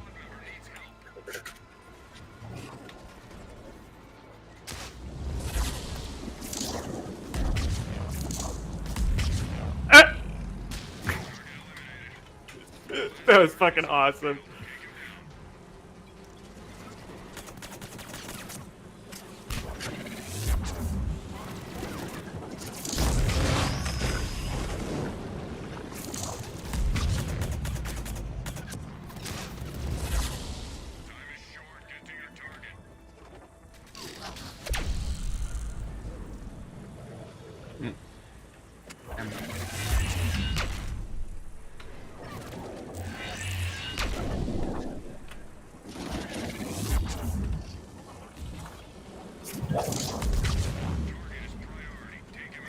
It didn't blow up. Sometimes it doesn't. It depends. But you'll get the hang of it, because most of the time I can get it to go. Where is the objective? Are they below the map? Where the fuck are they? Here they are, down here. We have 10 seconds.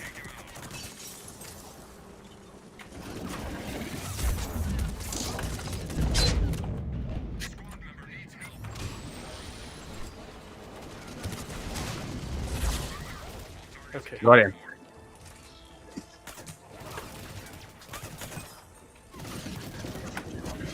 A collector map where you're playing a collector is not right.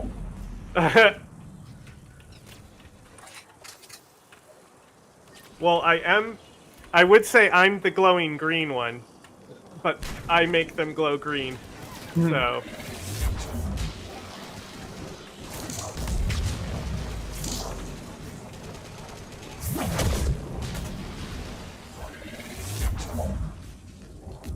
You know what?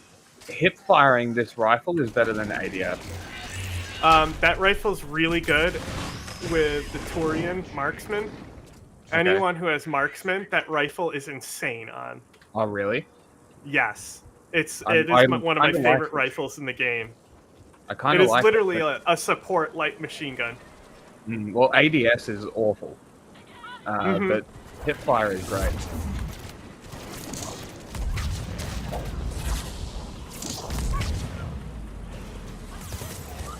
Ouch, bees! I much prefer these, like, fast characters. The agile characters. Oh.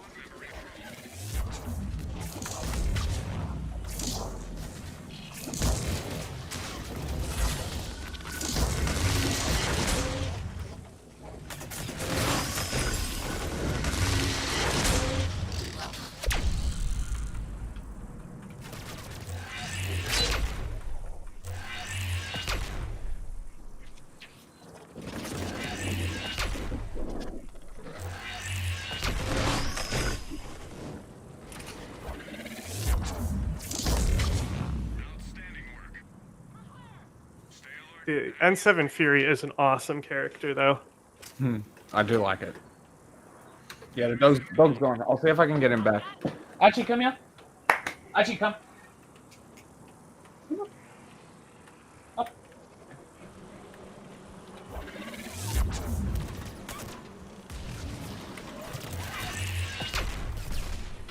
Okay.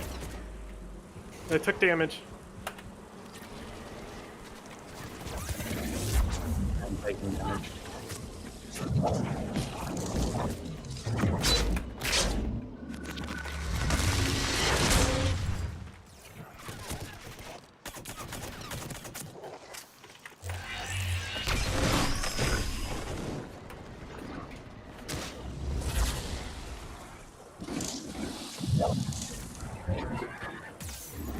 Ouch, ouch, Scion.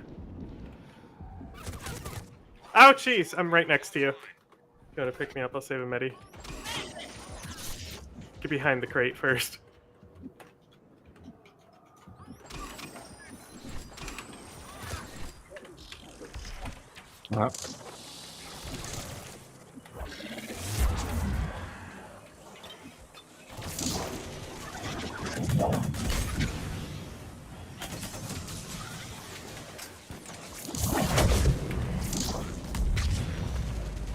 One more. Oh, he's dead.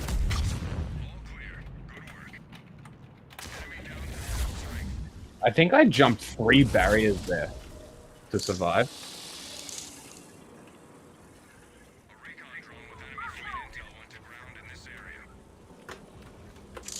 I think I'm understanding her movement.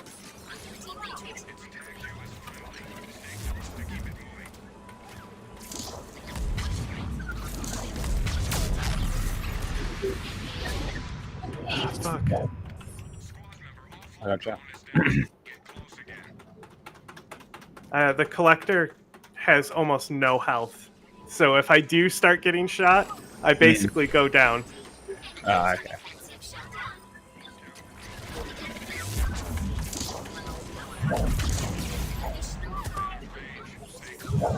And I'll get a dark sphere on him.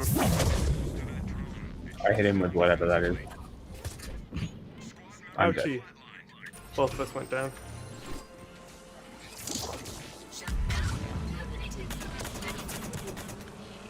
I got killed by the captain. Yeah, they're powerful. I just fucked him up. Get off my face. Did you just blow him up? It's because when the abominations get possessed, they become little bombs. Fuck off. You too, bees. I don't want to hear it from you. Ouch, ouch, ouch, ouch. Not good. I'm dead.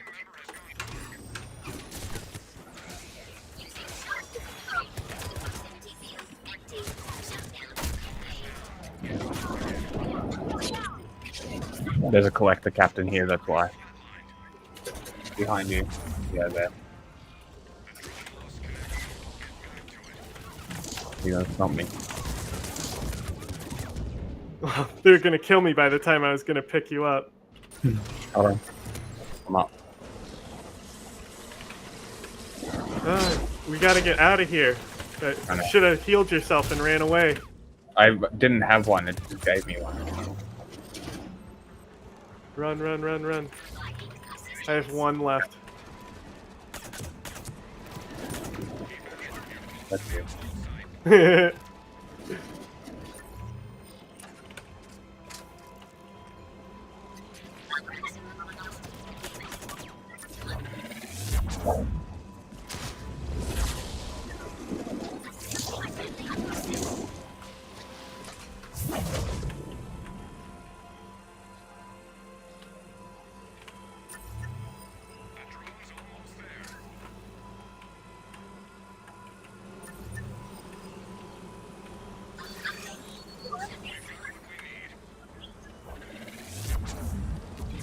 Fuck.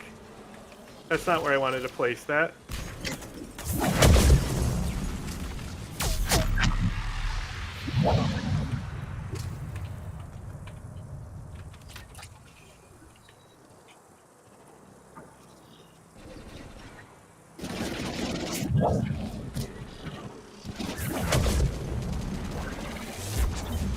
landed that captain.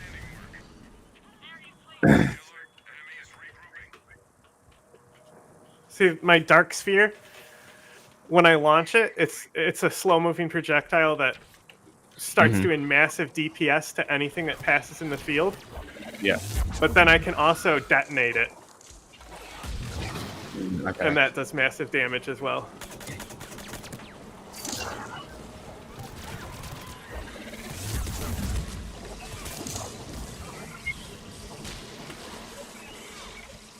Uh-oh, Praetorian. Oh, I'm dead. I'll get myself up on. Yeah, Praetorian was killing you.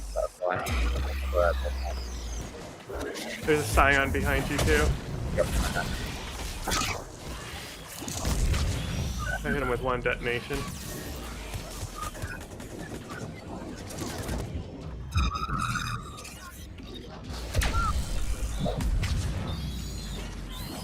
Oh.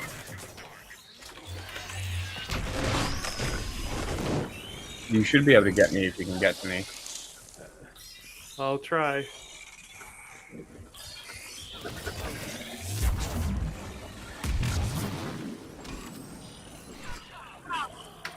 That'll work. Where's the Praetorian? Is that still alive? Get off my house!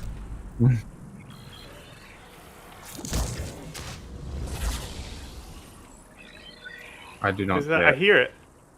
Here it is. Right? Oh, they're both over here.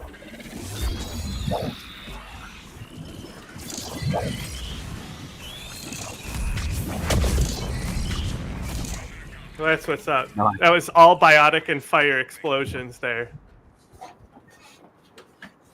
See, that's how you chain some combinations together. And naturally, when we're attacking the same target, just our ammo types will combo better. Which happens when they're big-ass targets. Yeah.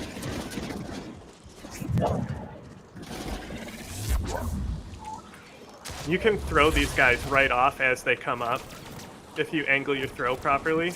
Oh, really? Yeah, just throw them right off the fucking balcony. Oh, and a Scion behind me, that's why. Oh, God.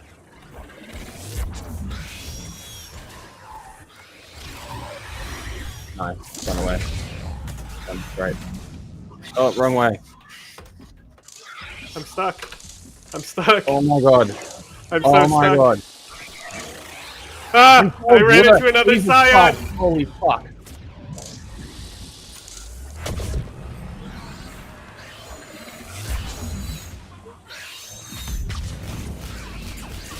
I'm not sure how I didn't die there. Me either. Man, whatever button I hit on my thumb button worked. Whatever that thing around me is, did some work. I'm gonna. Let's go over on the left-hand side here.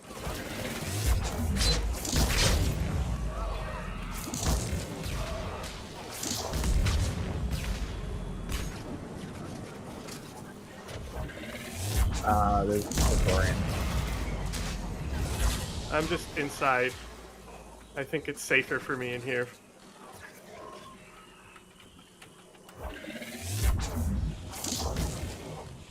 Well, I'm over here. Oh my god.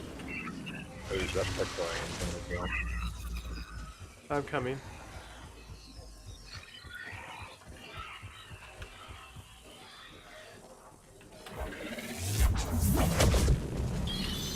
It's only on armor.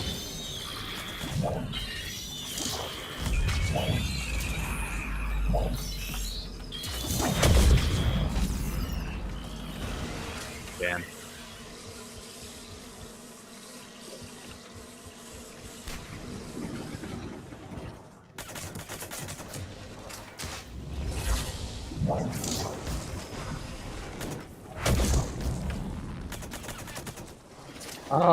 Dude, I can make my own combos. Yes, your dark field is a primer. Bro, that's sick. Yes. Okay, that changes everything. Alright, this is the objective that's easy to fail on wave 10, so make sure we're always going towards the objective.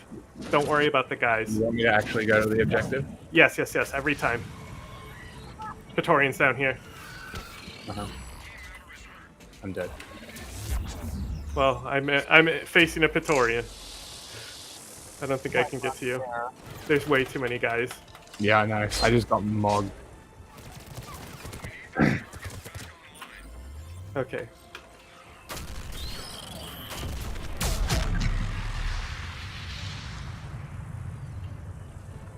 And because the cover system is still dog shit, I couldn't get out of cover quick enough.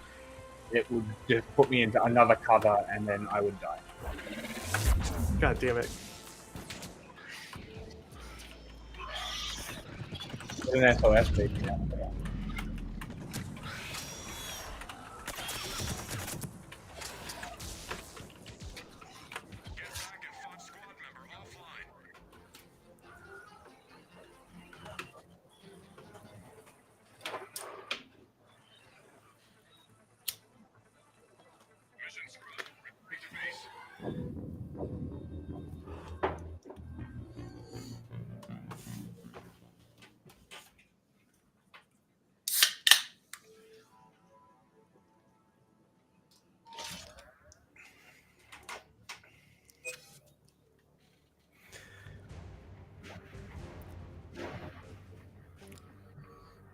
Now,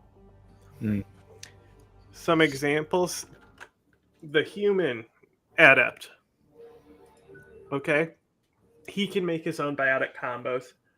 The Asari adept can make her own combos. The Krogan adept can make their own combos.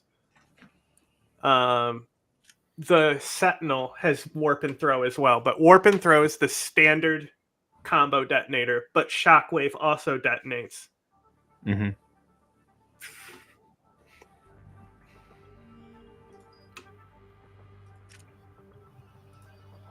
Also lift grenades, but nobody does that. Because I think the Drell has them, or his cluster grenades. They can detonate.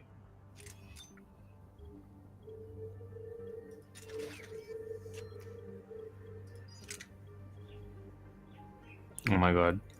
I forgot that I had the Tempest. Oh. Is that, you weren't... I even mentioned it. Are you staying as that adept? That's fucking awesome. I'm changing the assault rifle, but yeah. You're gonna use a saber? I'm gonna take Cry around. I'll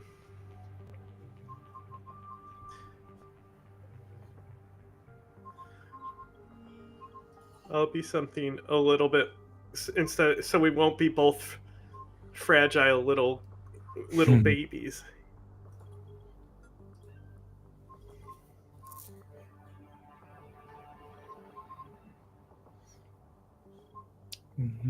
Berserker.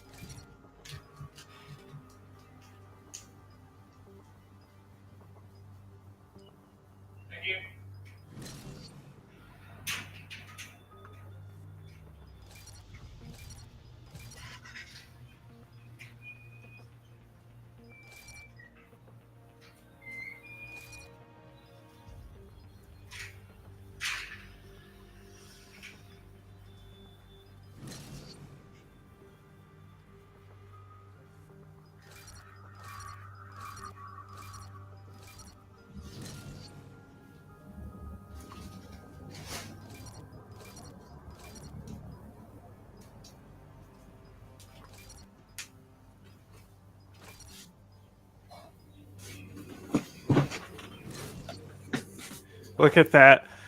55 weapon stability, 37, 50 weapon damage. Dude, you know what?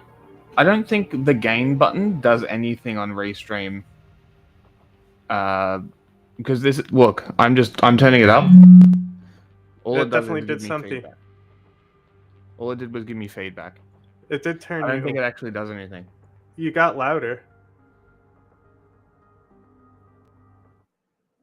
Can you hear me? Yeah, you're very quiet though. But like, I can hear everything in my headphones.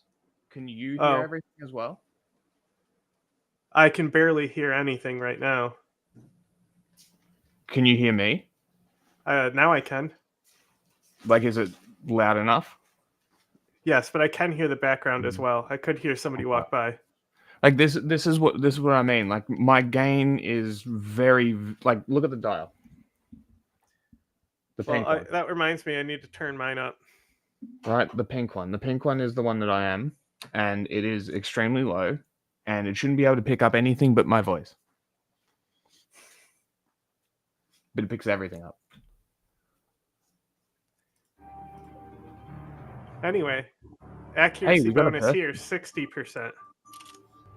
What's 60%? So I got 60% during marksman. It gives me 60%, and it lasts for 10 seconds. Okay. That means by the time it runs out, it'll already be cooled down by a long shot, right? And then 55% stability there as well. Right? And then it's on that grounds that you give him the Revenant. Yeah.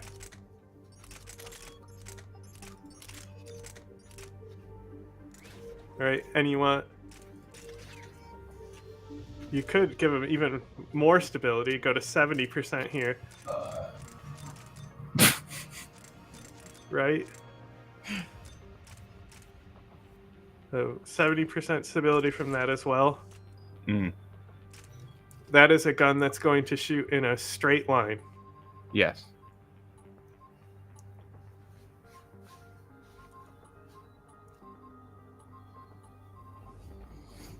I pressed store. What do I want for my... I'm going to take 2 guns because I'm a soldier. Well, my adept has 2 guns. That's... Okay, you should... well, you're the Fury adept, so you really only need your Hurricane SMG. I have 84 And then plus 84% you can get... recharge speed, and I have a Tempest that weighs nothing. I essentially just have 1 gun. Oh, well, I was going to say the Hurricane with ultralights is very good. Yes, I basically did that with the Tempest, but I wanted a little bit more damage. Wait, the Hurricane does more. Yeah, the Hurricane is the best gun in the game, bro. The fuck? That fucking thing's insane.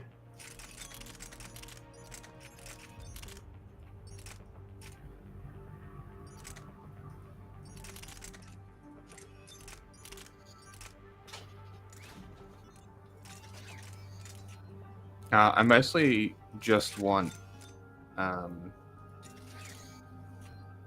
the assault rifle if I need to do a little bit more damage, and that's why I have the single shot.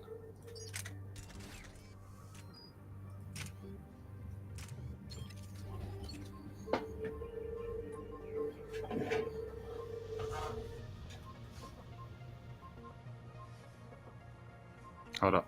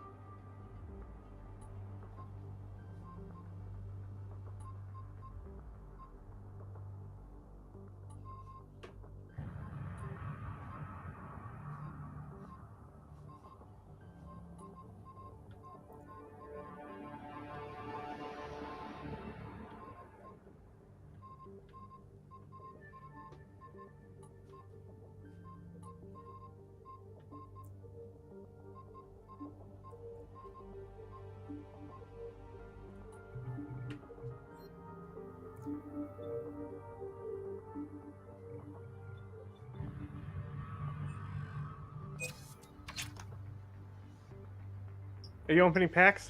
We're ready. He's gonna be The sex bot. He doesn't even have any equipment on.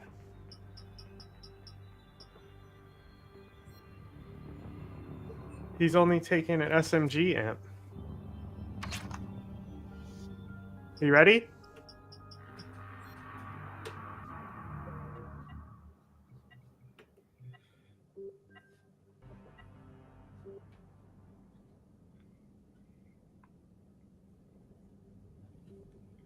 I was gonna switch to incendiary rounds from cryo, but I just got lazy.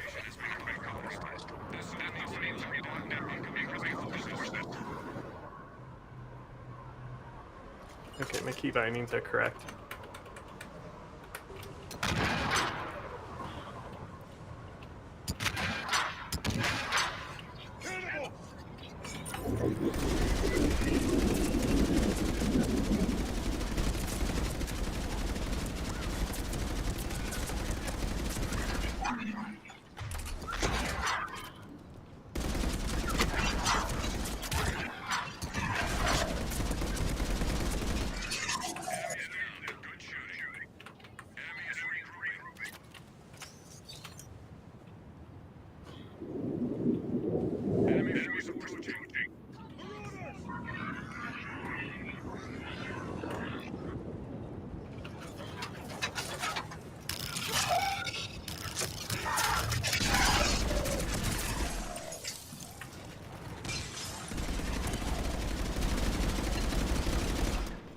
Who the fuck are these guys? Huh? Who the fuck are these guys? The cannibals? Or the faction? The faction. The faction is Reapers. That's why they have husks. Husks are human Reapers. But the Okay. cannibals are Batarians. Oh, really? And the Marauders are Taurians. And the Brutes are like a hybrid between Krogan and Taurian. Interesting.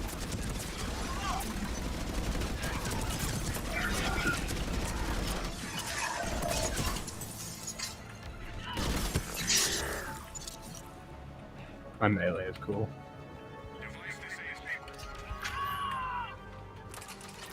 I mean, just think about it, right? Do you think Saren was the first Reaper agent? True.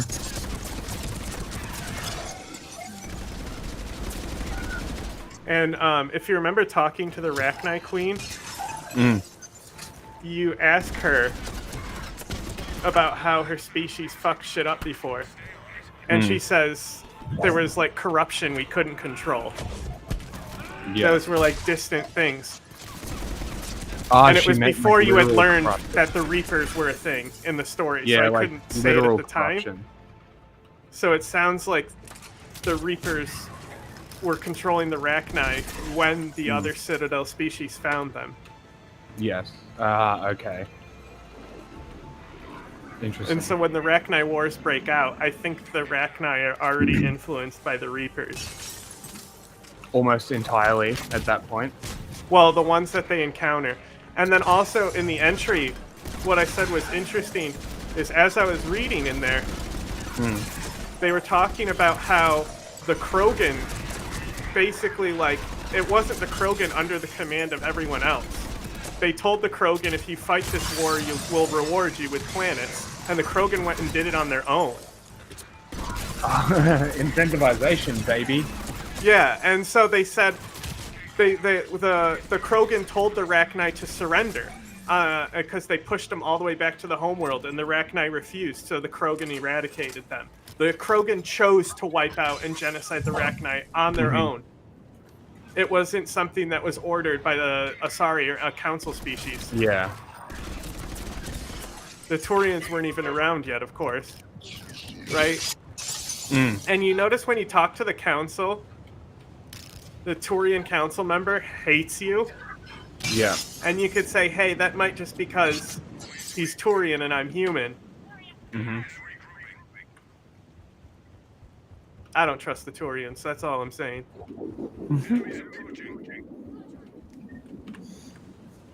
But yeah, so Fascist You remember society. the DLC you just did? How it said the Reapers, the first area they were going to come in was that relay you destroyed? Yeah. Right? So, like, it showed you that the first district that the Reapers hit are gonna be Batarians. Yeah, okay.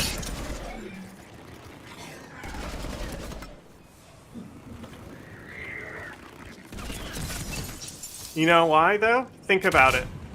Because it's the outside council Yeah, space. because they're not a council species. Yeah.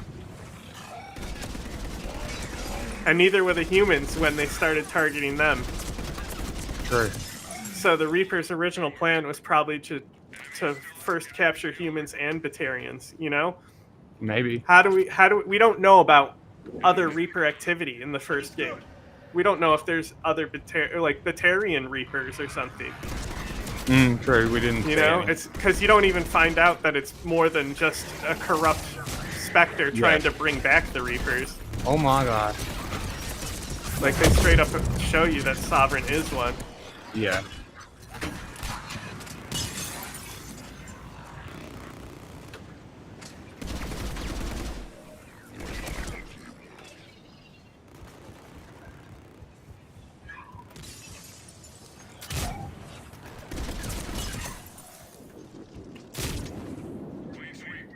Because, like, technically the Collectors also have Reapers in their faction.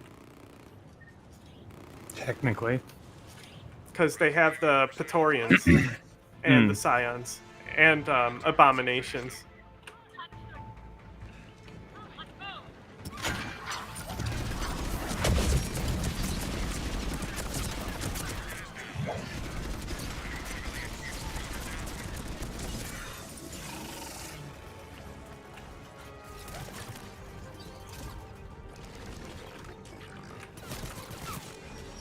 Revive.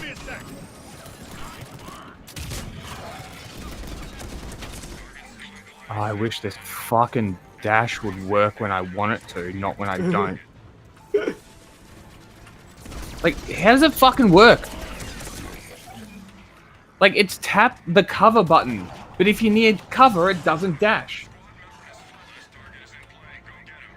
And there's no specific fucking key for it. Give me a sec. Fucking dumb. Yeah, I guess it's just learning the maps, but still, you'll get stuck on everything.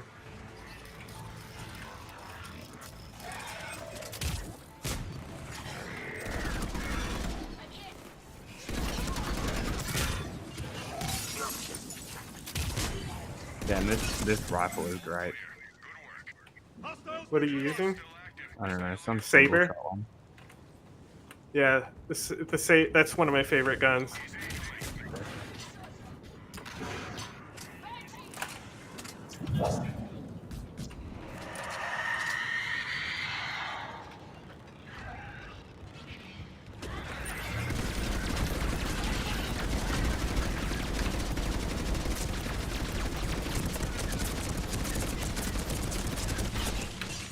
I can't even see her.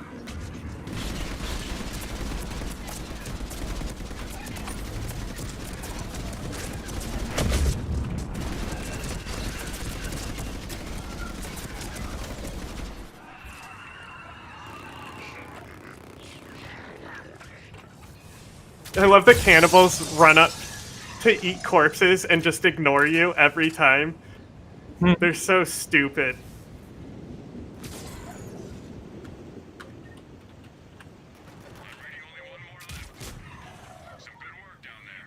That's it.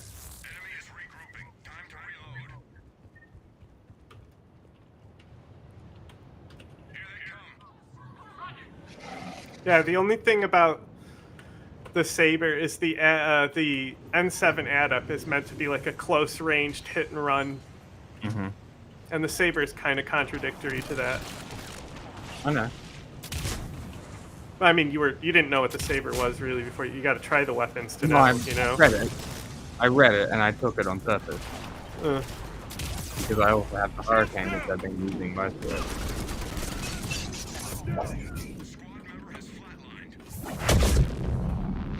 I wasn't concussive shotting hard enough. I always think you're a Quarian too. Whenever I see you, I'm like, oh, who's the Quarian?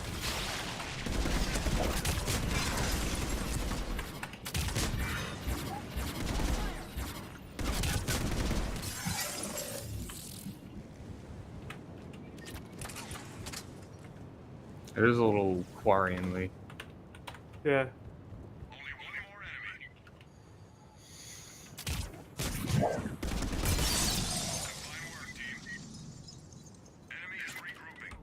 See, the Torian, it doesn't have. It can only sprint. There is no dodge mechanics for them.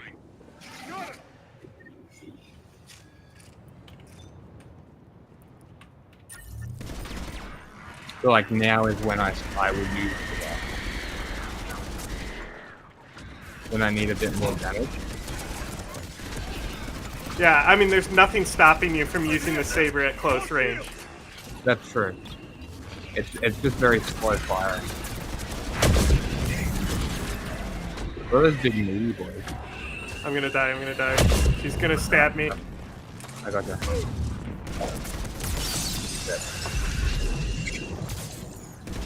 All over it.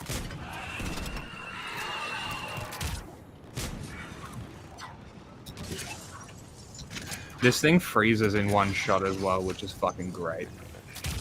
Yeah, we're all taking ice, because he's also the sex bot, who's one of the better freezers as well. The Quarian is by far the best freezer, though. Okay. Maybe there's others. Oh my god. The best one that I've played.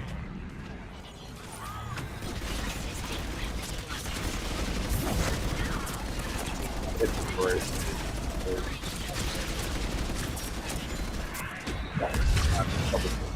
Oh, I didn't die. Oh. Oh my god. How did I not die? I'm dead.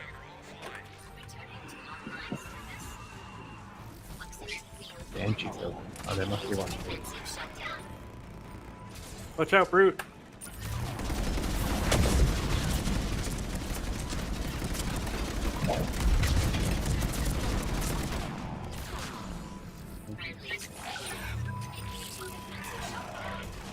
There's a little... Oh, Cyclops there. Look, I'm pinging. Cyclops there. I'm on objective with the rest of your team.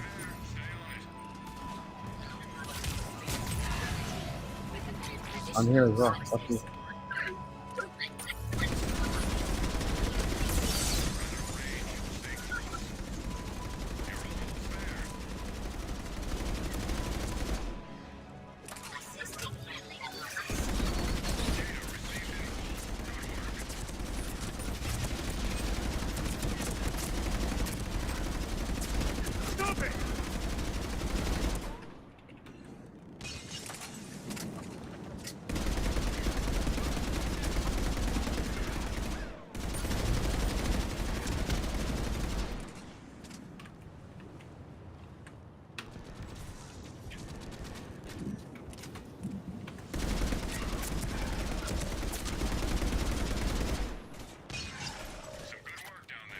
See what I mean, though? With this gun being a support light machine gun with the Torian.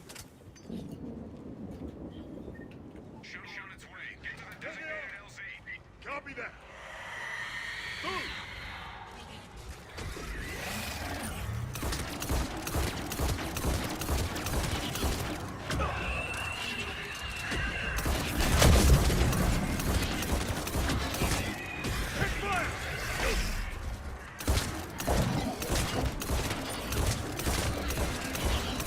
Holy shit.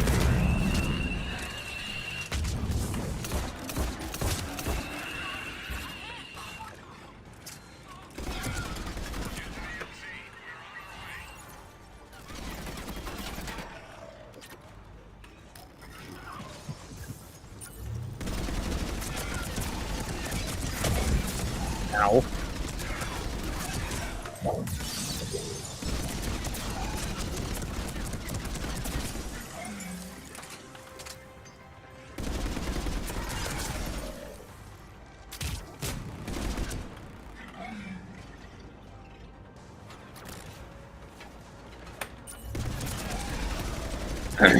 That's very quiet today. There's not much people here right now, I think. It's the holidays, so I'm also Yeah. not. I could be using my other account to boost too, but are you shooting me from behind, you coward?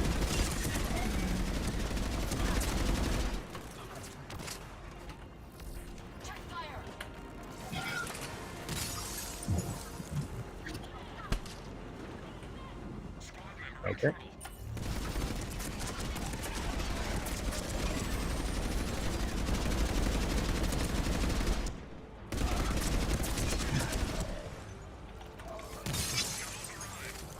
Come on. Okay. They should have left you out there to die. I agree.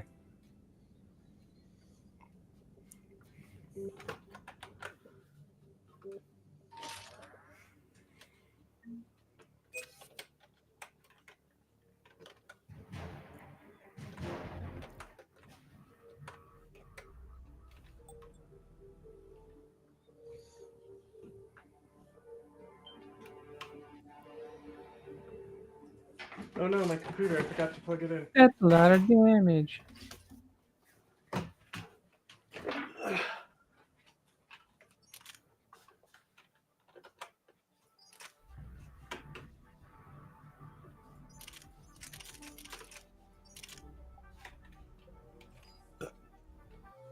Hang on.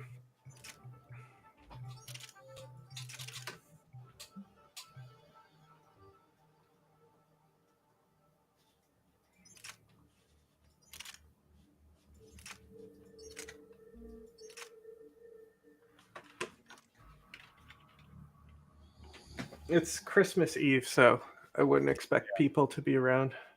No. It's all That's good. why I wasn't 10 sure about even doing anything. There were 10 people earlier. It's not bad. Yeah, sure, that was earlier though. You gonna be the Fury again? Mm-hmm. Do you want to make this last one and we'll call it? 1 second.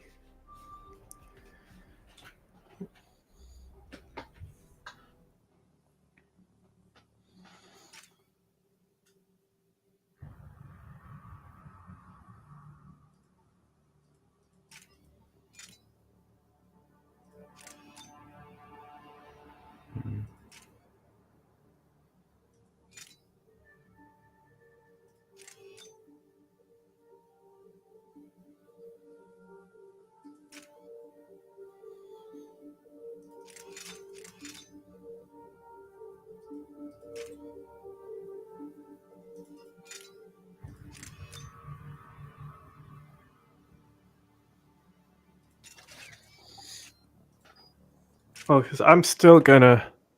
Wow, I unmuted and now I'm way louder. You see what I mean? It's Yeah. fucking random. It's ridiculous. Anyway, I'm still gonna do...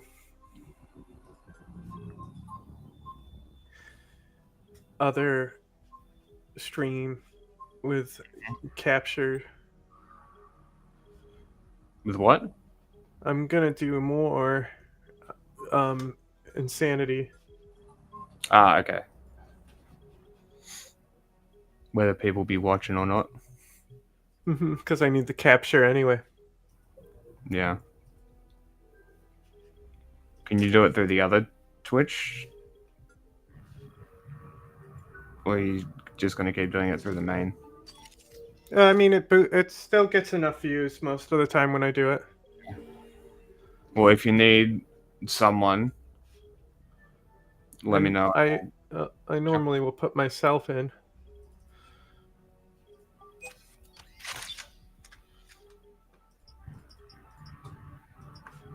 Fuck my stupid bunny girl life. Okay, N7 Paladin has Snap Freeze and Incinerate. That's interesting.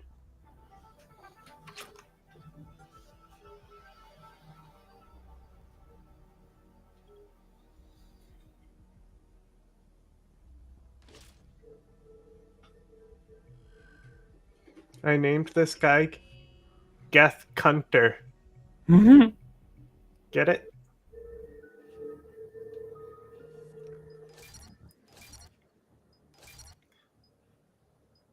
Yes, I definitely get.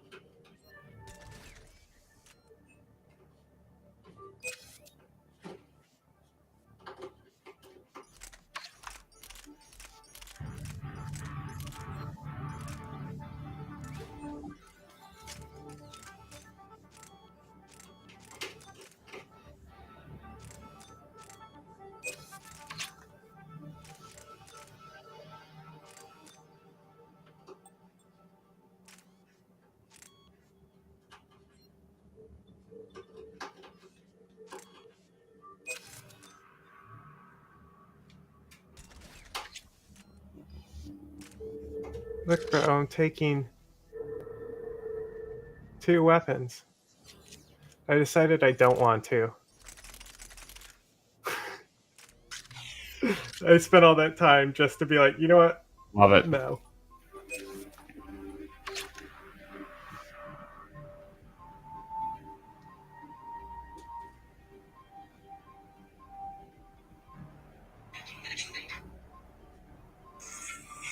Memes. Noise is on.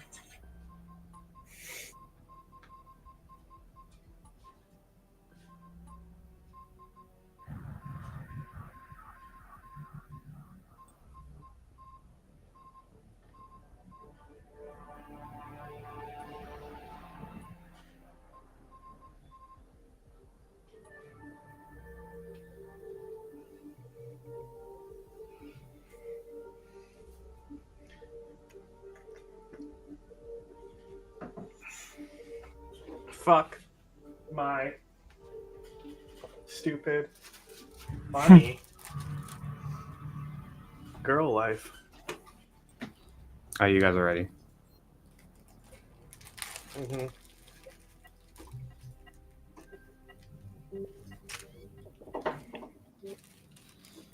Oh fucking god.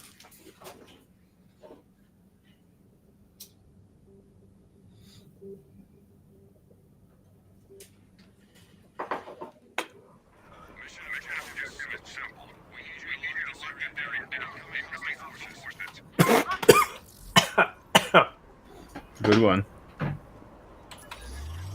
Yeah, well, not like anyone's watching. Oh, did you not even... No, I never do that. I didn't do it on camera, of course not. Oh, okay. I do my best to make sure it doesn't go on camera. It doesn't matter, but I just don't want with YouTube. Yeah, I also think Twitch is kind of strange about it too.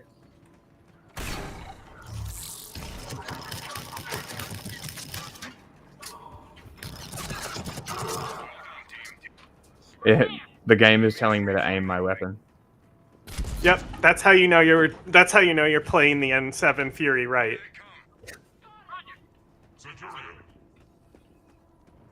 Do you have a radar? Nope. I took a radar ability. Can you see enemies through walls? I believe that's only a U thing. Yes, but I took the radar, so I wasn't sure what it did, but apparently it does nothing. No, I can't.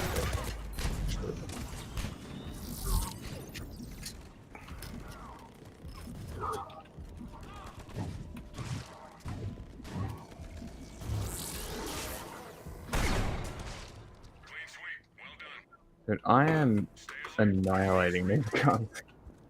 The wet squish of me nailing somebody with a full plasma.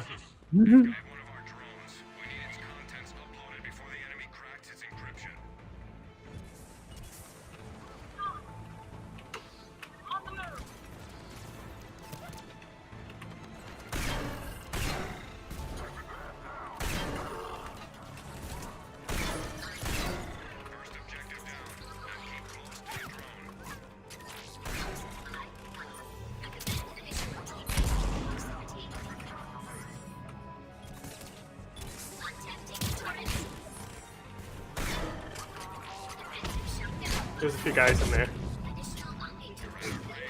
I can see through walls.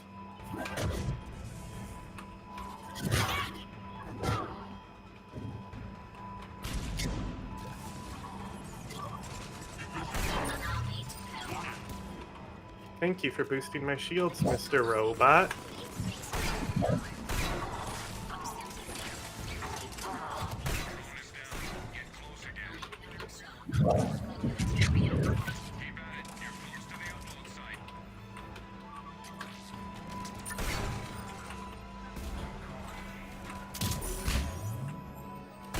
The downside to this gun is it has no range, and it's single shot load.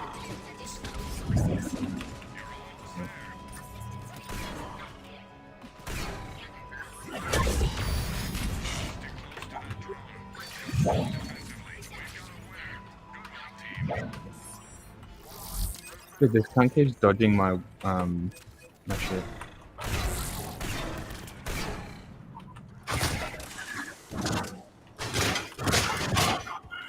What? See, your game audio just got really loud. Yeah, I noticed that as well. I was like, what's happening? Is someone falling down? This is my first time playing this map since launch, and I don't know where the ammo crates are. Fuck.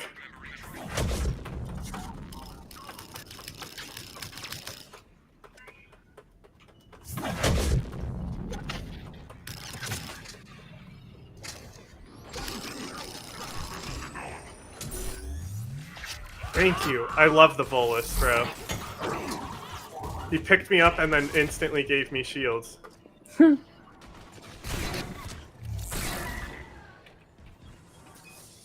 here's an ammo crate.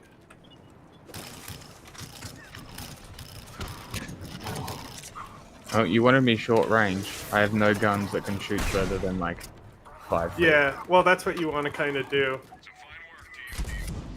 Especially, I'll show you one of the best maps for her. Besides Firebase White, which is that square map that we play that's really small. They're all on the other side. I also forgot to put my aura thing on.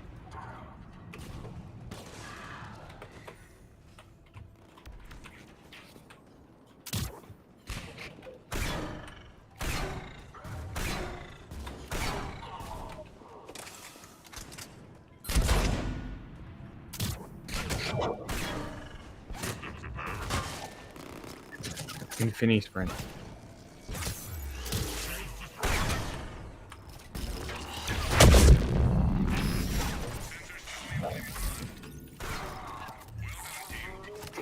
There you go.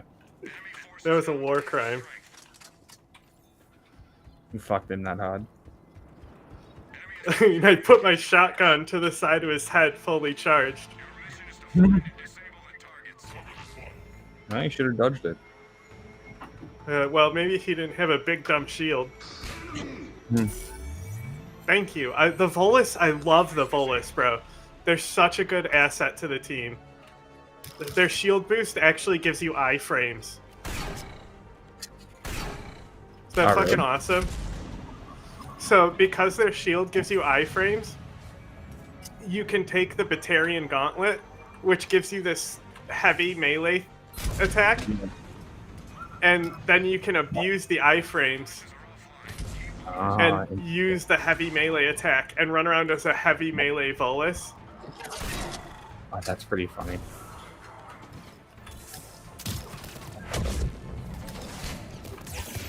I want to make it blow up. Damn, he's fucking missed it. Let it die.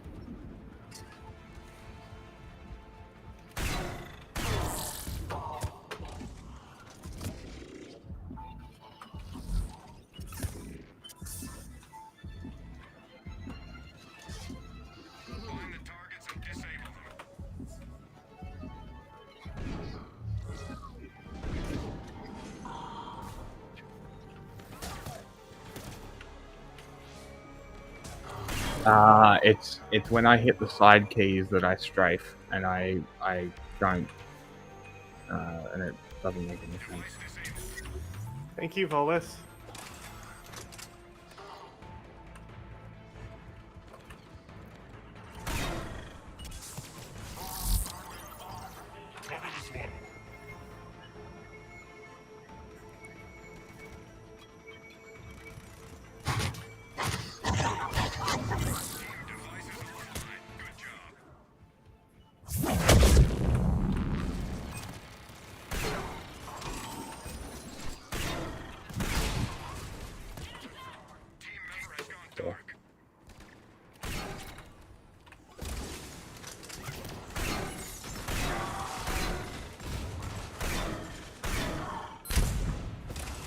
Oh, you're right behind me. I was like, where is he? It went away. You were right behind me. I was literally looking for you.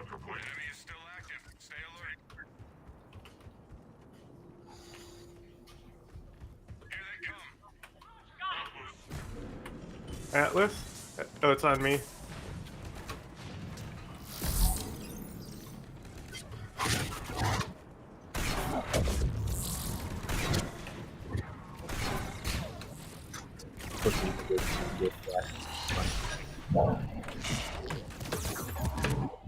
Oh my god.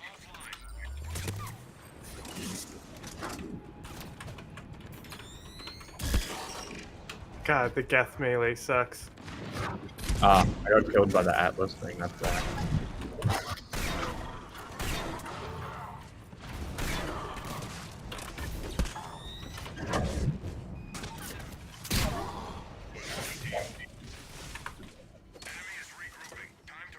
Oh, here's another ammo box. They're around.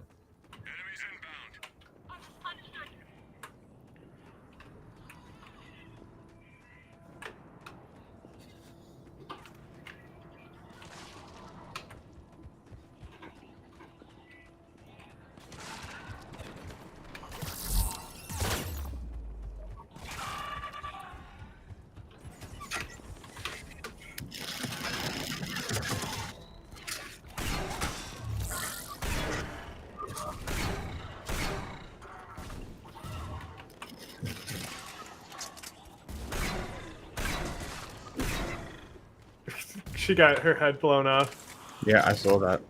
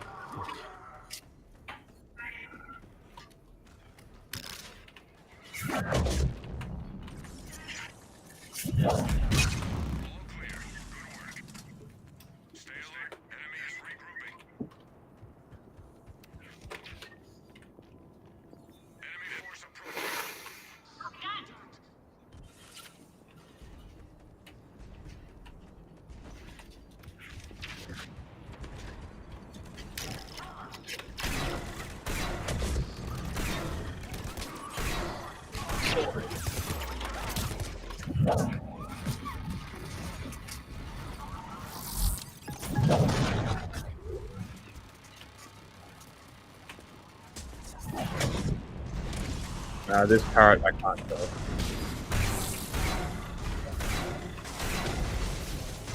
The Atlas I can.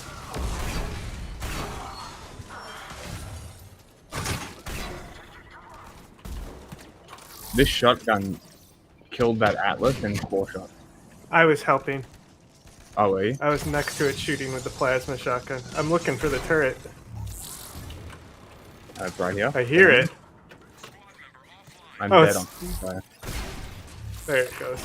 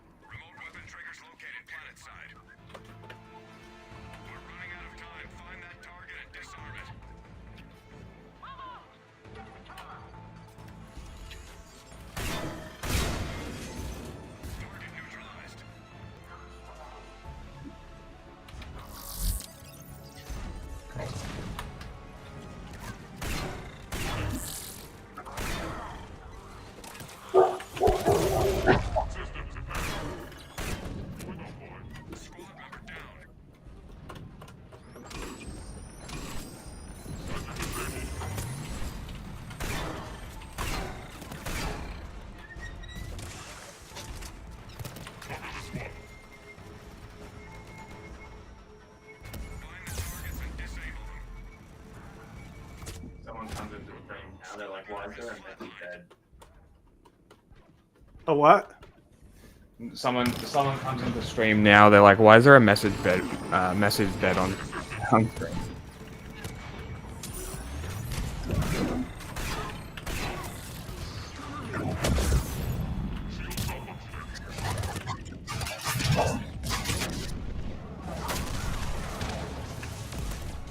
I put my finger in that Atlas's butthole. He did not have a good time. The whole objective is like surrounded right now.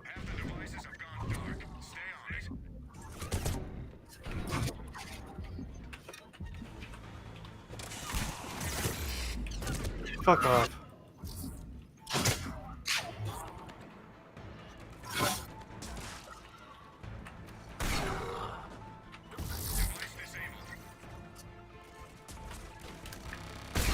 Jesus fucking Christ.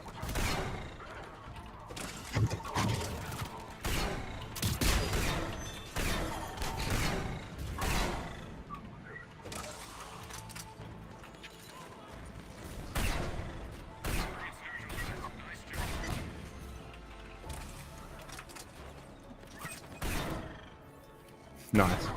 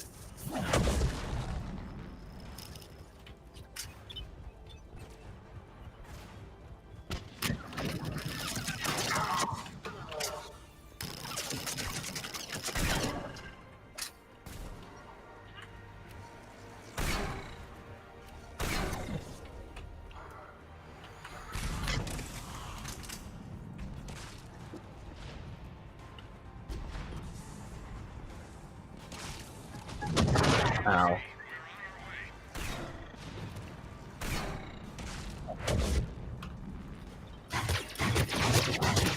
I can't do much about shield.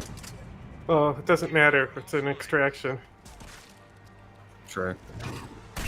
Huh, I did have some.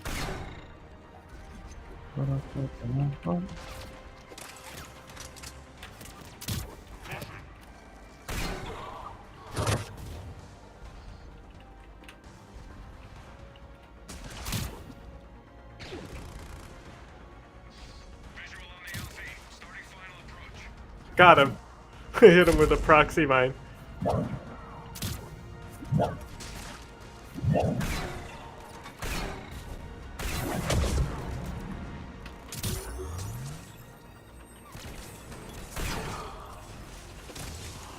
Yeah.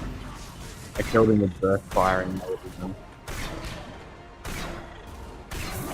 I did none of the damage.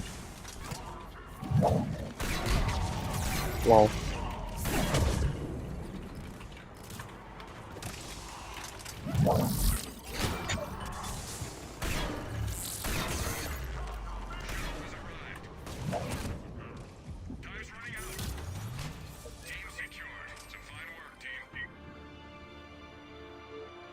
Fine work, team. Hello.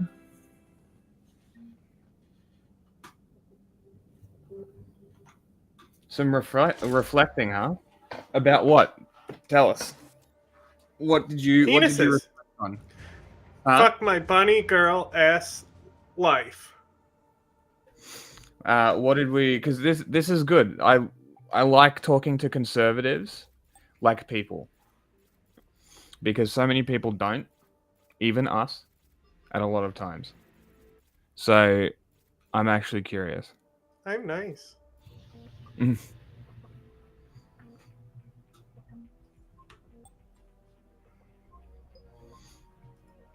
You want to do? You want to do a silver? You think you've mastered the fury? No. You scared? Anyway, this is the map she's really good on. There's no controller support. Oh, so you can't be a master without the controller support? Is that what you're saying? It's just it's awful. The port is terrible.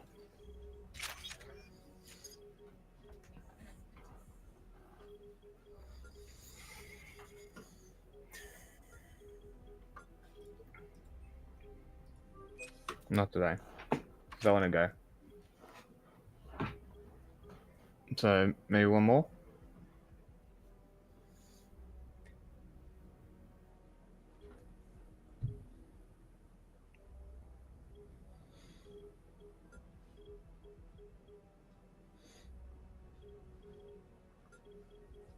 Yeah, I was just thinking about... I just got a collector sniper 9 and 10. Nice. In one box.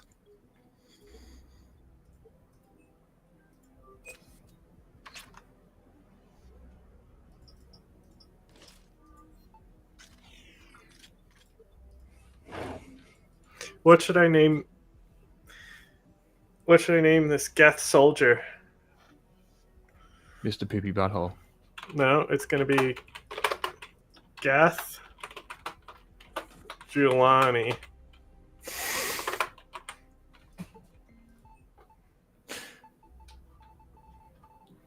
Is he a suicide bomber? Does he blow up?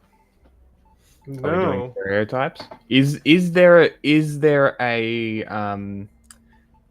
suicide bomber character? No, because Kind of explodes. then your and- team would have to pick you up.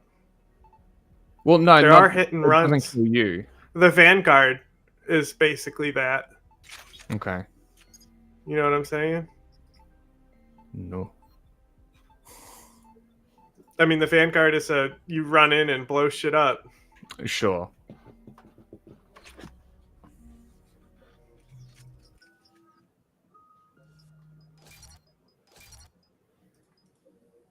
That being said, I might change character. Back to Infiltrator.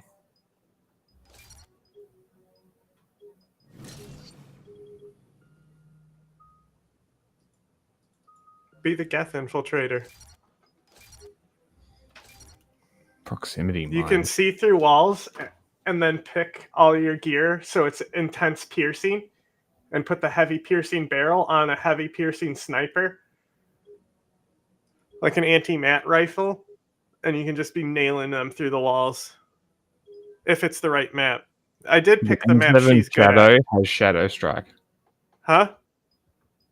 The Yeah, the M7 M7 Shadow is a short-range infiltrator. It has Shadow Strike. That's Kasumi's ability. Oh. Well, that's a good class, I think.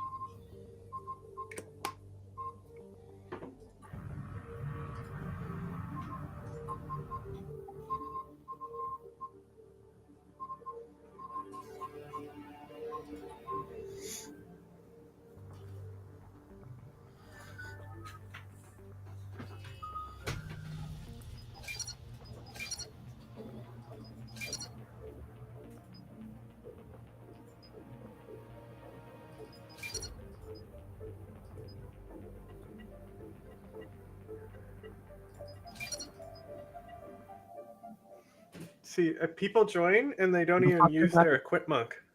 If everyone readies up and you haven't, it starts the game anyway. Are you fucking kidding me?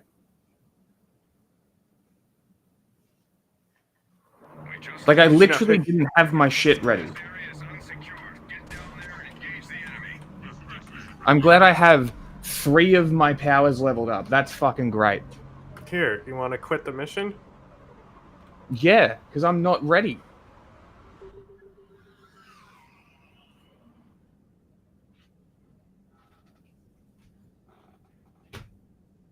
Like, why did you ready up? Because I was If ready. You knew that was going to happen. I didn't.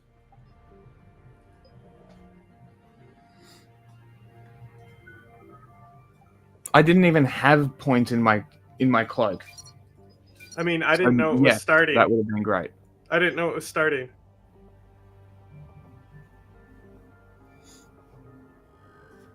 Hold on. They didn't use equipment anyway. They didn't lose shit. I did. Fuck yeah. But you don't... they were actually legitimately trying to play instead of using commands. Which I think it's like... I don't know. The game doesn't get boring by having more shit to do.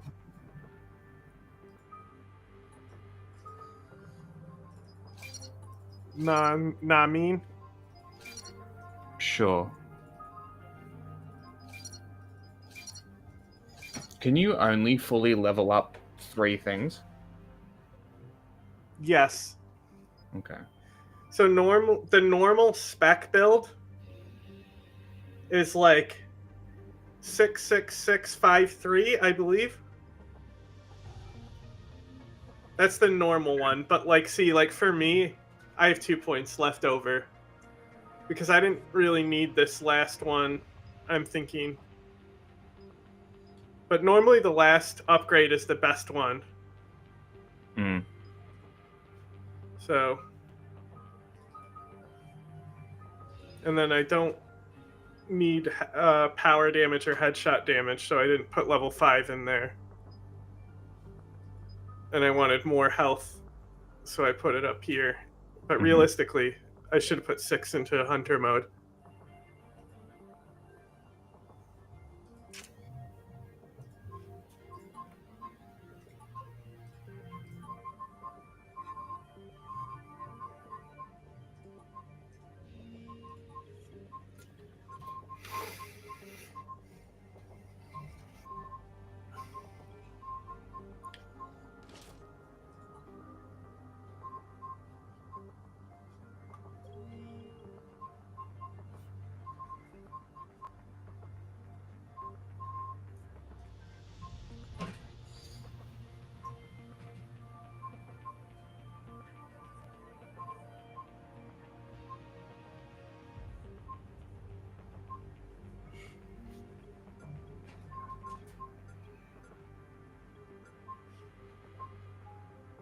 It's so funny they put Volus in the game. Hmm. It is pretty funny. Okay, invite.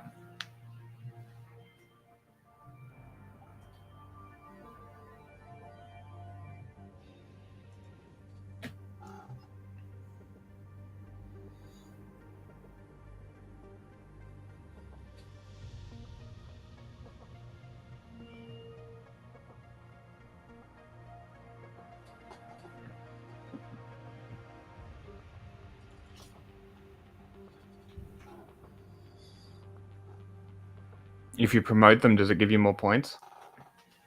No. Well, it just raises that N7 level. It seems pointless. It is. Great. Alright.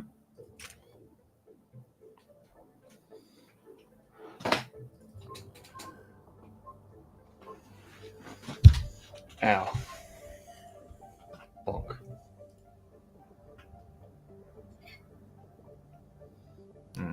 If we do... You think... I've never played it, but... I'm curious what the melee on that character is, because you'll have all characters will have 2 melees, the light and heavy. So. Well, I have a sword. Yeah, so I'm curious. And into melee damage. Yeah, but I'm not sure if those count as melee. They might count as power, doing Shadow Strike. But normally I imagine this class is very power based. We'll see.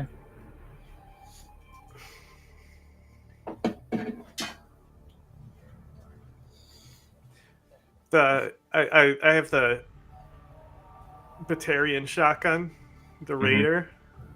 I fucking love it. It's like, I don't know why, because it's totally outside what my normal playstyle would be. Yeah. But goddamn, I was using it. I don't know who I was using it on. I know I used it on a Batarian, and it was pretty good there.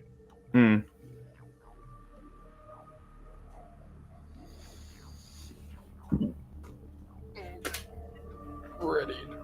I don't care if people join or not. Yeah.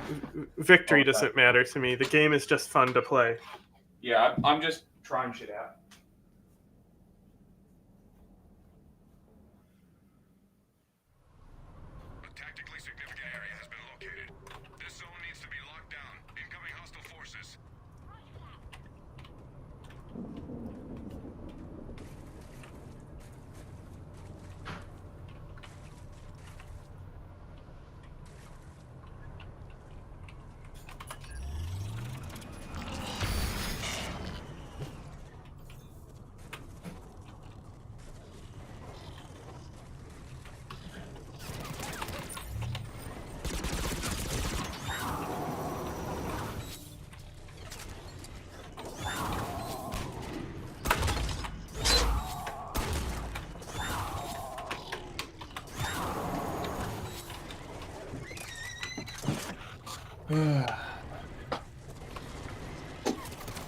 Bottle.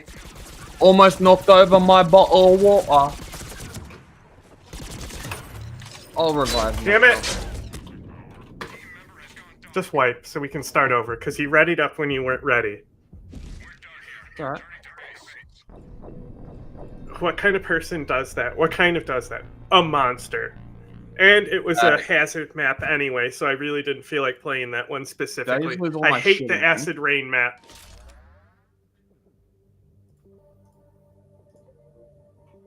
So I just lost all my shit again. Bro, you get it for free. Maybe don't ready up and when you're not ready. When do you ever not able to handle the first round?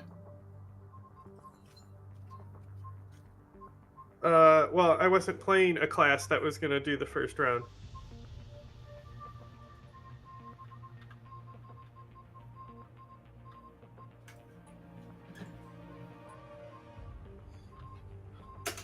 Well, Plus, I got stuck on something.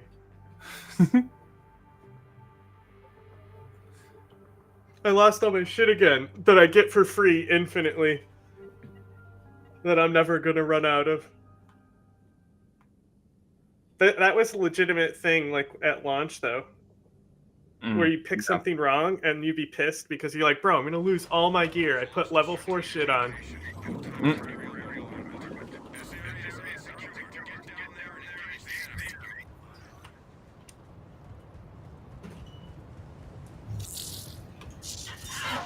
Yes, the sword is a melee.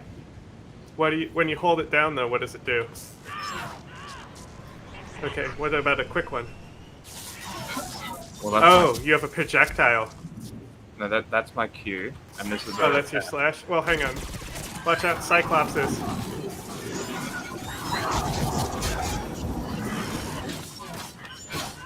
Also, I've spec'd so I get more damage if I kill people with a melee for like 30 seconds. So I'm just going to be slashing people. Did you just vault over that? I sure did. Is that your dodge though? Or did you actually do a manual vault?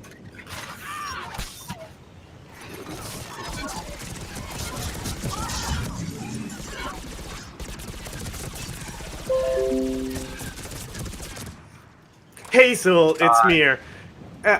Hazel, it's me. I was just wondering if you could fill my fart box up with your monster cum, or whatever comes out of your demon dick. Oh my holy crap! Surveillance dose. I hate those.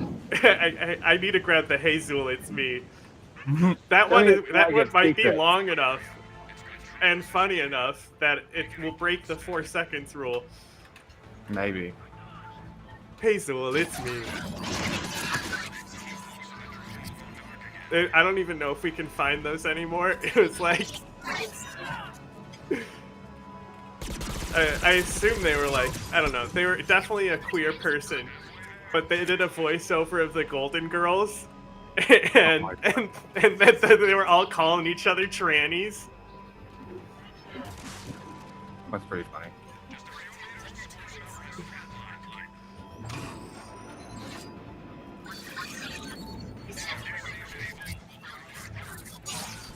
Oh, that was my Shadow Strike. Yes.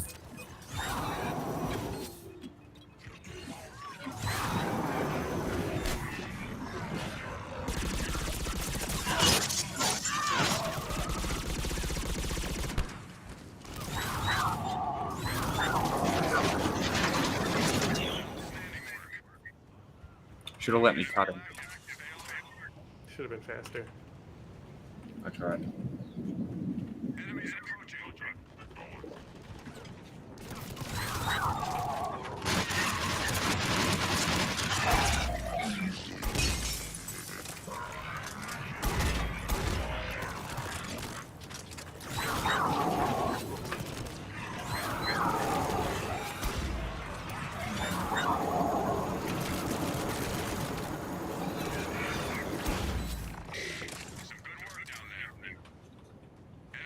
Dude, the flamer, the sound it makes is fucking sick.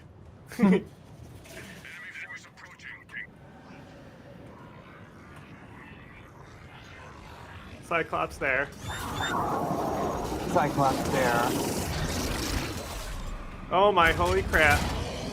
Killed the brute. He didn't stand a fucking chance against me.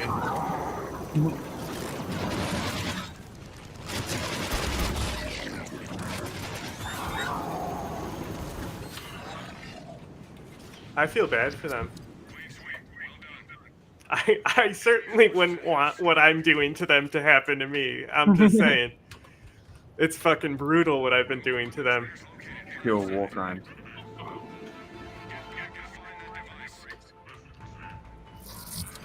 I can't see it because there's too much shit on my screen. Oh, I'm right next to it.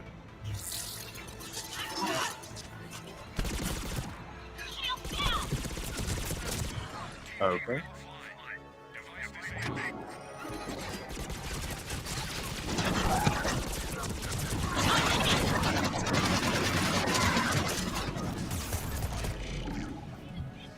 It won't. I don't know why the Shadow Strike won't activate.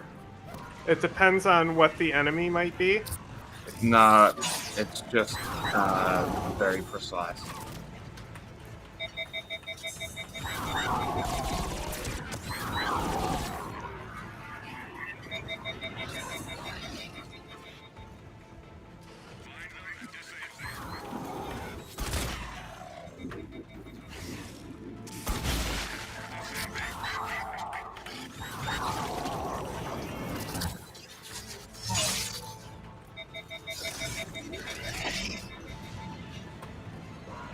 God, this fucking gun.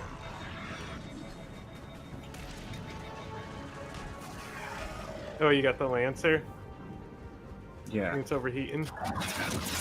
Yeah, and it wouldn't let me overheat it. Fuck off. Dying mid Shadow Strike.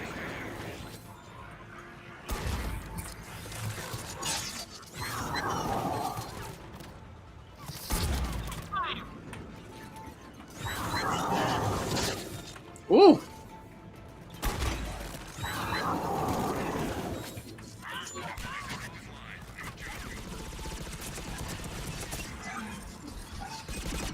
Brute.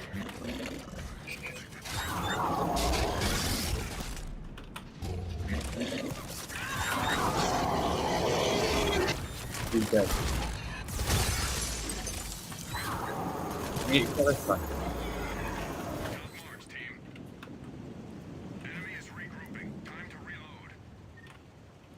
I don't need bullets.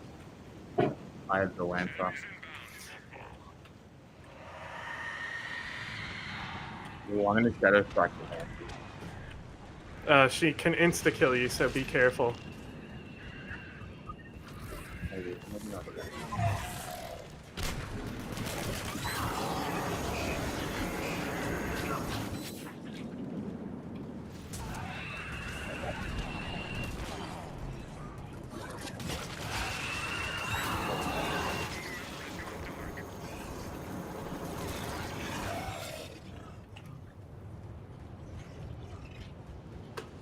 I'll go for it.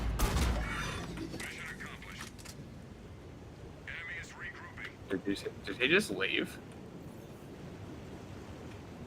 What happened? The wave ended. So he probably rezzed. Revived, yeah.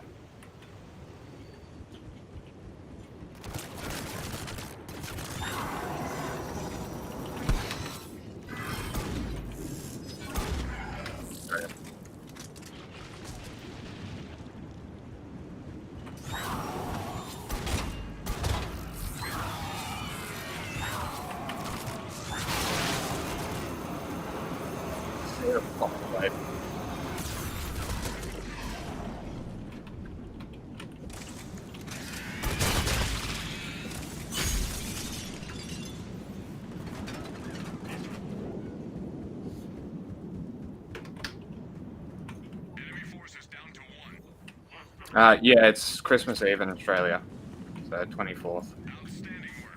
I mean, it's Christmas Eve right now. Oh yeah, I guess it changed over. Welcome to the future.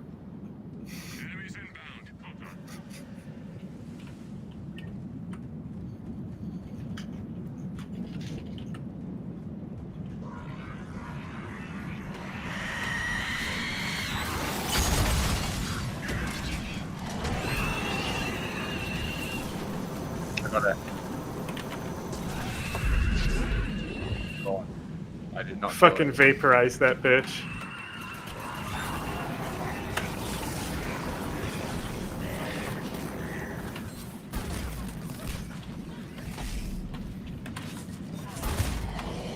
Get melee.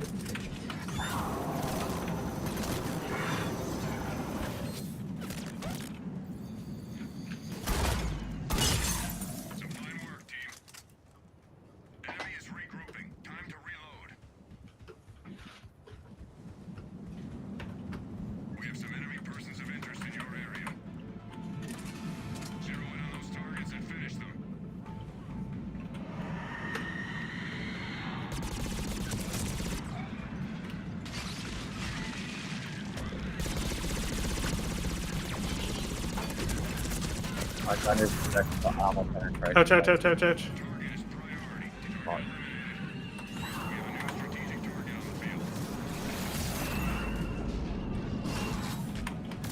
Oh, there's two Ravagers.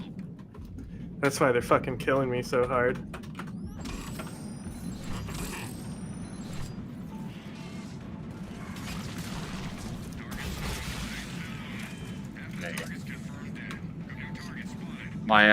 I spec my gun for armor penetration. Does anything else?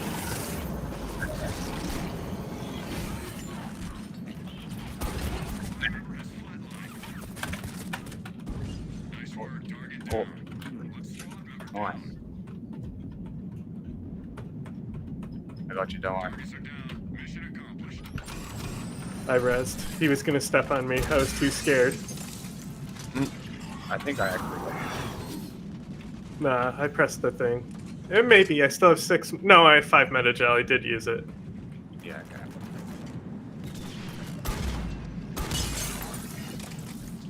I wonder if my cloak gives my melee more damage. It does. Hell. All damage. I just froze him with 2 Geth shots. Literally from the weakest rifle. Just ding ding. Boom. That's all it takes. And he's frozen.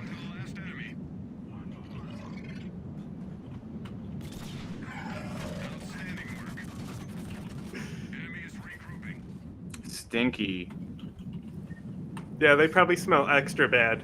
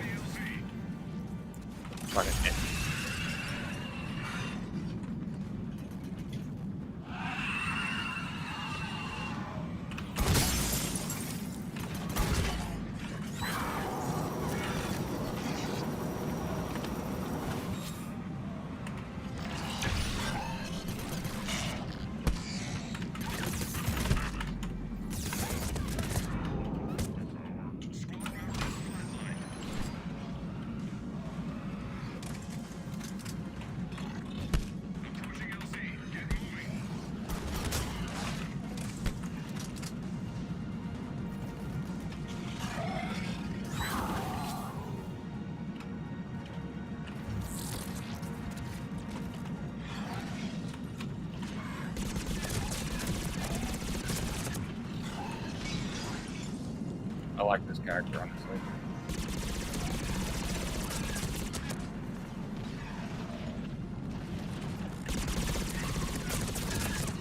Yeah, you know, swords are pretty awesome.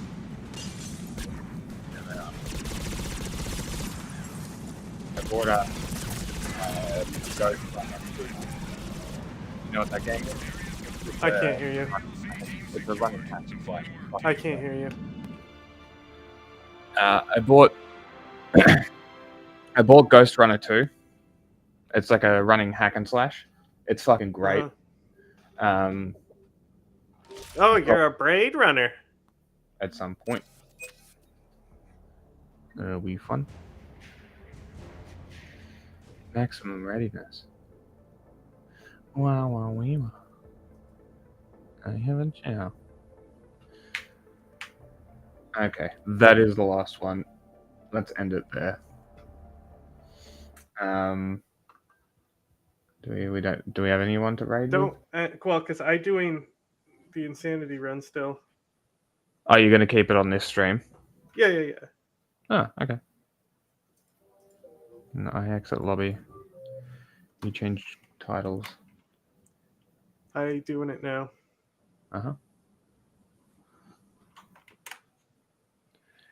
And I get going. I like that character though. Probably play that character. What'd you like about her? Knives. Could you do finish? I wonder, could you do melee finishers like the Phantom can? I don't know. What did Shadow Strike do? It was a power, so it sends you behind them. It basically stops time and sends you behind them, and then you slash them. Ka-chow. Slashed. More like prices. Does it pretty much instantly kill them? Sometimes. See, and instead not always. It sort of. Hold on, I just lost audio. Let me. Hang on. Look at this one. This one has Biotic Slash and Biotic Charge.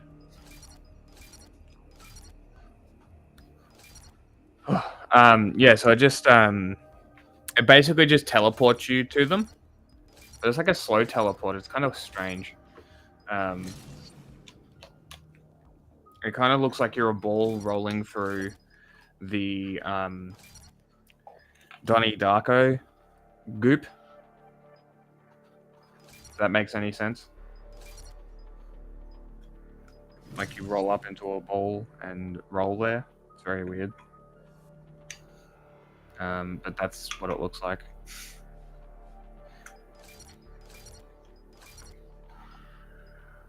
But yeah, so I don't know. You'll have to try it. Well,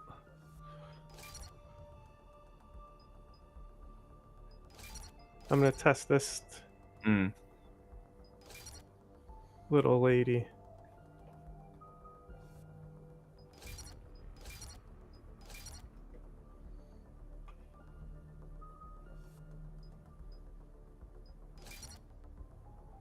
See how similar this is. And what weapon? Locust? What? No, I'm talking to myself. Okay. She's got a locust. That's what I was saying. Uh-huh.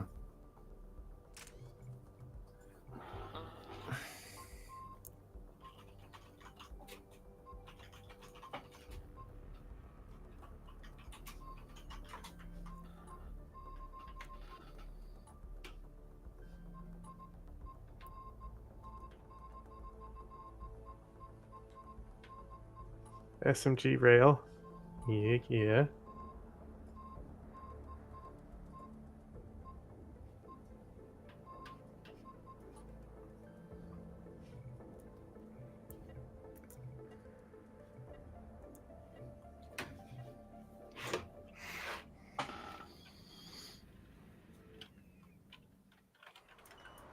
This location has high-value resources.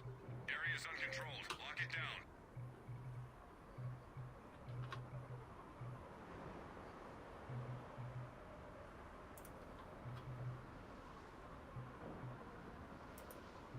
No. What? That one there. That one there. Cyclops there. That one there. Cyclops there. Ouch, ouch, ouch. Stop it. Leave me alone. Ouchie. I wasn't ready. Lol. Alright. I will see you later. I'll talk to you later. Goodbye. Soundbite. This one. We are a superpower, but we do not have super patience. Bye.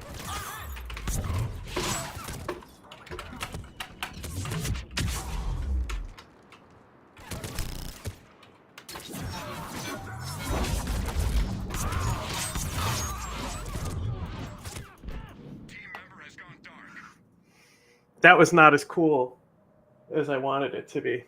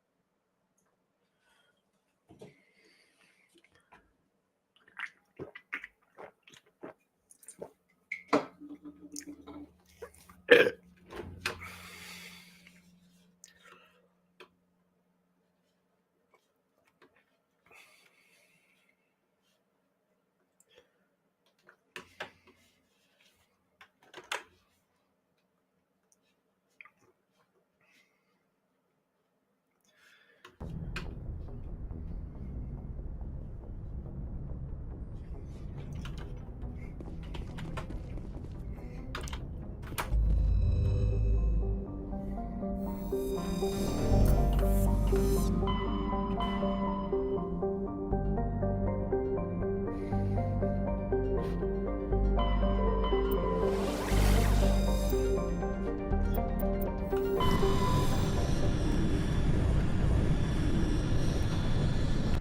coming in. Patching it through. Commander Shepard, my name is Nasana Dantius. I have a job for you. I can't say any more in an unsecured communication. If you're interested in hearing my offer, meet me on the Citadel so we can talk in person. I'll be waiting in the Diplomat's Lounge on the Presidium. Commander, I'm Whatever, picking up lady. a signal from the planet's surface. It looks like an automated distress beacon.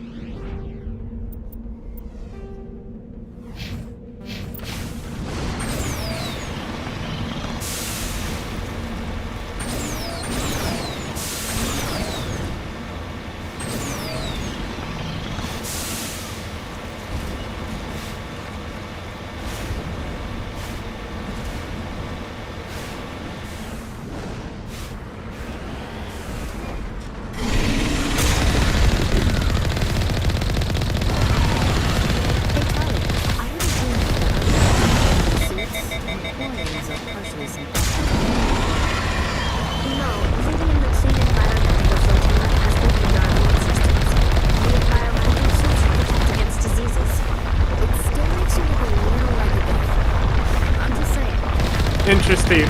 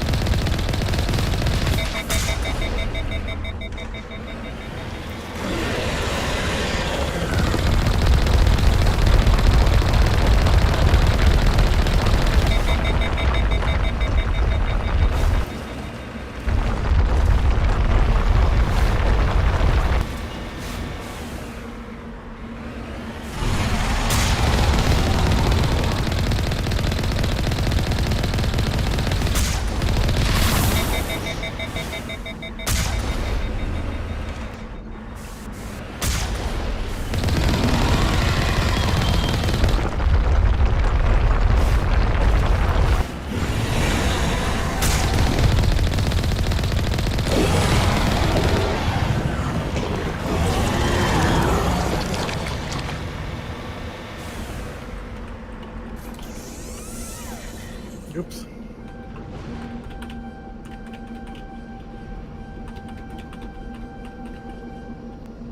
En route.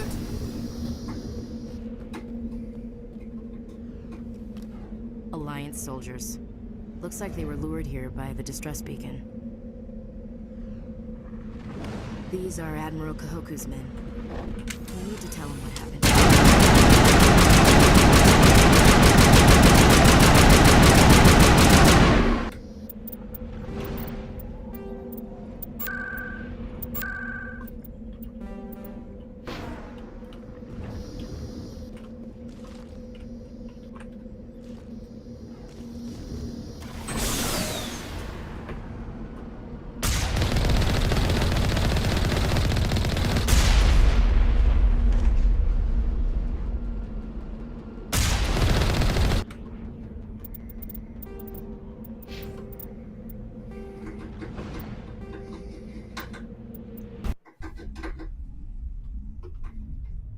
Little babies.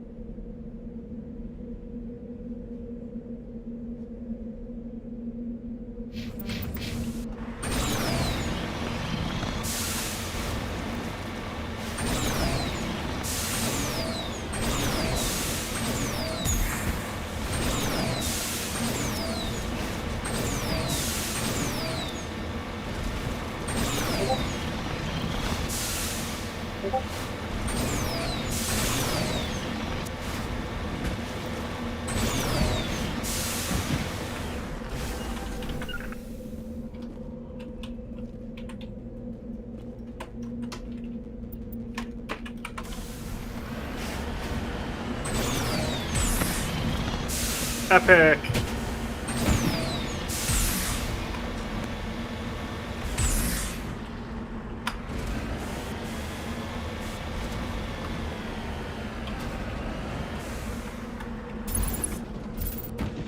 You okay, Tally? You look like you got some dirty looks back there. Many think less of Quarians for traveling the flotilla and for creating the Geth. They see us as scavengers, little better than thieves. That's sort of what I heard about the people. I guess you're not in any one place long enough for people to get to know you.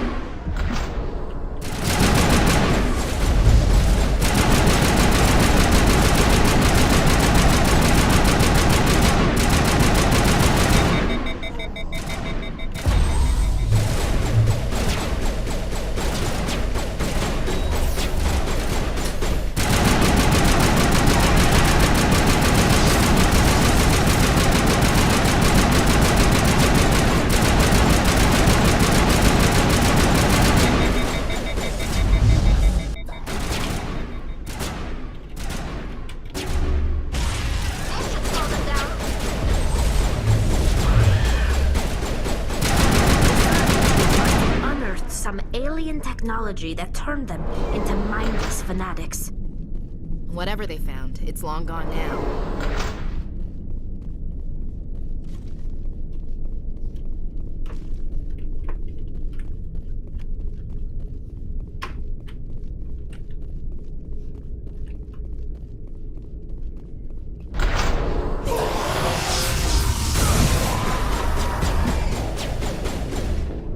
Fuck my bunny girl life.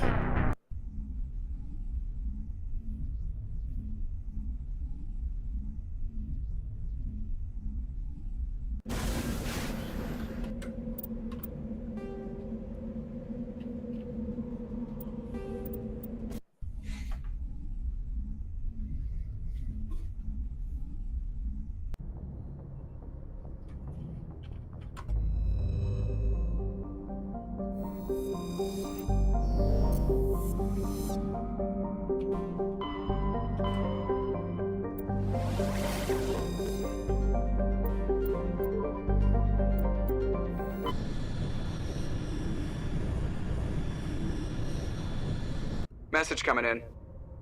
Patching it through. Commander, we've got a situation that requires your expertise. A group of fanatical biotics have kidnapped the chairman of the Parliament Subcommittee on Transhuman Studies. Their freighter sustained damage and is dead in space. Get in there and take them down. Understood, Admiral. I'll see what I can do. I appreciate you taking the time, Commander. I'm sending you the last known coordinates of the freighter. Good luck. Fifth Fleet out.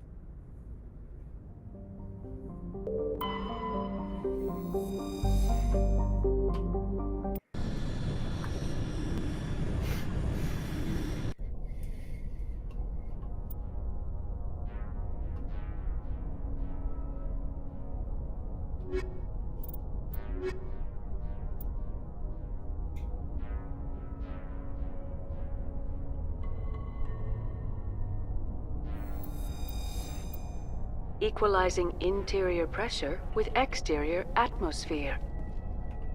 Logged. The commanding officer is ashore. Exo Presley has the deck.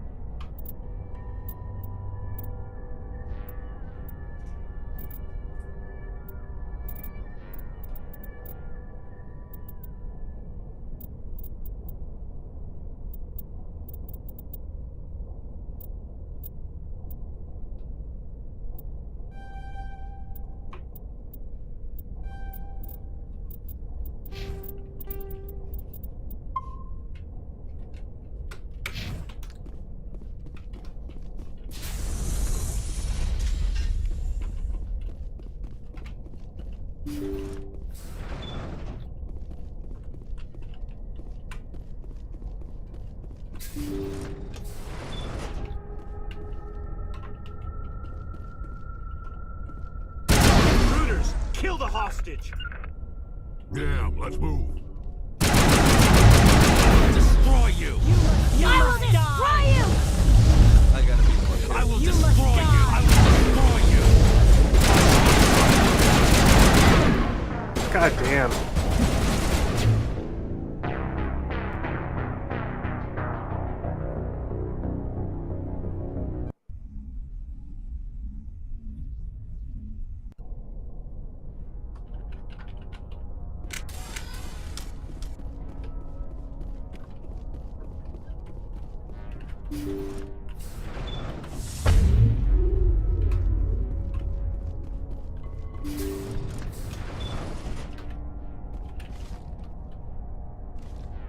Intruders! Kill the hostage! Damn, let's move.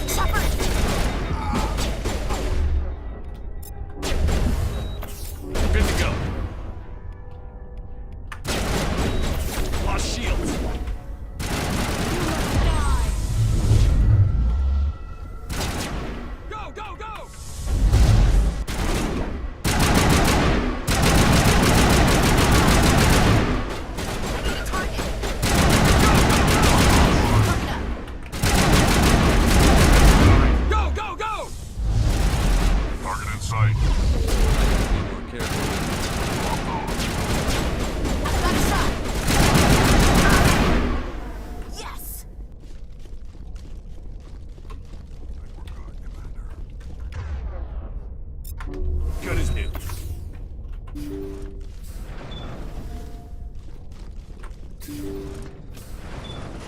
See how it is? You write letters and everyone ignores you. Force is the only thing people appreciate. So how about if I kill Chairman Burns and finish this charade? Please, I was trying to help you people. I think I'll just kill you instead. Go, go, go!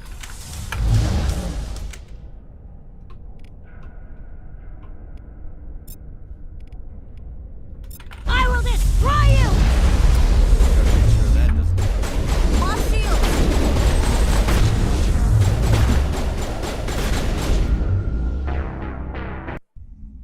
These side missions, bruv.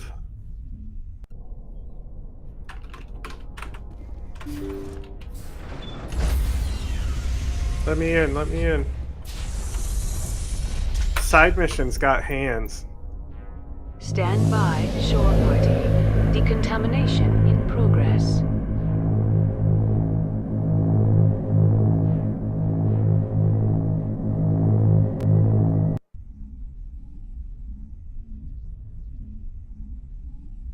Logged. The commanding officer is aboard.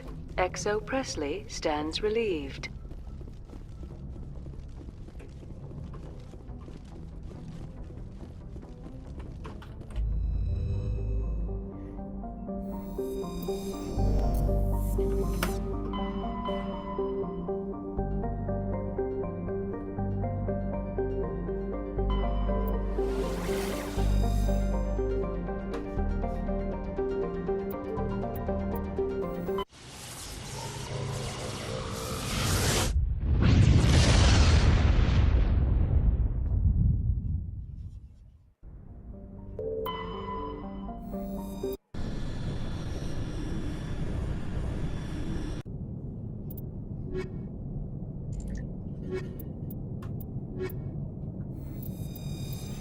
Equalizing interior pressure with exterior atmosphere. Logged. The commanding officer is ashore. XO Presley has the deck.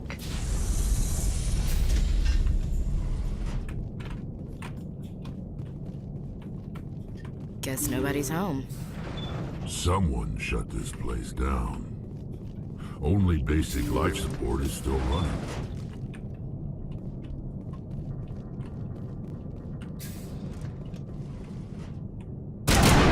Somebody set that trap.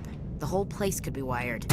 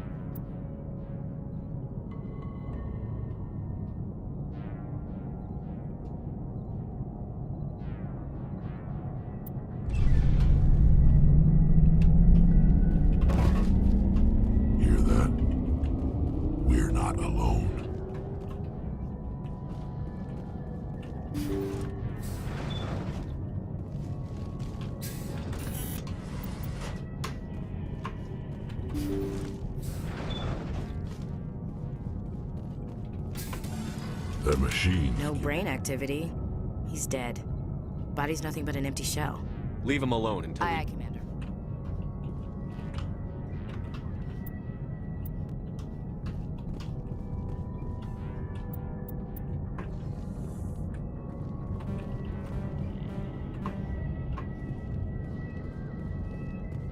That's right, neither one of you can open shit, of course.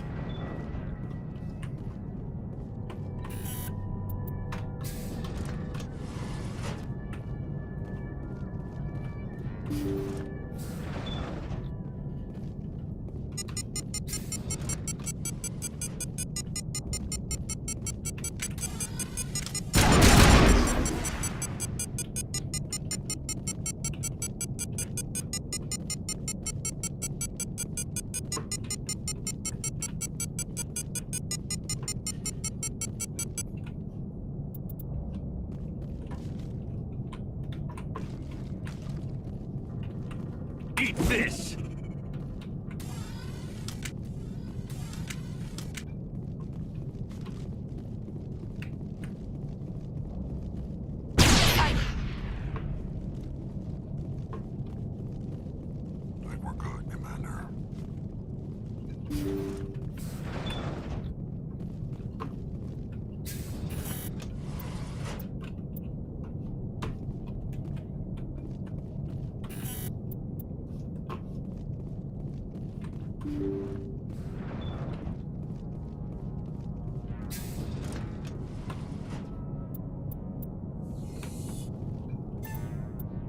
Jacob's not going to make it. His brain was deprived of oxygen for too long. There's nothing any of us can do for him Yeah, now it's bad except for let him brains. die with dignity. It's what he would want. I'm more worried about Julia now. She's showing signs of severe depression. I gave her some meds that should help, but I better warn the captain.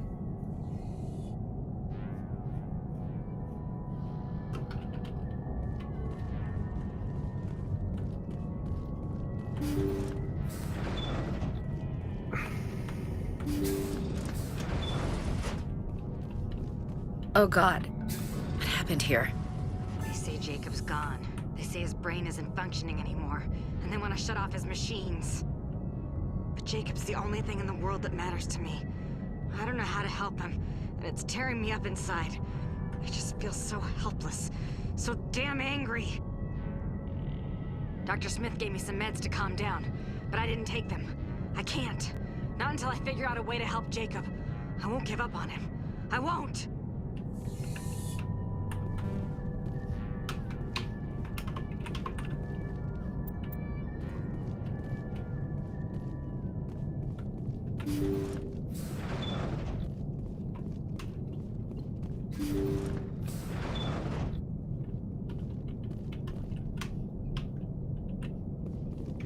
Jacob is showing no signs of brain activity. There's nothing more we can do for him. He wouldn't want to be kept alive by machines, so we're going to disconnect the life support.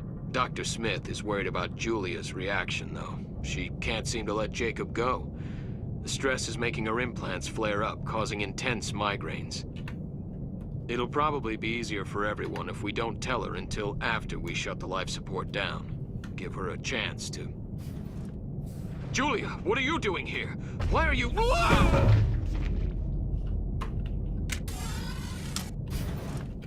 Take cover! I will destroy you!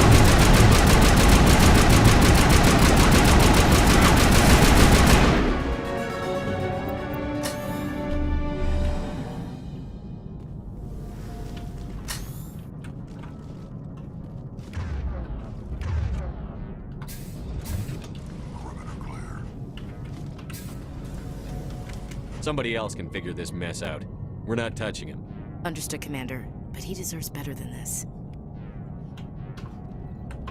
Did I ask for your opinion?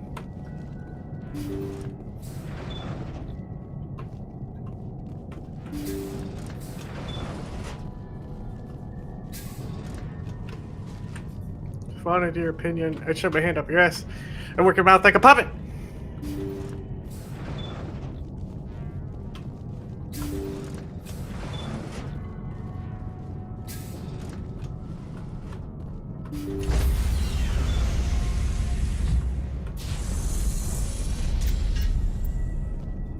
Stand by, shore party. Decontamination in progress.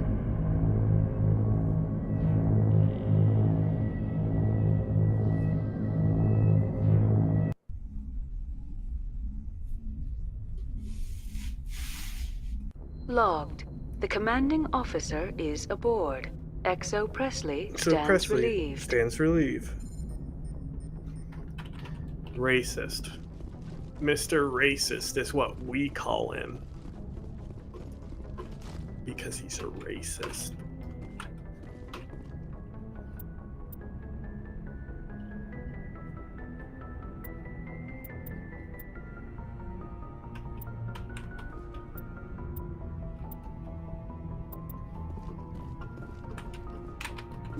Let's go flirt with Ashley.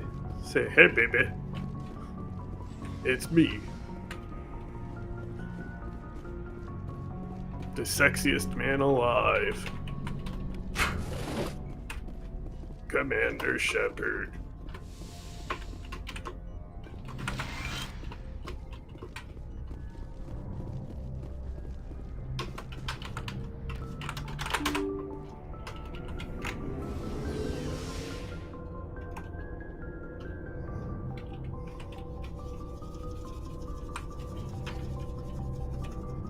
My wife.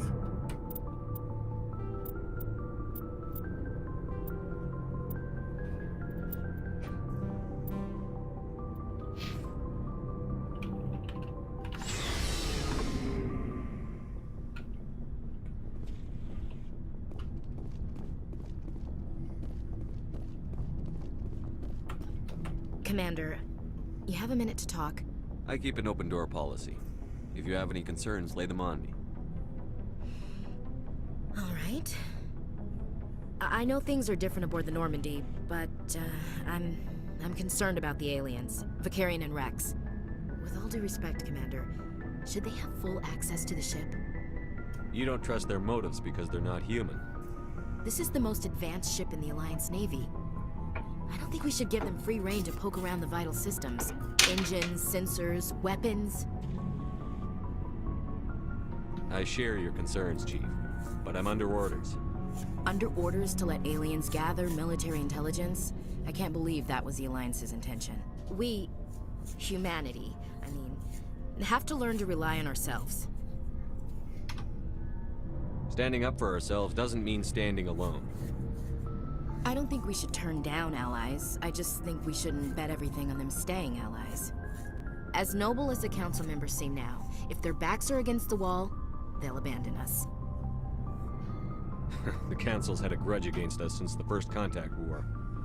I don't think it's a grudge. I think it's... Look, if you're fighting a bear and the only way for you to survive is to sick your dog on it and run, you'll do it. As much as you love your dog, it isn't human. It's not racism, not really. Members of their species will always be more important to them than humans are. These seem like deeply held beliefs, Williams. What made you think this way? My family's defended the Alliance since it was founded. My father, grandfather, great-grandmother, they all picked up a rifle and swore the oath of service. I guess we just tend to think of Earth's interests as our own. All right. I can see where your concerns are coming from, Williams. But this is a multilateral mission. You're going to have to work with aliens, like it or not. It won't be a problem, Commander. You say jump, I say how high. You tell me to kiss a Turian, I'll ask which cheek. Where's my hug? Would you kiss anyone I ordered you to? That depends, sir. If you ordered me to kiss a superior officer, that would be a violation of the regs concerning fraternization. That would make it an illegal order. I'd be required to decline and relieve you of command. Sir.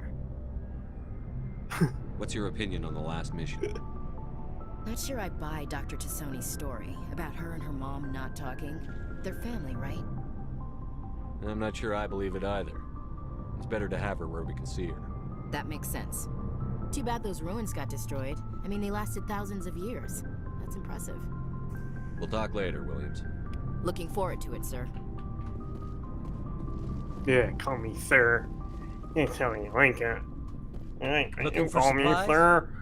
Yeah, I need a diamond back. Let's see what you've got. You bet, Commander.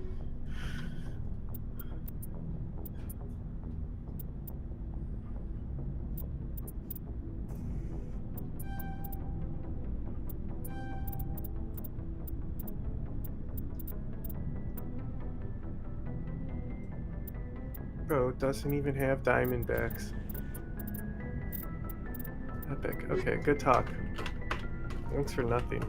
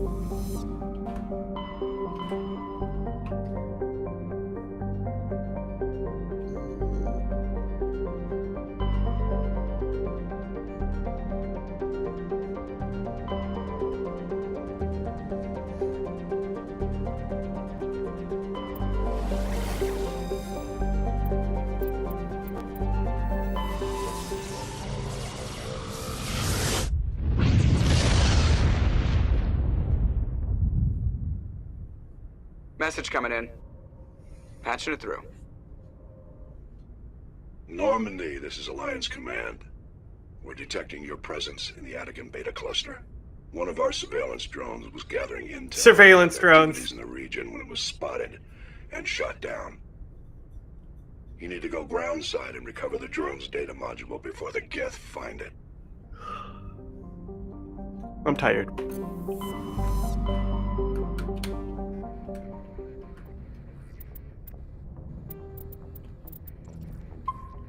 I'm going to bed.